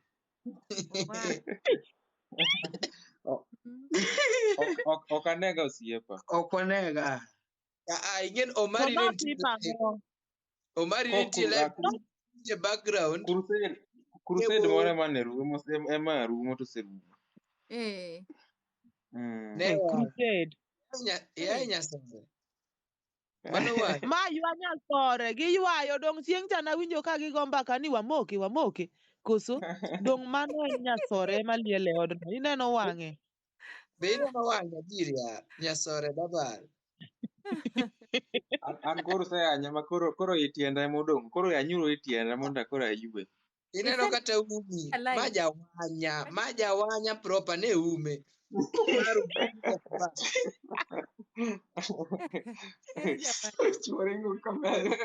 Chuoringo kamera. Ojwang. Jogi nyalo Antie. Tuma mano chana. Bisefwenyo ni nyathini en shy. Ng'ana ne Mr. Ojwang ni. Doga man bane. Mtumba manie man En very shy. An. Ka koro ok onyal ng'iyowa bineno ok onyal ng'iyowa direct. Koro kiromo kode. Ok onyal mayot. Jogi be lonyore ga duk yawa. Mtumba man is a very shy. Mr. Ojwang bende shy kata Kelly gini. Ng'at mo ken shy en mana Omari kende. Omari wang'e tek, Omari shy to wang'e tek. Ok emomiyo sero de. Ing'eni dayo ing'eno sero deye nikech deye bok nene be. Deye ing'eni osechako bedo muofni. An kiaya. An ing'eni nok ang'e ga ni Mc Omari kara wer ga yawa. Ower ang'owa?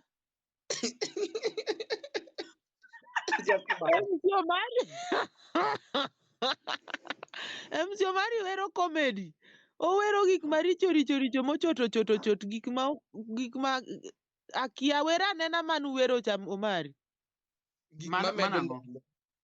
Moko manu were studio moko chomo yoga. Piny kionge sianda ng'ama dewi onge. Piny kionge sianda ng'ama dewi onge. Joma nigi sianda simbe ane gi loka. Joma nigi sianda inyamo loka. Piny kionge sianda. An chuo dhiera. Nyaka joma nigi sianda be chuo gi chodoko. Joma nigi sianda be chuo gi chodoko. Kare chuo manyang'o. Wuoi we osienya to manyo osienya moro. Koro mano stanza one koso. Koso koro ana wero nyaka gospel. Sianda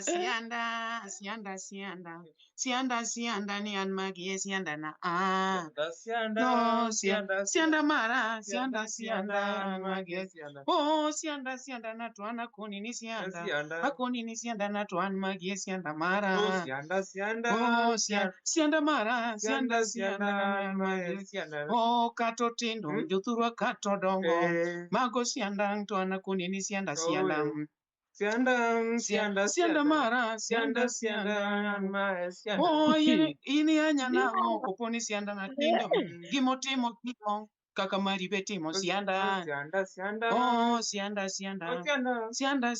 ni anmagie, sianda na, ayeno tindo, to timo, kuodho, to kata pielo, sianda, oh, sianda, Yawa, nanyiso unang'o? Nanyiso ni wende go otimre nade? An gima mora. Atoti.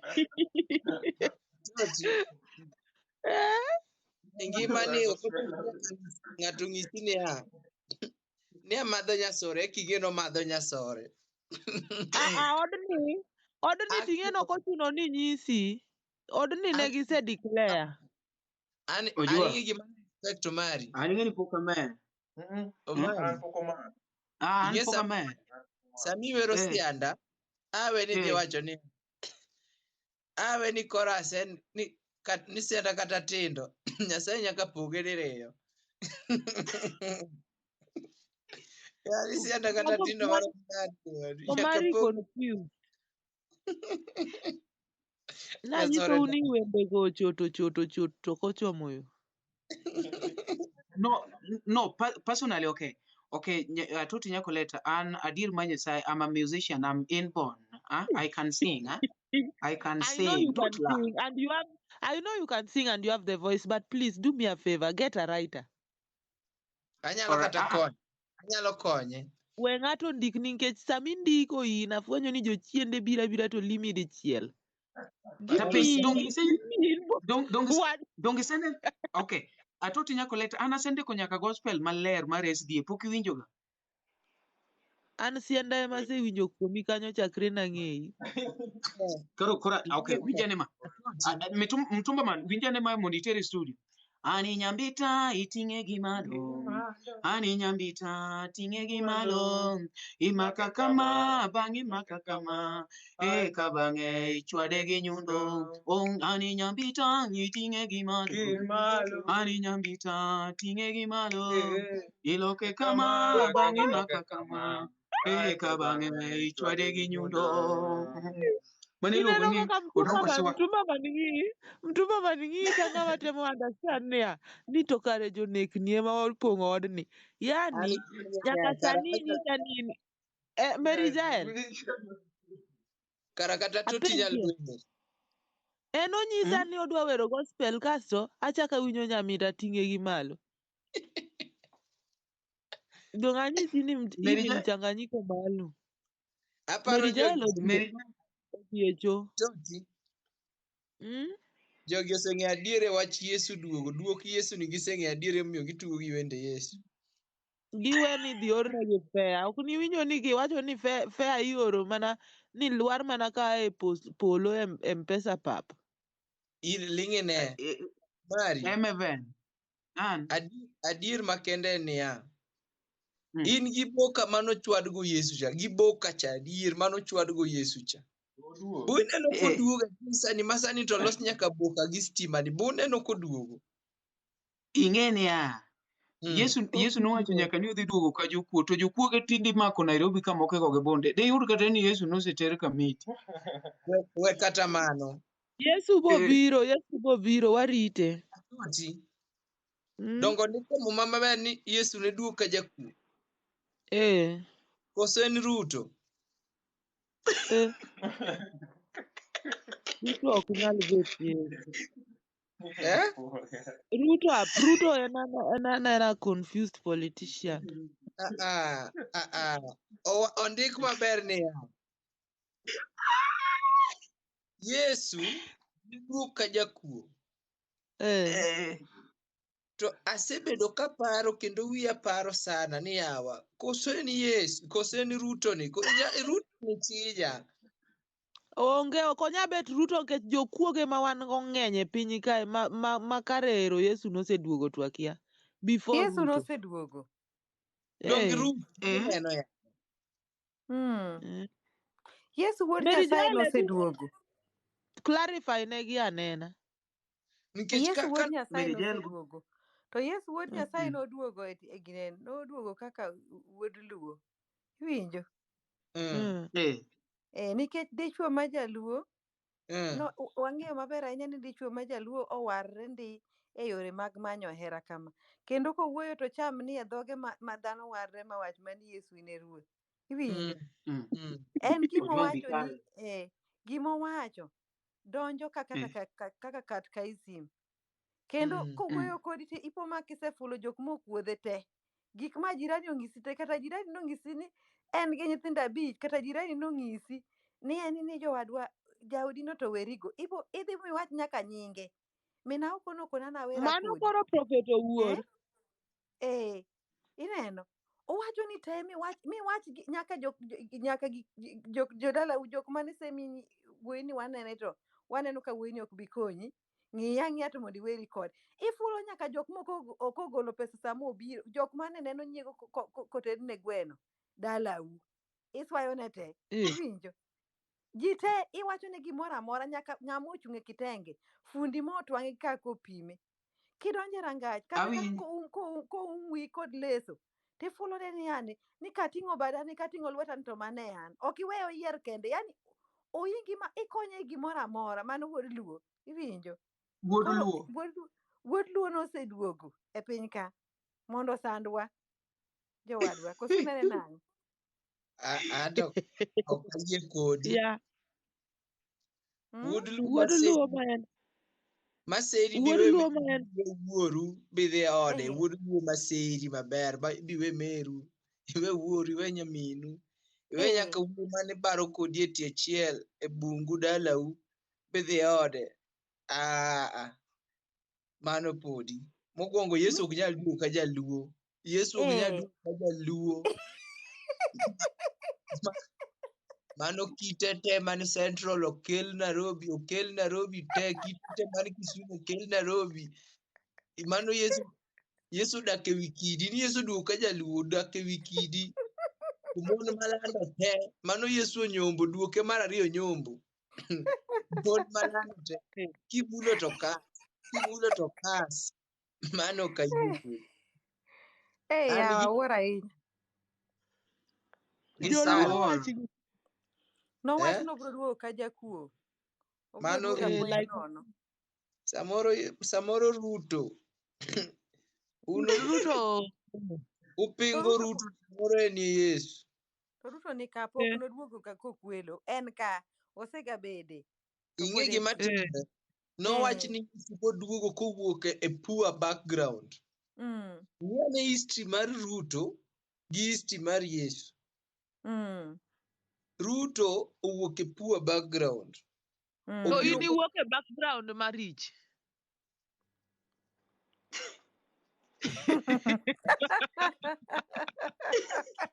Okawinji wacho ni in koro iwuok e background marich in mtumba man. Ngech inya bedo Yesu. An asekwalo gir ng'ama be chieng' mane ibiro lima cha to ne miya kindi nakwalo yawa nakwalo. Ing'e ni jamriambo en mana jakuo. Koro isefilo gigo te iromo bedo Yesu kare. Ni miya mos kugisa niya. Mtumba man. An awega no kigol ga skat. Kari kigolo skat to ine wuoyi. Mtumba man rwako skat nyaka town yawa. An gima mora gi skadno niya. Kata chieke i skadno ng'ama neno onge. Skad marakwar cha. Ng'ama neno onge. In sure. Da rwako gi kane mana rwako gi 2,000. Oh.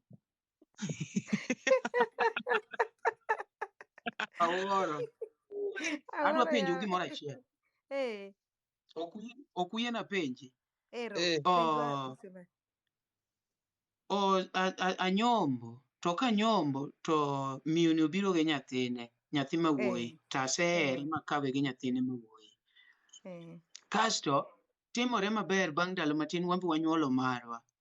Koro ni miyoni dwani ati wuode mobiro go ni a handle kaka nyathina maduong'. An nyathina maduong' donge en mwanyuolo kode ni makata kopo nanyiewo gimoro maber, akwongo anyiewo ne mwanyuolo kode ne. Moro ema kore kamiyo ng'acho nikech macha cha baba gi nitie kopo ni kata dhi okoso lewni. Mtumba man yakelo. Mtumba man takao chiegi ya inge kwani akao chiegi emikwer matek ni. Wani discussion. Winji. An adwa nyisi adier. An asebedo gi nyako man gi nyathi. To nyathino nahero malo kata kaka ahero nyakono. Mabe komulo nyathino taga ngum proper. Nyathino kaka nawere gi min gi, nyathino dhi wuon gi. To nyathino luongo wuon gi ni anko, konena to luonga ni dadi. Baba Mona karibu sana. Baba Mona karibu sana. Osea kater. Baba Mona osea chode. Osea kater. Koro to osea chode. Be nyathine ni tek ndi imule gi lwedo moyago ka nyiri. Nyathine ni. Osechako sero Mary Jael kae. Mary Jael nigi gope daban. Nigi gope. Ikuongo ichulo gope go mondi kidak kode. Koro ne Omari. Kiyudo nyathi manyako man gi nyathi matin. Kaw nyathi chaka mari. Obed first born mari. Kaw gweno tikaw gi tonge. Koth gweno en koth gweno. Koro ne ikuongo ikaw nyathi chaka mari. Mano first born mari. That's true. Kinyuolo kode nyathi mar ariyo, manyo second born. Kik ine ni ma e remba ma ok remba. To kokidwa king'eyo maber ni konyuolo ni nyathi tibo treat mopogore gi nyathi mobiro go no. Ng'e ni mobiro go ni kitreat marach ema bogo ilere bath yo chieng' mok odongo maduong'. Yes.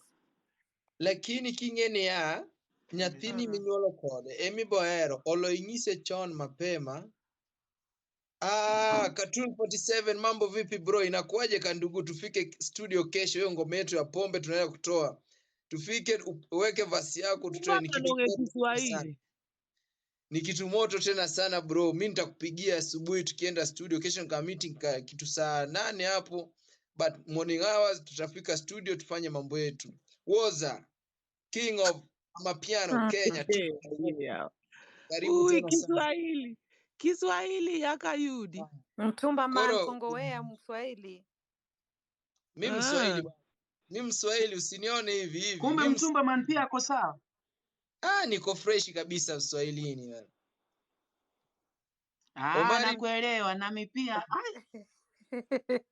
Nini usiniongeleshe vibaya. Usiniongeleshe vibaya mie. Mimi pia ni alusta. Wewe bado Kiswahili. Mary Jael idwa kwayango? Kwayo ni yani? Kwayo na wene Baba Mona kom. Awene Baba Mona kom. Mary Jael. Nang'eyo ni fuono emidwa biro godo. Ling'ane na kanyo nikech ane madhi. Adwa dhi luokora. Pok aluokora ndalo adek. Adwa mana wacho gimoro kae kasto Baba Mono donji. Ne what? I just want to Mtumba man. Let me just reinforce what you are saying, then you continue. Inano Mtumba man gima wacho no is true, but koro point more mok adwa lalo kapok odhi mbele nikech an tadwa dhi luokora. Koro single lady na korofi. Chieth gweno motiyier Baba Mona Iran. Koro awacho niya, ineno the moment ma in gi nyathi ma ok mari to gi ma mari. Most of the time Mary Jael will agree with me that Yes. Nyasaye omiyogi star gite. Iwacho gani star nigo gite Yes. ogwetogi in a same way. But the moment midhi sando macha, pare ni star necha dhi duogo to ma dhi bedo gi double. That's true. Mari dhi fail. Nyathini dhi fail not because of any reason but because isando macha. Kama umewabagua. Yes, that is what I know happened. Koro, Mary Jael, kauna record un gi mtumba man gi Omari. Record na uru ayany tema baba mona adwa yanyago kae. Adwa deal kode kiny properly. An we ura adhi aluokra. Ni odwa miya jawendo odhi kucho. We awuogne Omari. I will come back if at all I'm strong and you're still there. I'm going to shower. Nyine ma in gi muya no Atoti. Muya moro ni ka en in Atoti. Muya moro to na wi. Lakini anadunga Sprite. Koka luokora tadung Sprite. Kata masa. Jaber, go and come back, please. Go but come back. Join us back. Sprite. Cartoon 47 inakuwaje kandugu? Kesho na tunafaa kuka studio bana, tuachilie kitu moja moto sana. Niliwaambia watulie kidogo, tuende turekebishe kidogo, lakini wewe ndio unataka uweke vasi yako moja hapo kali. Mimi napenda pombe. Ndio inatolewa ama kishatolewa tayari nyimbo yenyewe? Mimi tayari nilikuwa nimemaliza, lakini lazima niweke huyu ndugu yangu Cartoon 47 lazima aweke vasi yake moja safi pale. That's nice. Yeah. Mtie tu bidii wenzangu, mtie tu bidii. Kabisa.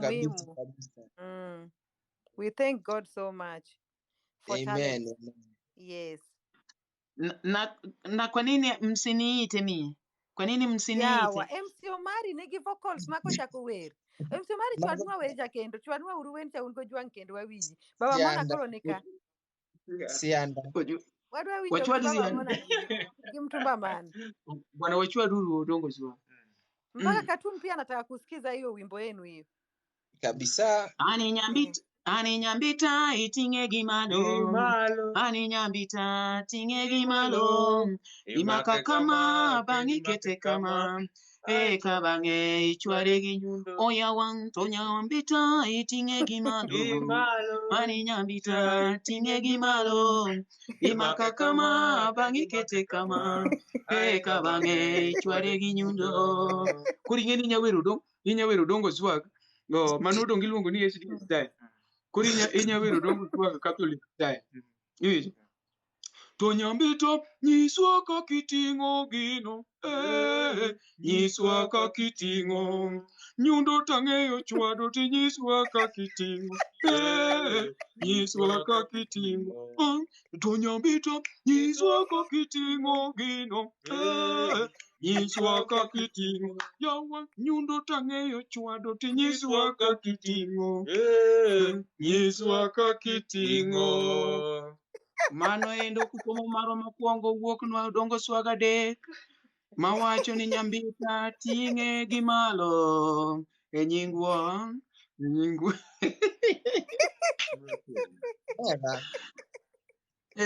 Nyasaye bro chwado u. To chakwer nwa mar ginene. Chakwer nwa mar side mirrors mu wero ni yawa. Sianda. Mano.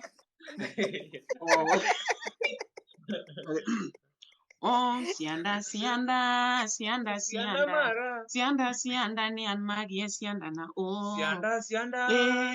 sianda mara sianda ni an magi sianda. Anak sianda to an akoni ni sianda. Akoni ni sianda na to an magi sianda na. Sianda mara sianda ni an magi sianda na. Ya nyanango koponi sianda na tindo. Magi sianda to in mago be sianda ni. Sianda mara sianda magi sianda. Ayeno tindo to gimotimo to timo. Kuodho to kata pielo ba pielo sianda. Sianda mara sianda magi sianda. Sianda na to anakoni ni sianda na. Awero ni sianda na to anakoni ni sianda na. Sianda mara sianda.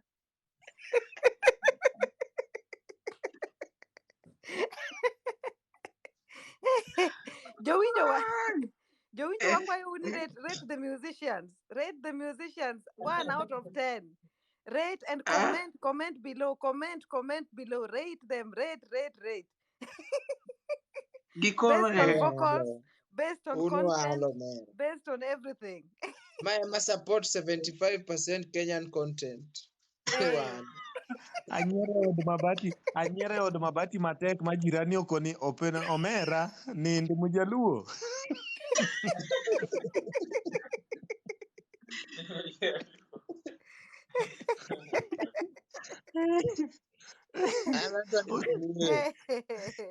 Ineno Merijael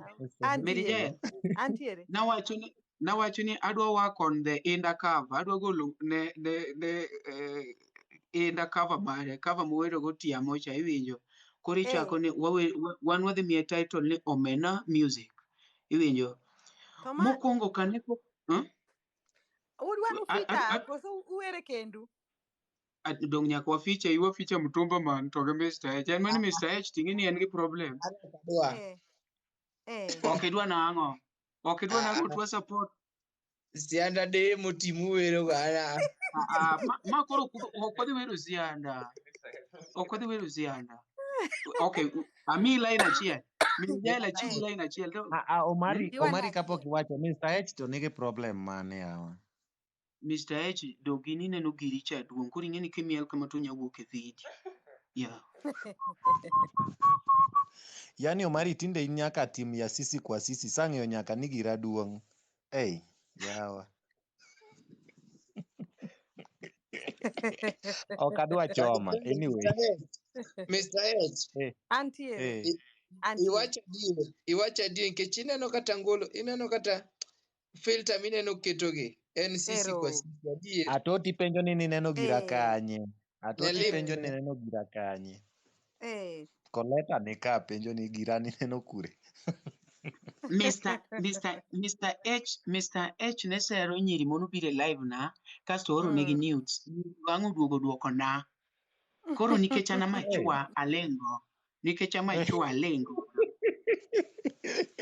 owada jowinjo awinjo matek an e kind yawuoyi adek to owada jogi te gin jomi ji nyiero kawuono obedo matek koro yani kata wrinkles mana temo ni mondo sindi ng'ena chako ti koro atemo ni mondo veins kik bede wang'a to nyiero manyiero asika jiwo mna laka sate pat wang'a gina jiwa nyiero lemba gi adwa na bed matin to jogi ok weya moka nyier jowinjo Merijael antie an ayie kodi in nyathi manyako mariek e nyiri gi te oseri gi jaduong' moti sani osetieko tich onindo sinine in e TikTok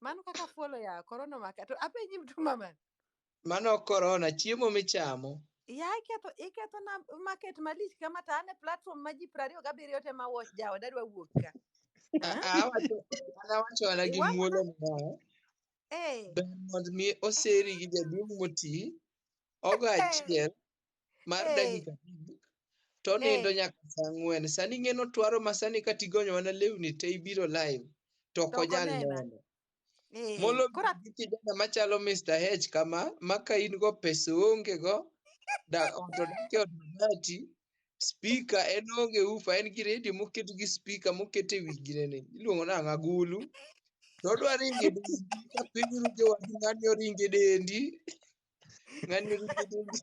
mokuchani wuotho an ayie kodi Merijael ng'ana ng'e ni sani koro twaro mos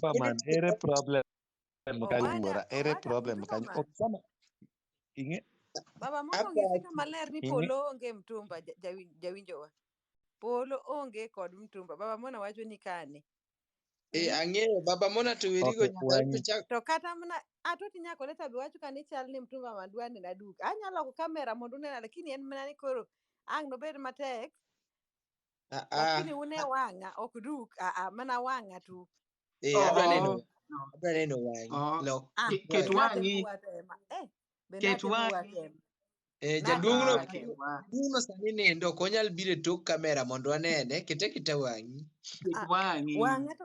Wang'a to be wang' nobi sani. Keta ke. Koni jaduong' ko achiel to jaduong' osenindo. Wan warwako ga lewni mag ginene mag nindo opogre gi lewni mag godiechieng' jowadwa. Wang'e ang'eyo.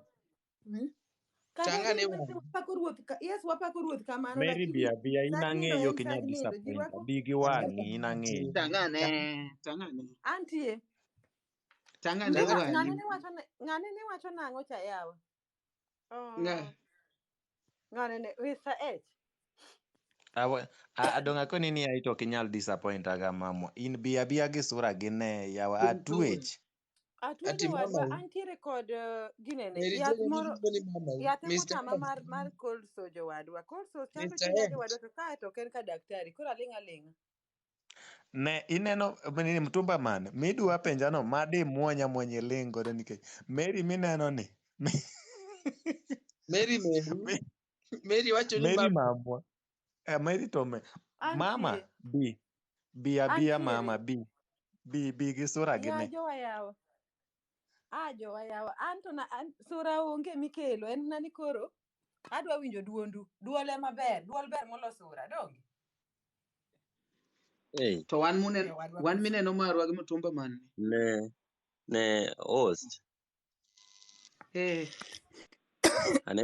Aneno kiwinjo wach ni koro iketo bamni maber nikech nidwa kuodo wiya gi jeans. Koro donga biro nu. Mano kumidwa yieche jeans mar kumidwa yiere ne kaka host ng'i to timo lewe. Host. Jambazi. Jambazi nambari 1. We. Ada penjo mtumba man ke penja achiel. Mtumba man kel suchi baba mona imbe kel sura ine tim ang'o mok idwa kata Mary Jael okel. Ane lodging moro matin kunguni oroma ka igina bet piny. Baba mona onge sani. Sorry, the mobile subscriber cannot be reached. Kare tindo ng'e kizungu. Mona. Jalang'o konyo nyieni omer. Nyaka kizungu ne jalang'o pogo ne jamani. We host dweti notiang'i gimeumo into beda mos inaduogoni. Ne mtumba man. An gi penjo. Wachane baba mona. Seche ma koro idhi timo timbe maricho idhi ga gi skat. Okay, adwa duoko kama. Timbe maricho pogore. Bed specific. Maricho mage. Wacha gini maler, nyithindo onge ka. Seche mitimo timbe maricho koro ilonye iketo kando irwako kondom. We host bed mos, inting'e ni sechiek bed mos. Werendri e warruok ionge go ichal gi jachien iselokori. Koro ne. Baba mona kel sura. Baba mona kel suchi. We mtumba manti nango ndima nango miketo suchi kama nango minango. Kamera. Kata an be sura naketo malich man nikech atuo. Uneno kaka tuo madhoga okuot atuo. Jael. But podi bera Mary. Podi bera gi. Atuo. To be honest. Jael. Jael nango we akuonga mos Jael. Host bede mos. Host go lwenda moro ni kanyo, go lwenda moro ni ewi kanyo, go lwenda no. Ne Jael. Nango baby girl.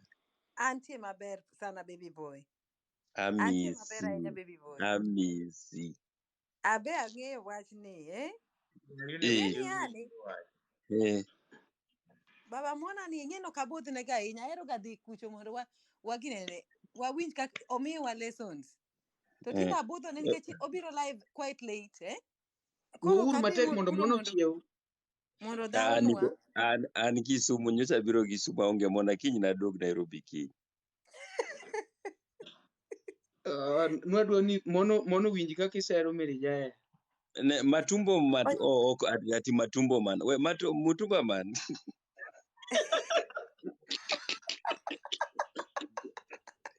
We ne kijana.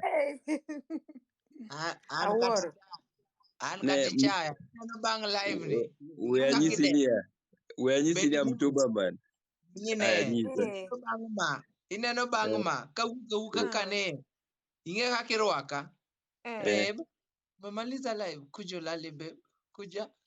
Come. Ini kitu live ni. Tede yuanya sore tie yen. Mokwongo indal. Yuanya sore do. Owada. Mtumba man. Iru rigari miskitieko. Ne. Tigeni ya. Mtumba man. Kidwa yanyo mari ti yanyo mari. Okni wondori ni podi yanya. Kidwa yanyo mari. Ni manyo ka kidwa yanyo mari. Yanyo mari ni omari. Kora ndi yanya ne kichako.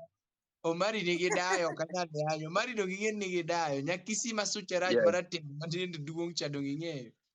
Ya Omari kete jeans no maber. Ojini live Omari.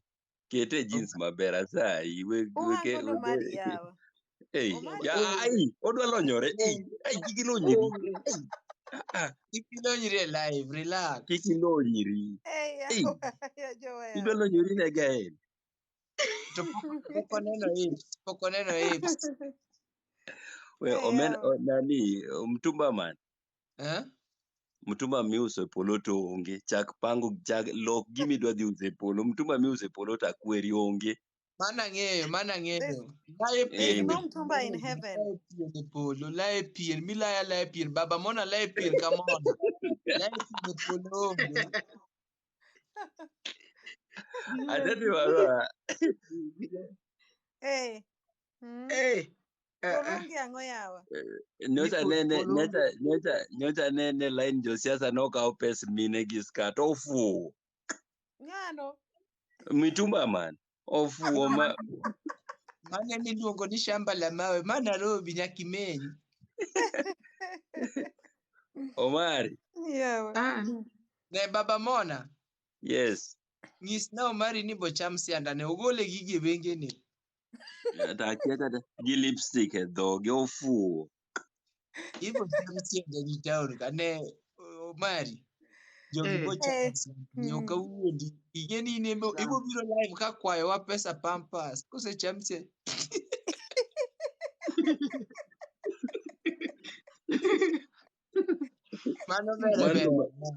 Mano to ber kodi. Mane suchi. Gael. Antiere.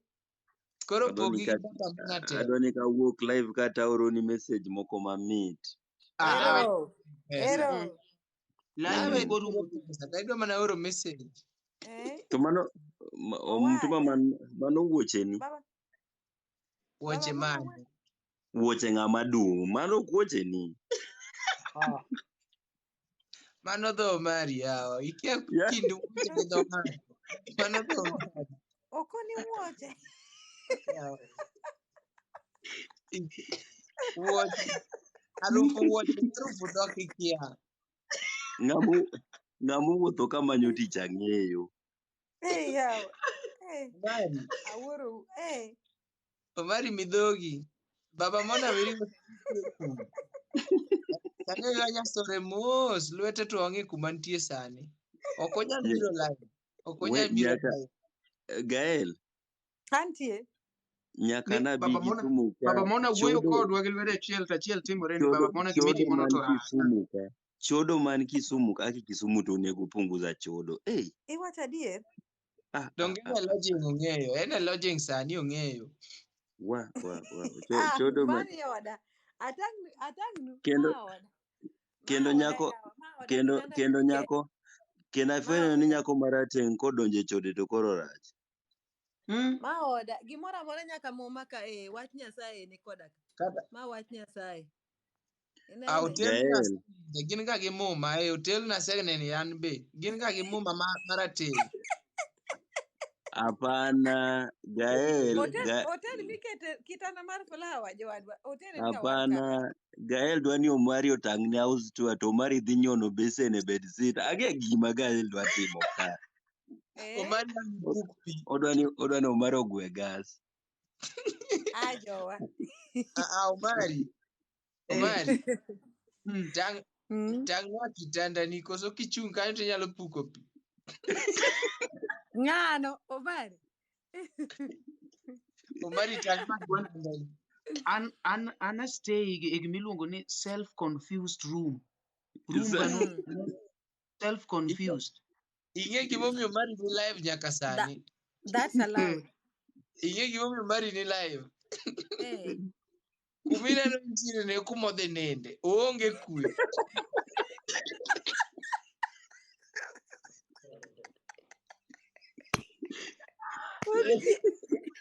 Ene bedroom. Kuma entiere ne en e piendene. Kwe onge. Omari nindo gi long'. Nikech en nyaka piny olok ka lweti koni.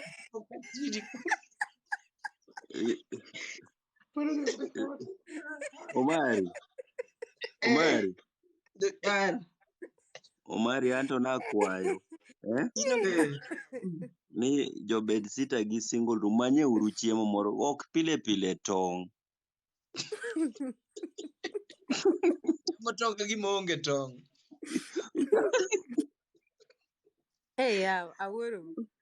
Omari ni e biar. Ikoni kama wuok e mo pese. Koro idoni binyalo luongo nyako moro kuja nikwambie kitu hapa. Bibed ka. Baba Mona. Pese fwenyo no Omari. Omari onge tike.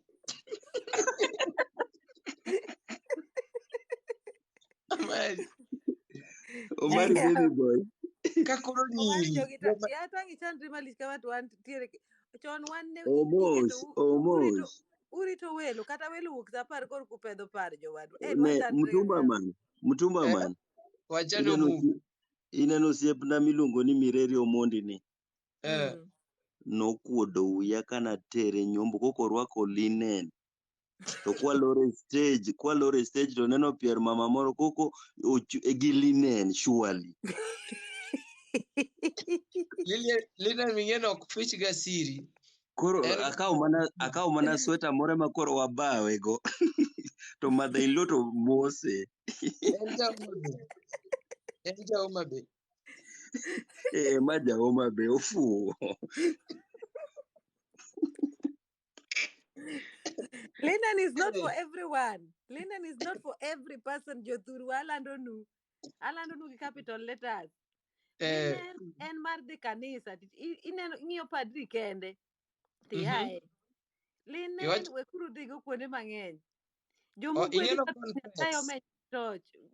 Nyasaye omenyo gi toch maler. Kik ng'ie rwako linen. Ubro kuodo wiwa. O confess. Gima linen mone chuore ni mong'eyo. An gi wach achiel. What's mine? Ineno baba Mona mochaya ni en adwa ni anyuom Mona ni mondo koro obudhi go live obi owache ni gik mofuwo e live. Magi marepo nyithi nyathi matin ma pod kwar ni emineno. Magi mabambo nyithi ji e gweng'. Onego apamne. Baba Mona. Inige gimomiyo Omari odak Nairobi ka pod ok dhi dala. Kata thagre manind kech to ok dhi dala. Nikech ang'o? Omari pod imanyo gi chief nobambo dagi. Pod imanyo gi chief. Chief pod manyo Omari ok nyal dok dala. Omari en pesa en kinene. Nairobi ka kinene mana sani kaka entie live ni. Ot modak ot mabati. Ing'en mago mana net mokete kor ot. Mago net. Ne smile mar rapist. Bok ding'e. Filter gi opando sura. Opando identity. Mago emomiyo oketo filter. Omari ne nigi rasta. Omari nigi rasta madongo dongo. Omari noliedo. Ma kendo umia golo filter ni mondo koda ne ka golo filter ne kwani rach gande. Rach muga wang'isi adi rach ne. We anaitwa nani? Jael Mtumba man Omari eruru kamano an koro adwa nanindi kiny aduog Nairobi kiny. Wachni dhako man buti no ywayi ok ni dwa ni nindi. Koro ipani wafuwo. Ipani wapach this. Pamo lwenda mane ing'eyi no kwanza. Idago lwenda nade. Pamo lwenda no kwanza. Baba Mona. Bere wachacha ni dhako ywayi to ywayi ewi kitanda. En ing'e ko ywaye to muoch. Kech ywaye kata iywaye tie gas. Ati ywaye we kamano. Ini wacho gas Mtumba man. Omari en ng'at moko osetedo kosimo stove tigole oko kwanza. Igolo stove oko. Stove dhi golo iro oko. An gima mora go mari. Ni odno kotede nyuka.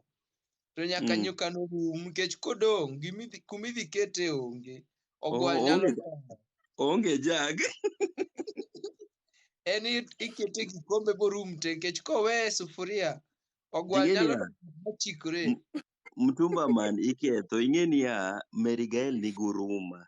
To gik miwacho ni onyo kaka Omari san. Dono kaka Mary Gael koro yom. Yani owacho yani kijana maero ni chak chandore kama. Unaona? Mary Gael somo muma kuma entiere. Sani osomo Songs of Solomon. Yes. Omari. Songs of Solomon. Lweti to kati mak mana deriyo kamano ni muol. Single idhi beda single Nairobi ka. Moka neki bachelor. Relationship midhi donje be onge. Senior bachelor. Omari. An. Winje duonde. The way will never be bachelor. Ya don't get jogilamu ni lamo marach. Wachi genyingi Yesu. Kulis. Mary Jael mineno mi hopes ni. Mary Jael mineno mi hopes ni. En ye last born odgi. Nyimine te osenyuom dongo oko. Nyamin hapana. Nigi nyathi Dong iwinjo kaka nani Odongo wachoga. Nyiri mabeyo gi. Nigi jochiende moko. Bas. Matamogi gatedo. Bas, mano wend Mary Gael. Nawero ne ong'eyo. Neno jochiende. Parie urudi yani. Aromo gi Baba Mona ni. To Baba Mona ni karomo go. To koro wacho ni wago thum moro mondo wawinj thum maber. To koro koseketo thum koro wan gasoro wadwa miel mondo mak TikTok fans owinji. Koro Baba Mona koro an gi wer moro kamar Mary Jael koketo ni nyiri mabeyo gi nigi jochiende mondo wamiel wendni en dedication mar Mary Jael. To ema apenjo niya to kwani Mtumba man mama ni oriembi e ot ine balcony. Mtumba man mane bedroom kama ler ni ya. To baby ere. Ang'e gimodwa neno. Mana ang'o? Yawa gigi ukienga yawa. Ang'e ni magi ukienga. Mama nonyise ni I don't want to find you ya kinyi dog Kisumu kinya yud kilielo wiyi no gi skat. Iwuok. Iluongo ni essence. Iluongo nang'o? Era machiwo en era mopoto, era mokrum. Wow. Mano koro baby okelo ni flower. Kosini mikelo flower. Magi gik mouso. Magi gik ma Mtumba man ouso.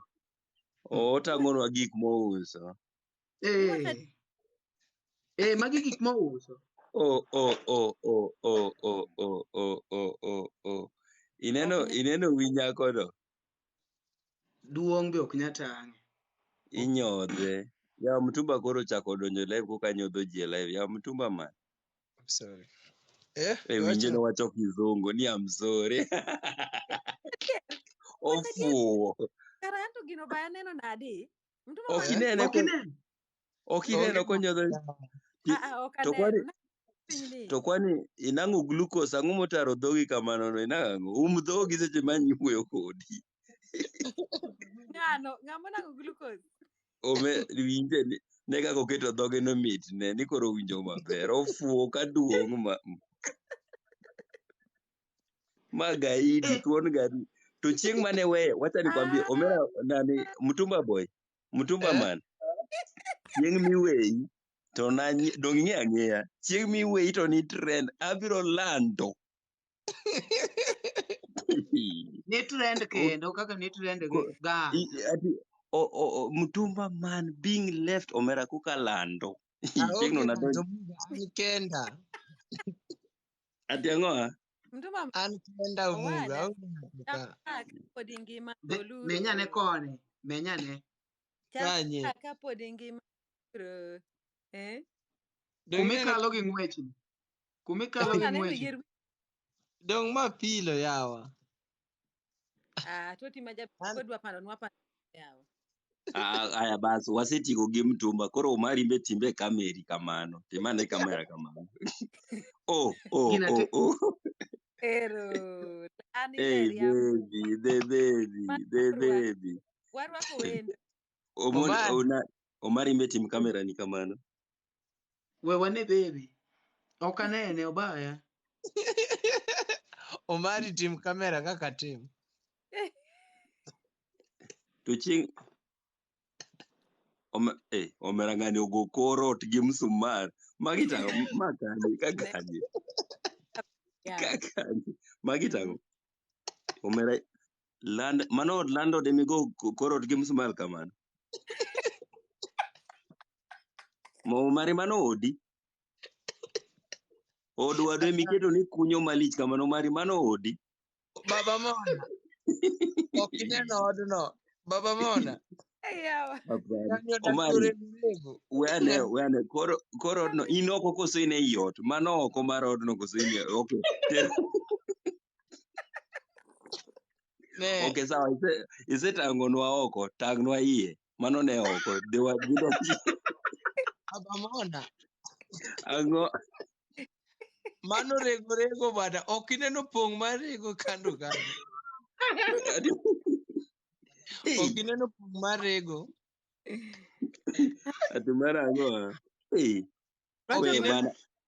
Mano eti mwingine anasema eti Omari yako prison, eti Omari yako jela. Ng'ato wacho kati Omari. Gael uru Mtumba mane uru kamano go Omari wadhi. Yawa, Baba Mona dhi kure? To man Baba Mona osedhi. Kawuono uramo na yawa. Yawa, ya jogo ramo ni yawa. Ng'ato wacho ni gima Mtumba man tang'o ni mano wi Atoti Nyar colleta. Mtumba man winjo maber ya. Mtumba man yawa. Mtumba man winjo maber. Mtumba man winjo maber ma Kanye. Ang'o ma timre? Mc Omari. Ne ane gimomiyo nyaka walam Nyasaye, God of single mothers and single fathers and single men and single women. Nyasaye nyaka loketwa. Makita sani kane waseneno gima timre ne Mtumba mani to wamaka mu matwa chako mawuoyo in tongues. Locate me. Iwuotho ma e konde mag odite. Locate me Lord. Ing'eyo?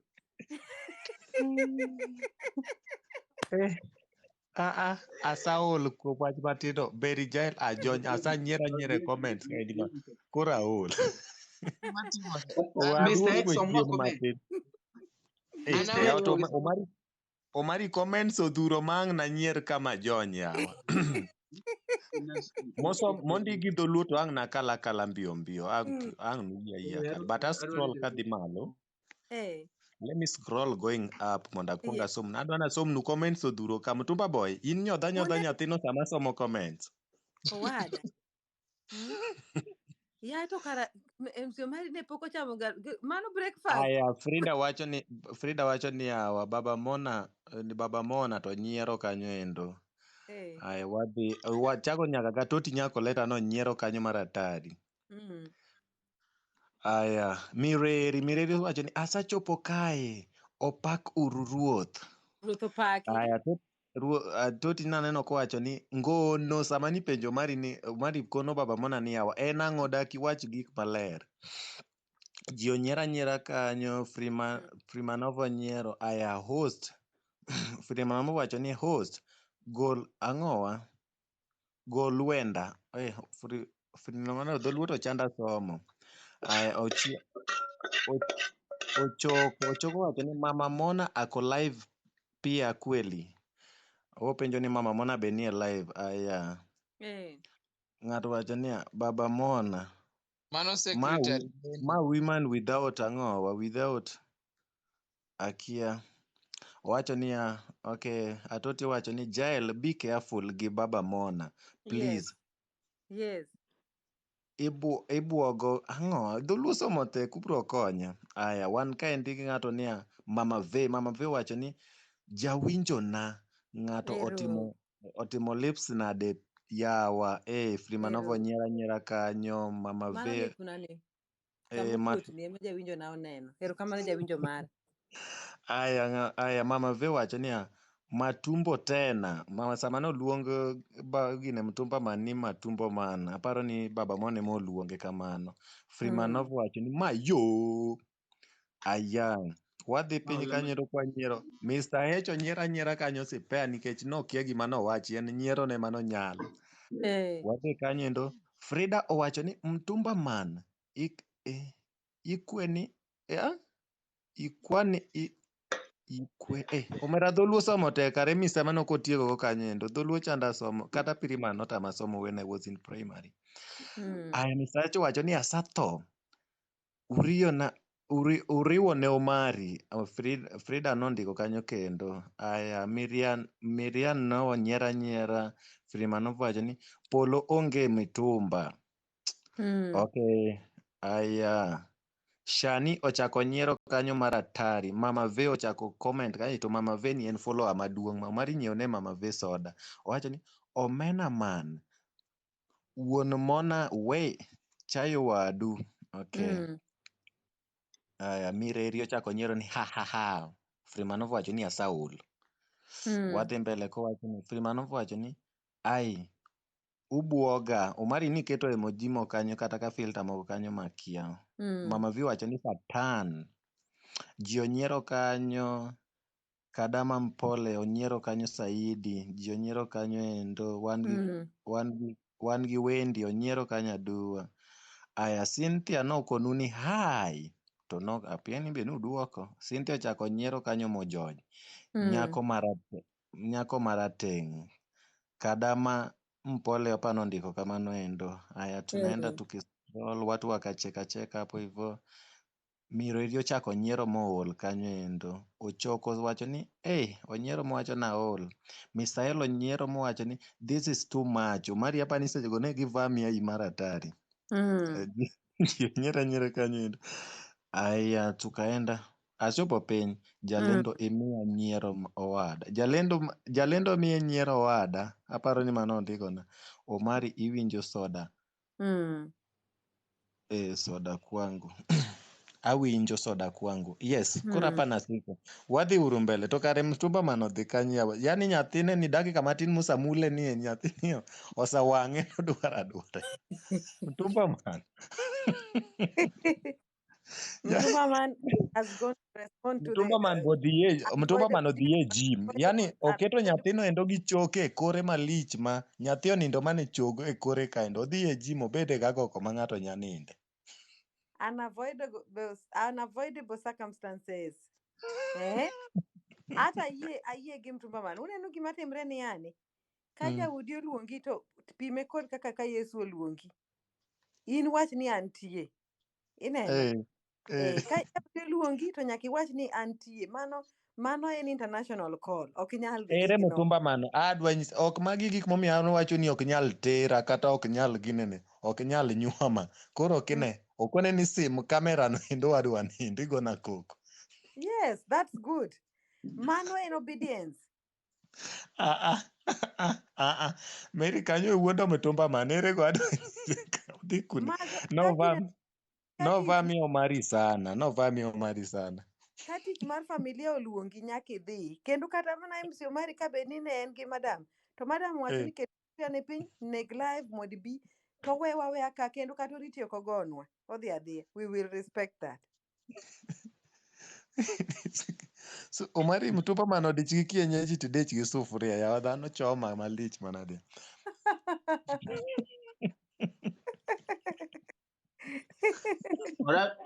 Orat nyakwara mogi mana kaka iwinjo no endo. Live mate madatari. Gima kwayo ni kaka un kane josiepna kik udhi moku follow the host eka kiny host yudo nguvu mar biro kaende. Teka kiny be host yudo followers mang'eny. Ing'eni mbele kano mit ndi nikech sani wan jo 28 parani ni de wan mana ji ariyo niwacho ni Omari wan e nduru, but nikech wan 28 at least ng'ato chiwo comment, ng'ato share, ng'ato tap, koro let us just follow the host. Iwinjo kata ndo ne ka follow the sufuria owinjo ba ogima mit mokalo Mr. H nwapenjo niya Aduoki ba inyuomo Mary Jael. Yes. Mary Jael obiro gi nyathi. Omari ne kapok itieko asayi erokamano. Ya erokamano, congratulations. Yani ikona nyuomo Mary. Okay. Mano example nitomo ka. Lemna gino kaka sawache no koro bede matiru. Ya karang'o matimi. Inyuomo Mary Jael. Ndoto ni nober ero dhi mbele ayiego. The God of single people locate me, Mr. Locate. Omari to ere kaka iparo gino yawa, en saa adi? Saa 9:19. Omari e wang'e yude dhi mbele. Mary Jael obiro gi nyathi. Koro Mary Jael kosebiro gi nyathi oonge go, ere kaka obiro go to kendo Mary onge nyathi yawa. For example. Koro iyudo ka nyathini in gi giri moro midwa nyiewo. Yes. Koro ni mobiro go ni consider kaka ema duong' to mari inyiewone kisenyieone mache cha. An on my side nyathina manyuolo gi Demba e nyathina maduong'. En ma kopone na nyiewo sut en mikwongo itwang'one. Koro ka material odong', ka material minitwang'one go mare sut odong', eka itwang'one go ma. Nikech mae mara. In kaka Mr. H. Yes. In kaka Mr. H, what is your take? Koro idwani ipenja ni ka Mary Jael obiro gi nyathi. To e ndoana kaendi an be Nyasaye ochako gwedhowa gi nyathi donge. Koro ka anyiewo gira moro to adwa ni nyathina niendi ma mondo akwonga yani avalu nyathina molo nyathi mane Mary Jael obiro godo donge. I value gi ten mani ko ichako gi mari. No. Ing'eni samichako gi mari, which means no kivalu mar Mary Jael. Di value gi te di chako gi mar Mary Jael nikech en first born. But being that you value your child more than Mary Jael's child, ichako gi mari because ineno ka macha chande nyathi Mary no doesn't worth it. Iwinjo? Kuro, I want to talk from experience because Mimi, I am a firstborn among 9. 2 had passed. I'm sorry to say that we are remaining 7. My father used to treat me badly like a child who I came with. I remember there was a time nilienda kuuliza my mom kama kuna kitu yenye anajua na ananificha because sikuwa na feel that environment ni yangu, like that environment wasn't mine. It was toxic, it was disgusting, let me say that. It was pathetic, it was disheartening, it was uncouth. Whatever you call it. Yes. So Omari Wanyisi, the moment you start treating Mary Jael's child like not yours, unamtenga. Imagine hizi baraka zote zinarudi kwa huyu mtoto wa Mary Jael. Kabisa. Ata go through a lot, ata experience a lot of things, but at long last huyu mtoto atakuwa successful. Unaona hawa wako wenye unawa providea Yes. So nini, what I want to tell Omari, mimi I had a brother. Anytime tumepigana na huyu bradhangu, anytime I fight with my brother, unapata huyu babangu akikuja ananiona kama mimi mbaya. In fact nilikuwa napigwa thoroughly, tentatively. Sasa ilifika to a point whereby babangu kuna siku tumepigana na bradhangu ambaye ananifuata. Akakuja kwa sina akapata tunapigana na with my younger brother. Mamangu akakuja, bradhangu akamsukuma akaanguka chini in front of my dad. Nikamuuliza, okay, sijakataa mimi ni mbaya, but let me ask you something. Mke wako ndio huyo amesukuma, ambaye ni mamangu, amesukuma, ameanguka chini in front of your face, yani in your present. Unaona mimi kama mimi ndio bado mbaya. So kitu yenye iko, my mom namsikizanga sana. That woman, she's my role model. She mean a lot to me. Like vile alikuja kwa sina akapata tunapigana and all that, alinichukua tukaenda kwa center. Vile tulifika kwa center, akaniongelesha ikatulia, because my dad alikuwa juu sana. Sasa by the time tunarudi tunaona moshi inatoka kwetu. Sasa kuenda nyumbani nikapata, kumbe ni nguo ndio zinachomeka. My dad and my younger brother walichoma nguo zangu zote, including my pants. By then tulikuwa tunawea zile panty za kitambo, I think you know them, before boxer. Akazichoma zote, nguo zote, viatu zote. I was left vile nilikuwa nimevaa hivyo. Omari, as you are speaking right now, my brother ako gerezani, amefungwa 20 years, ako Kibos Kisumu. Mimi ambaye my dad alikuwa ananitreat vibaya, I think I'm the breadwinner in that family, but babangu bado ako na hiyo guilty. Anytime ataki kuni approach, if he's going through hard time and all that, he don't want to approach me. Anatumanga either my mom or my sister. But niliambia my sister, please, if next time dad want to ask something from me, let him not use you. Anipigie simu direct, aniulize mimi ni mtoto wake, nimegrow nikijua he's my dad. You get it? So but bado ako na hiyo guilty. Anaweza tuma my mama ama anitume. So watoto, ukishaamua kuwa Mary Jael, like vile umesema, for example, akiwa na mtoto, we ulimchukua ukijua ako na mtoto. Chukua mtoto na assume huyo mtoto ni wako. Juu unaweza oa msichana eti ako na mtoto, uanze kutenga huyo mtoto wake, na not knowing hizi baraka zote zinaenda kwake. That is all I can tell you. That's very true. Yes. So the only thing I can do, I've been telling people this thing so many times. No, people have been asking, Mary Jael, you all know that I work in a beauty industry. So I deal with so many people. Unapata hata na deal na watu wengine ni former MPs, watu wenye wanafanya kwa serikali. So someone will be like, Frank, ulisoma course gani? Because through connection, you can get yourself at a better place. That's right. Yes, so someone might ask me, Frank, ulisomea course gani? Maybe nataka kukuajiri job. I always tell that there's nothing interesting about my education. There's nothing it's interesting. They're like, me hata sina certificate hata moja. The last time nilisema hapa, Omari was like, are you joking or you are serious? Yeah, me hata hiyo sina certificate hata moja na sijui hiyo mlango. It's a long story, it's a sad story. I don't want to talk about it because the moment I start telling about my education life history, I find my heart is full of sorrow and I will wash my face with tears. So it's not something to discuss right now. Yep. So that is it. So kwa mtoto mi nasema I support, because mi nikishapenda Mary Jael akiwa na mtoto, nitapenda mtoto because mimi am a victim. I know how it feels. I know the pain.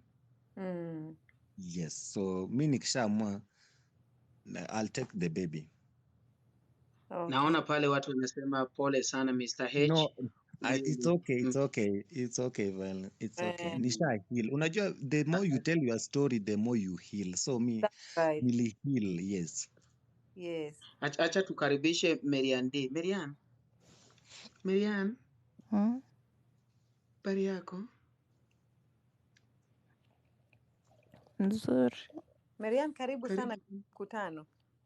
Karibu sana, umetoka? Bwana Wall, wacha tu niongelee huku kwa comment. Okay. Marian amechoka. Ungeongea kidogo kabla utoke. Niseme nini? Kuhusu mjadala wa leo. Na support Mr. H. Kwa kusemaje sasa? Unajua ukisema tu eti unamsupport, labda ukiongea kidogo ama kwa ufupi hivi takuja kuelewa kuliko ukisema tu kwa unamsupport. Okay, wanasema ukipenda mtu penda na mzigo yake yote. Shida zake zote zikwe zako, vitu zake zote mzuri zikwe zako. So ukipenda msichana mwenye ako na mtoto, penda tu mpaka huyo mtoto wake. Si yenye Omari amesema bebi wake ndiye atashonewa suti kwanza, ndio huyu mwingine ashonewe suti.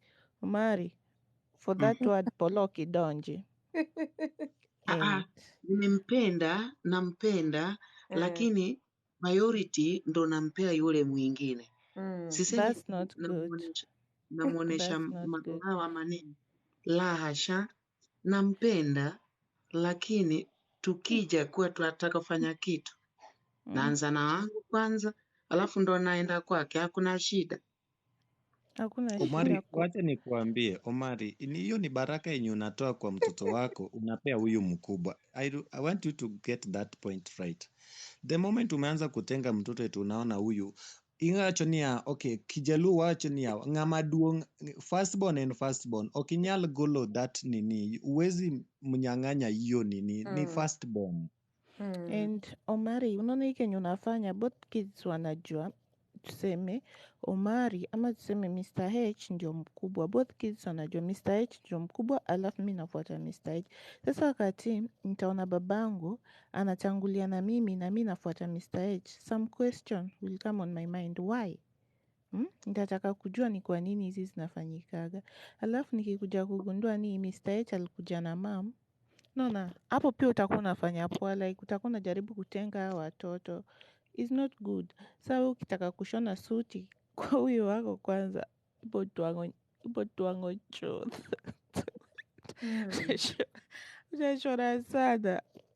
But tunafaa huyu mwenye ni mkubwa, mwenye mama alikaa naye, mchukulie tu, yani juu ni mkubwa, anza na yeye.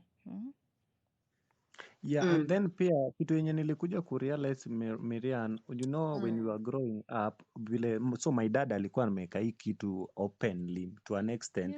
Even my siblings used to tell me I'm not their sibling, like I'm not part of them, you see.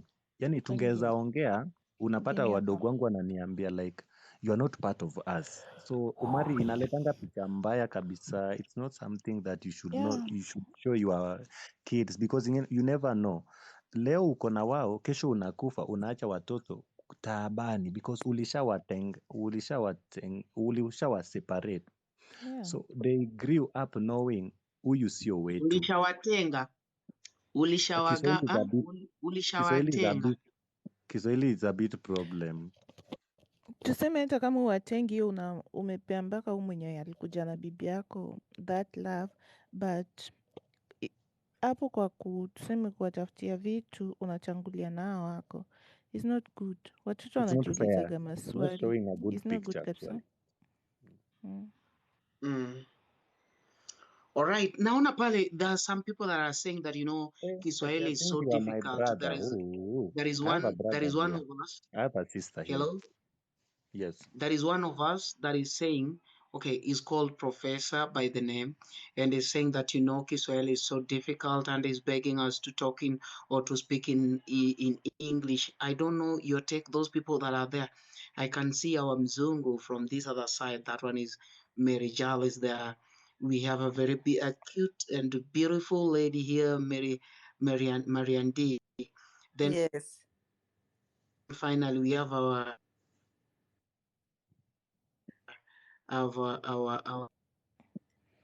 professor. Tall handsome we guy. can go so that we are here because I believe that most of you are there. Alafu naona pale kuna mwingine pia ananiomba eti may you allow me kidogo tafadhali. There is somebody here, woman without something. Woman without limits. What's your take, you people? Let me hear. Woman without limit want to speak. Nitoe, wacha mi nitoke aingie, sawa? Yes. Oh, sir. Then what's your take for those people who are remaining? Are we comfortable with this foreign language? Okay. You know, English is something that to Mary Jell, I think Mary Jell is okay with that. But to me, it's something that I cannot force myself. Okay, but yeah, I'll try as much as I can to explain in English. But ukisikia pia nimemix, if you heard me mixing Swahili and English, then the one that you have not heard, I think you'll be okay with it. Yeah, Mr. H. All right. We welcome Woman Without Limit. And just to add something on top of what Mr. H said, I know most of us are very familiar with Swahili. It's just that I think they mean, because earlier on we were tackling every topic with the Luo and it was quite interesting. So I think that's what they mean. However, now that we started speaking in Swahili and we're mixing with English, I know so many people are joining that are actually not our vernacular speakers. So we would be comfortable to use both. I know most of us understand Swahili, so Mr. H, just feel free. It's all right. I think so. Thank you. What about Professor? What about Professor? Because specifically, Professor was asking, can you people speak in English or something? Okay, then Omari Professor said is that my we are fine with it. We are fine with it. Yes. Even though we are going to mix, so we are going to use a lot of Kizungu, but we can mix because there are some words which I just have to put in Swahili. So if you don't get it in Swahili, then I don't know how it's going to sound on your side. But yeah, we'll try to translate. But Professor is actually a Luo. I think he's just kidding. But Professor is a Luo, so he knows, he understands. All right. Acha tukaribishe Woman Without Limit. Hello, Woman Without Limit. Hello, good morning. A very good morning to you. Good morning to you. Thank you for hosting me. Welcome Thank you to so our conversation of today. I don't know whether to say today or morning. I don't know. Yes. I'm not good in. It's morning already. Thank you. Yeah, it's morning. Yes. Yeah, Mr. MC. I MC believe and Omari trust. Nash.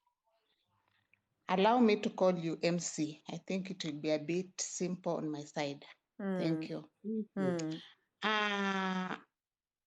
We have an English say that says, if you love me plus my dogs.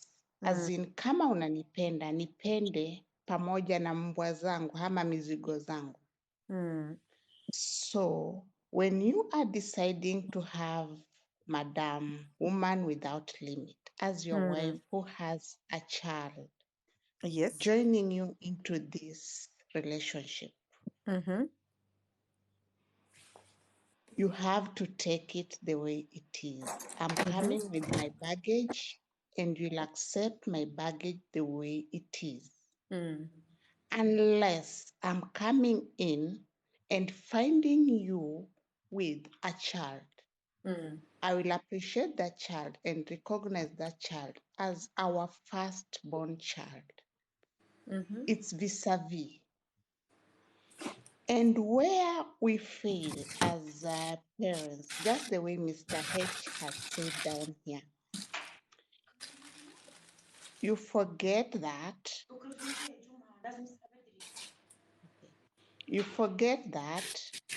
this is your child since you've accepted the mother as your wife. So you just have to recognize this boy or this girl as your child, as your firstborn child. Sio ati unapima suti kwa ule wako, ile kiraka imebaki ndo generation ya sasa huyu mwingine. It is wrong. Na hapo ndio mnapata wakati hawa watoto wanakuwa, mnasema nyinyi kama jamii ama society, yule mwenye mama amekuja naye amenyang'anya au wengine baraka, forgetting that kuna vitu ulifanya wakati hawa watoto wakiwa ambazo zimechangia. So to me as a woman or as a parent, it is wrong kutenganisha hawa watoto ama kuonyesha mipaka katikati yao.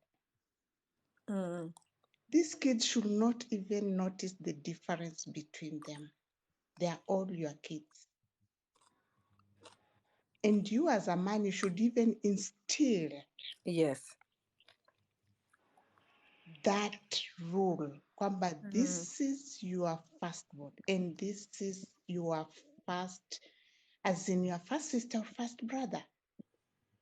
You don't have to put a bridge in between. And these things happen, especially with us lawyers and laws. It really affects us. We've outgrown when we were not appreciated.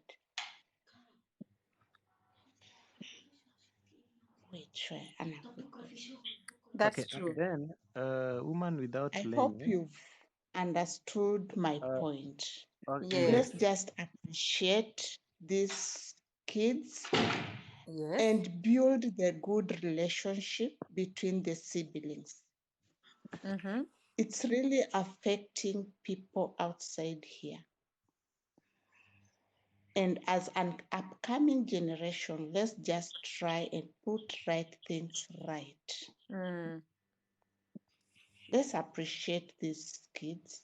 And instill the discipline that's supposed to be instilled. Like, you see, how do you, as somebody have grown up knowing you are my father, just because I'm fighting with my sibling, mnachoma nguo zangu, mnachoma viatu, it's not right.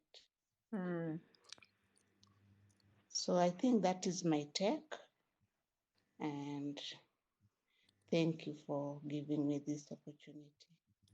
Okay, woman without limit. Before you leave this platform or before you leave guest, I just want to add something small. You said that this thing has been affecting us kama jamii ya Wajaluo and Luyas. Unapata for example if Mary Jell ako na mtoto msichana tuta accept hata kama ni wawili because tunajua wasichana wakigrow hawatataka mambo ya shamba. Unajua hizo ni vitu zenye ziko outdated nowadays. But if you go to where I come from, unapata vitu kama hizo bado zina exist. Nimepata msichana tunapendana and because that akona boy child, unapata wanaanza kufikiria vitu mingi eti sijui huyu atataka kujenga huku vitu kama hizo.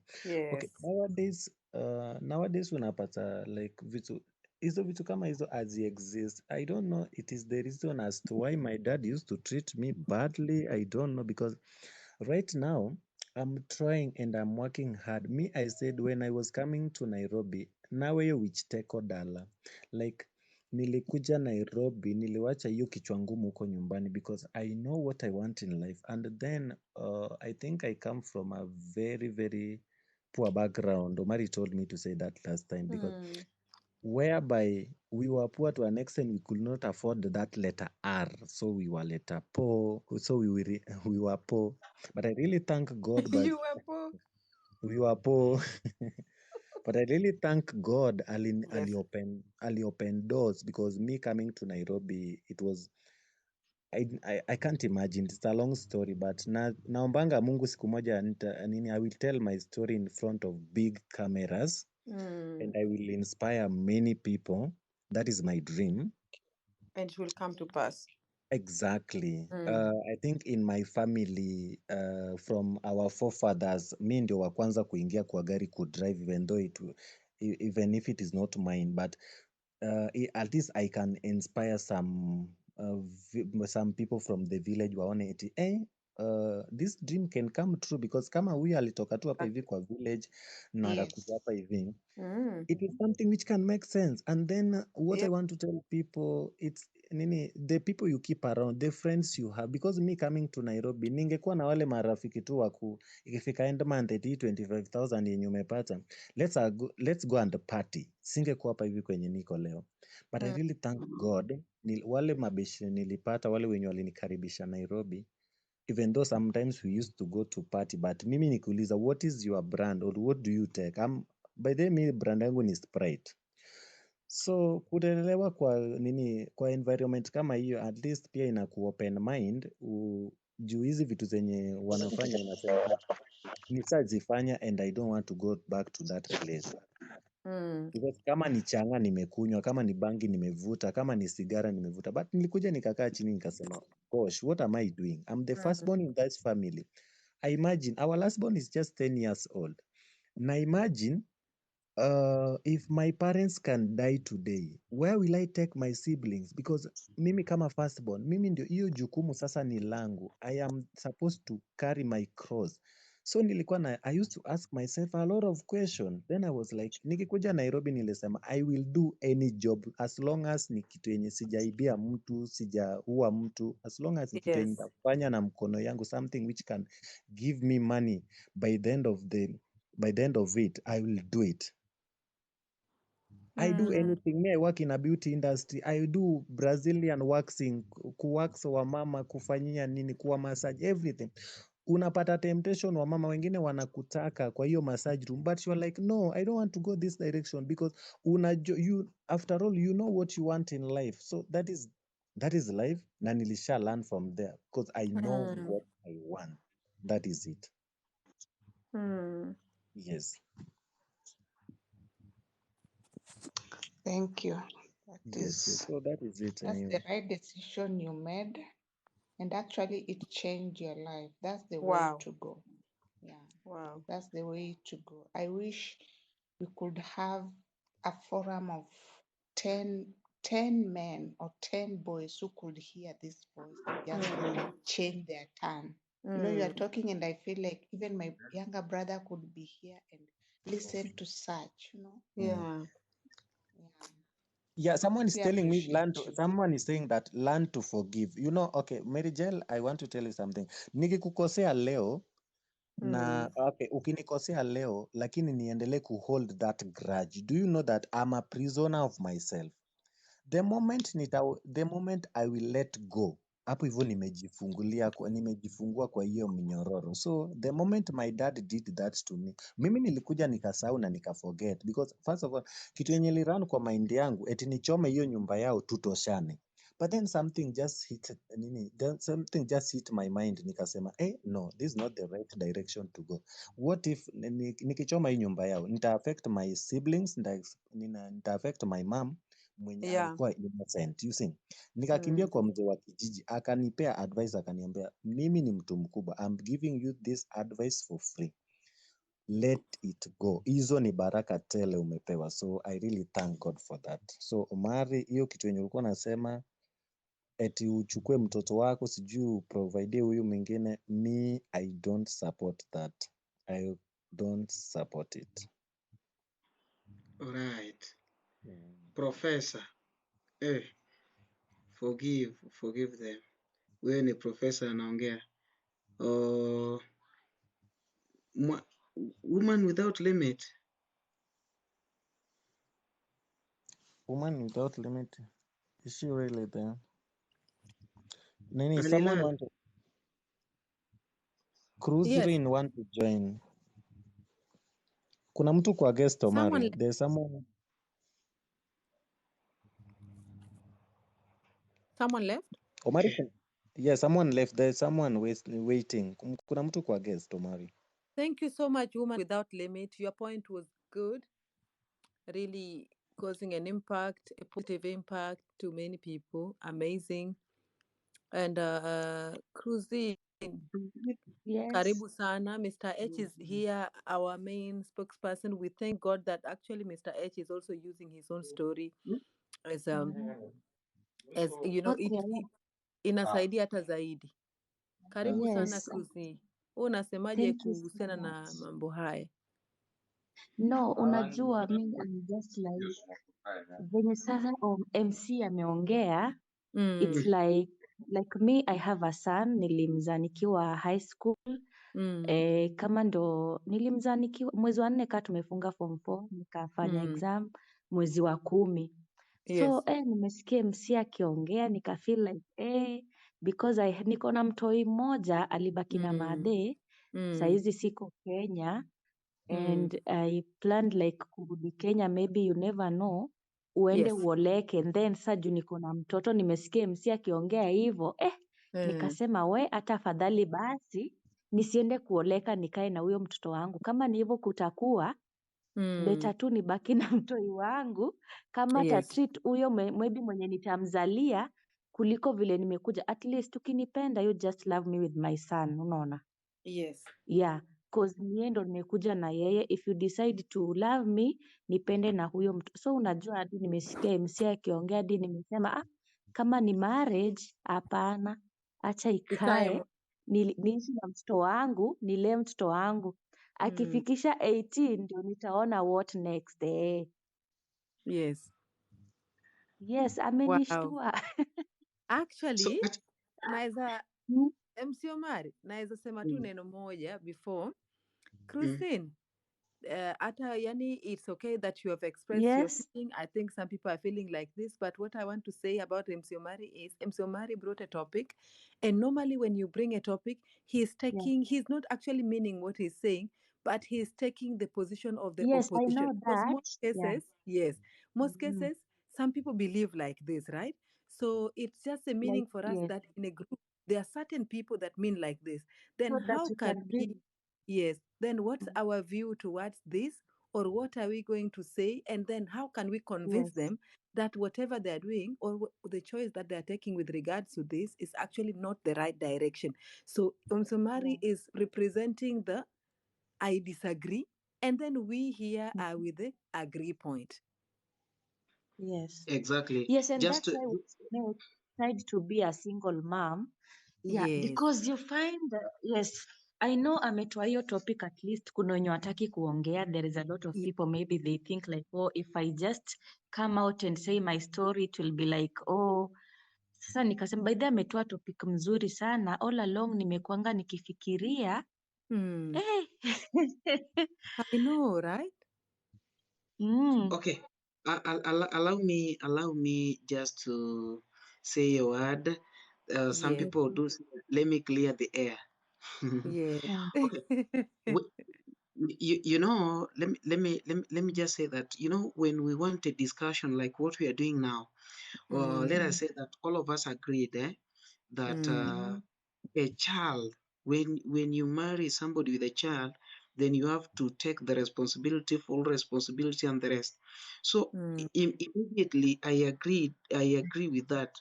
Now it means that there is no conversation. It means I'll bring another topic of which I'll agree, then we bring another topic. So it will not be a discussion. But you know, on the other side, as the clever people, because you know, as you people talk, I know that all of you are reasoning.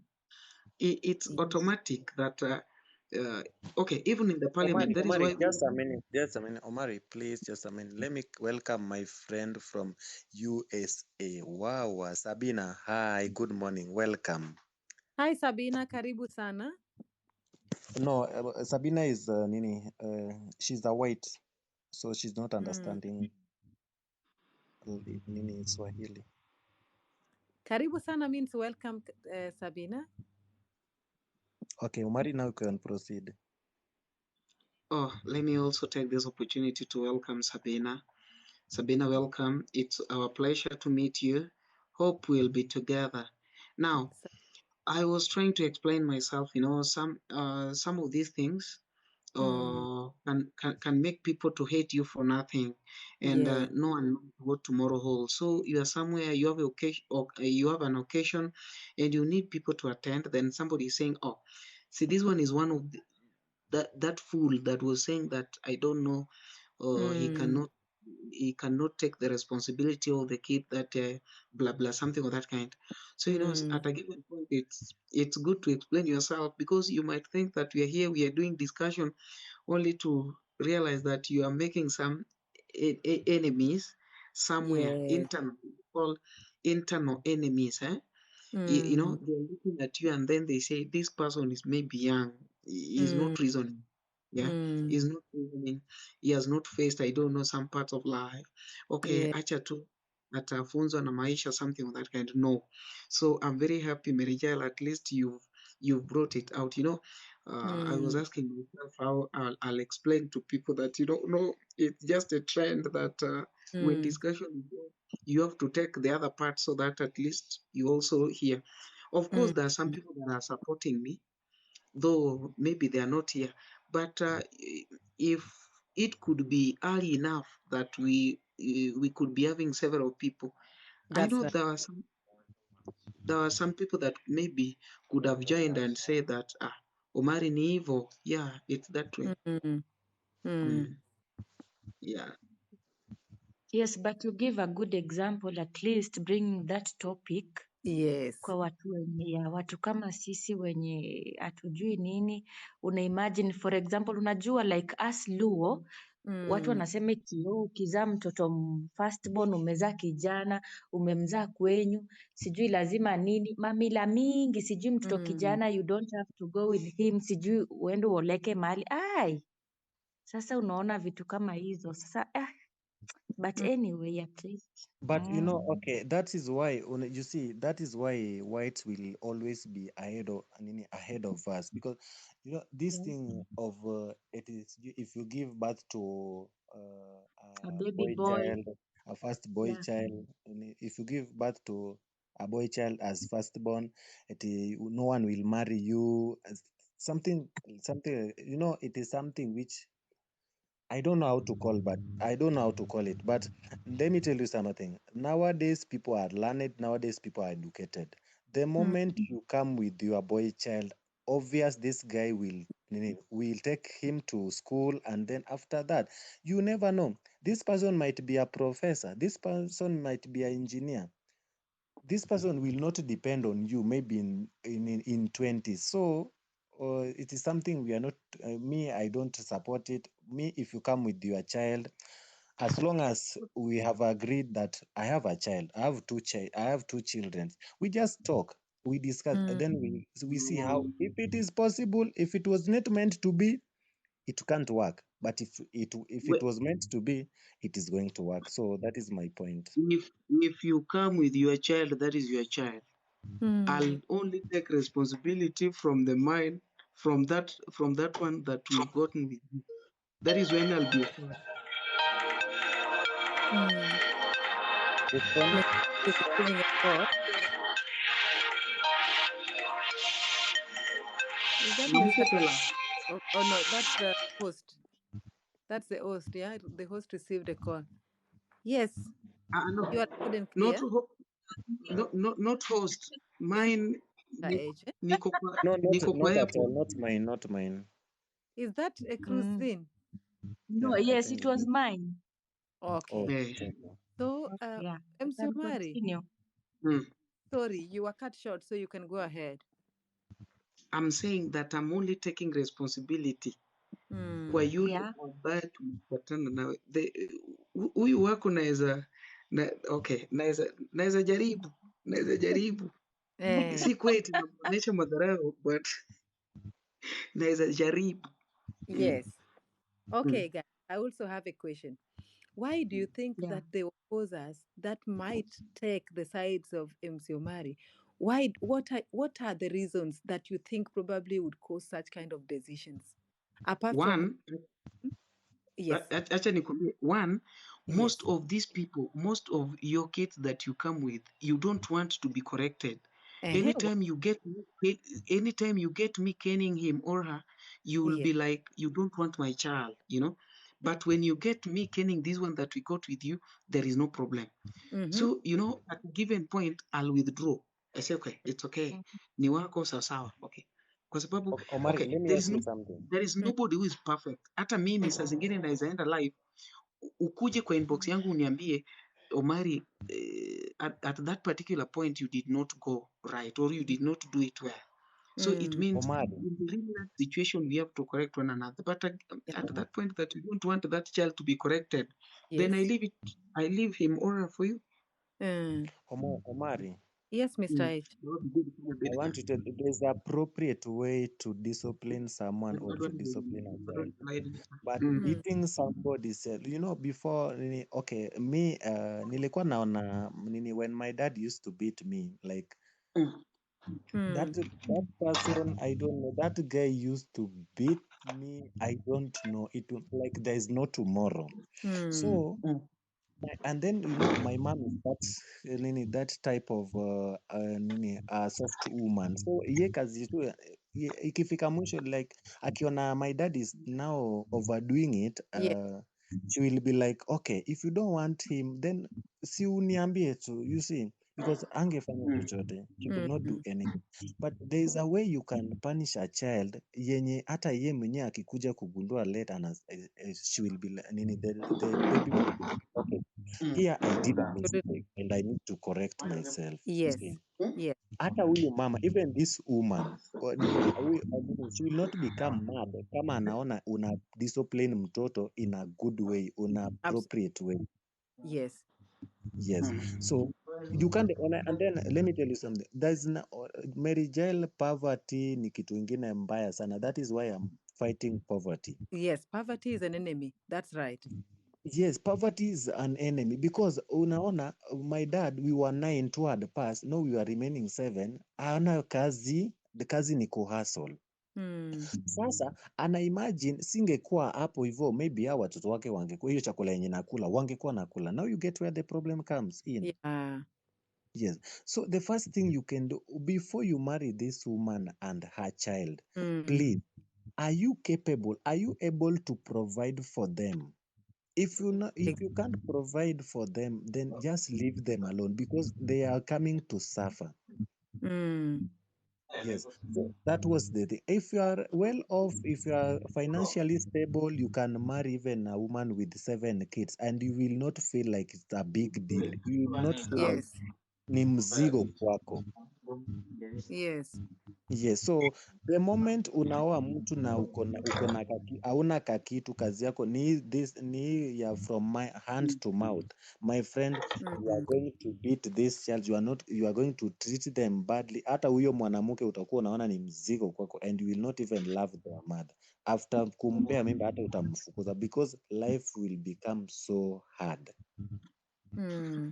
Yes. And I then, agree okay, with now you. I want to Rijal, I want to ask Omari one question before I give you back the microphone. Omari, now let me ask you something. Unapata wewe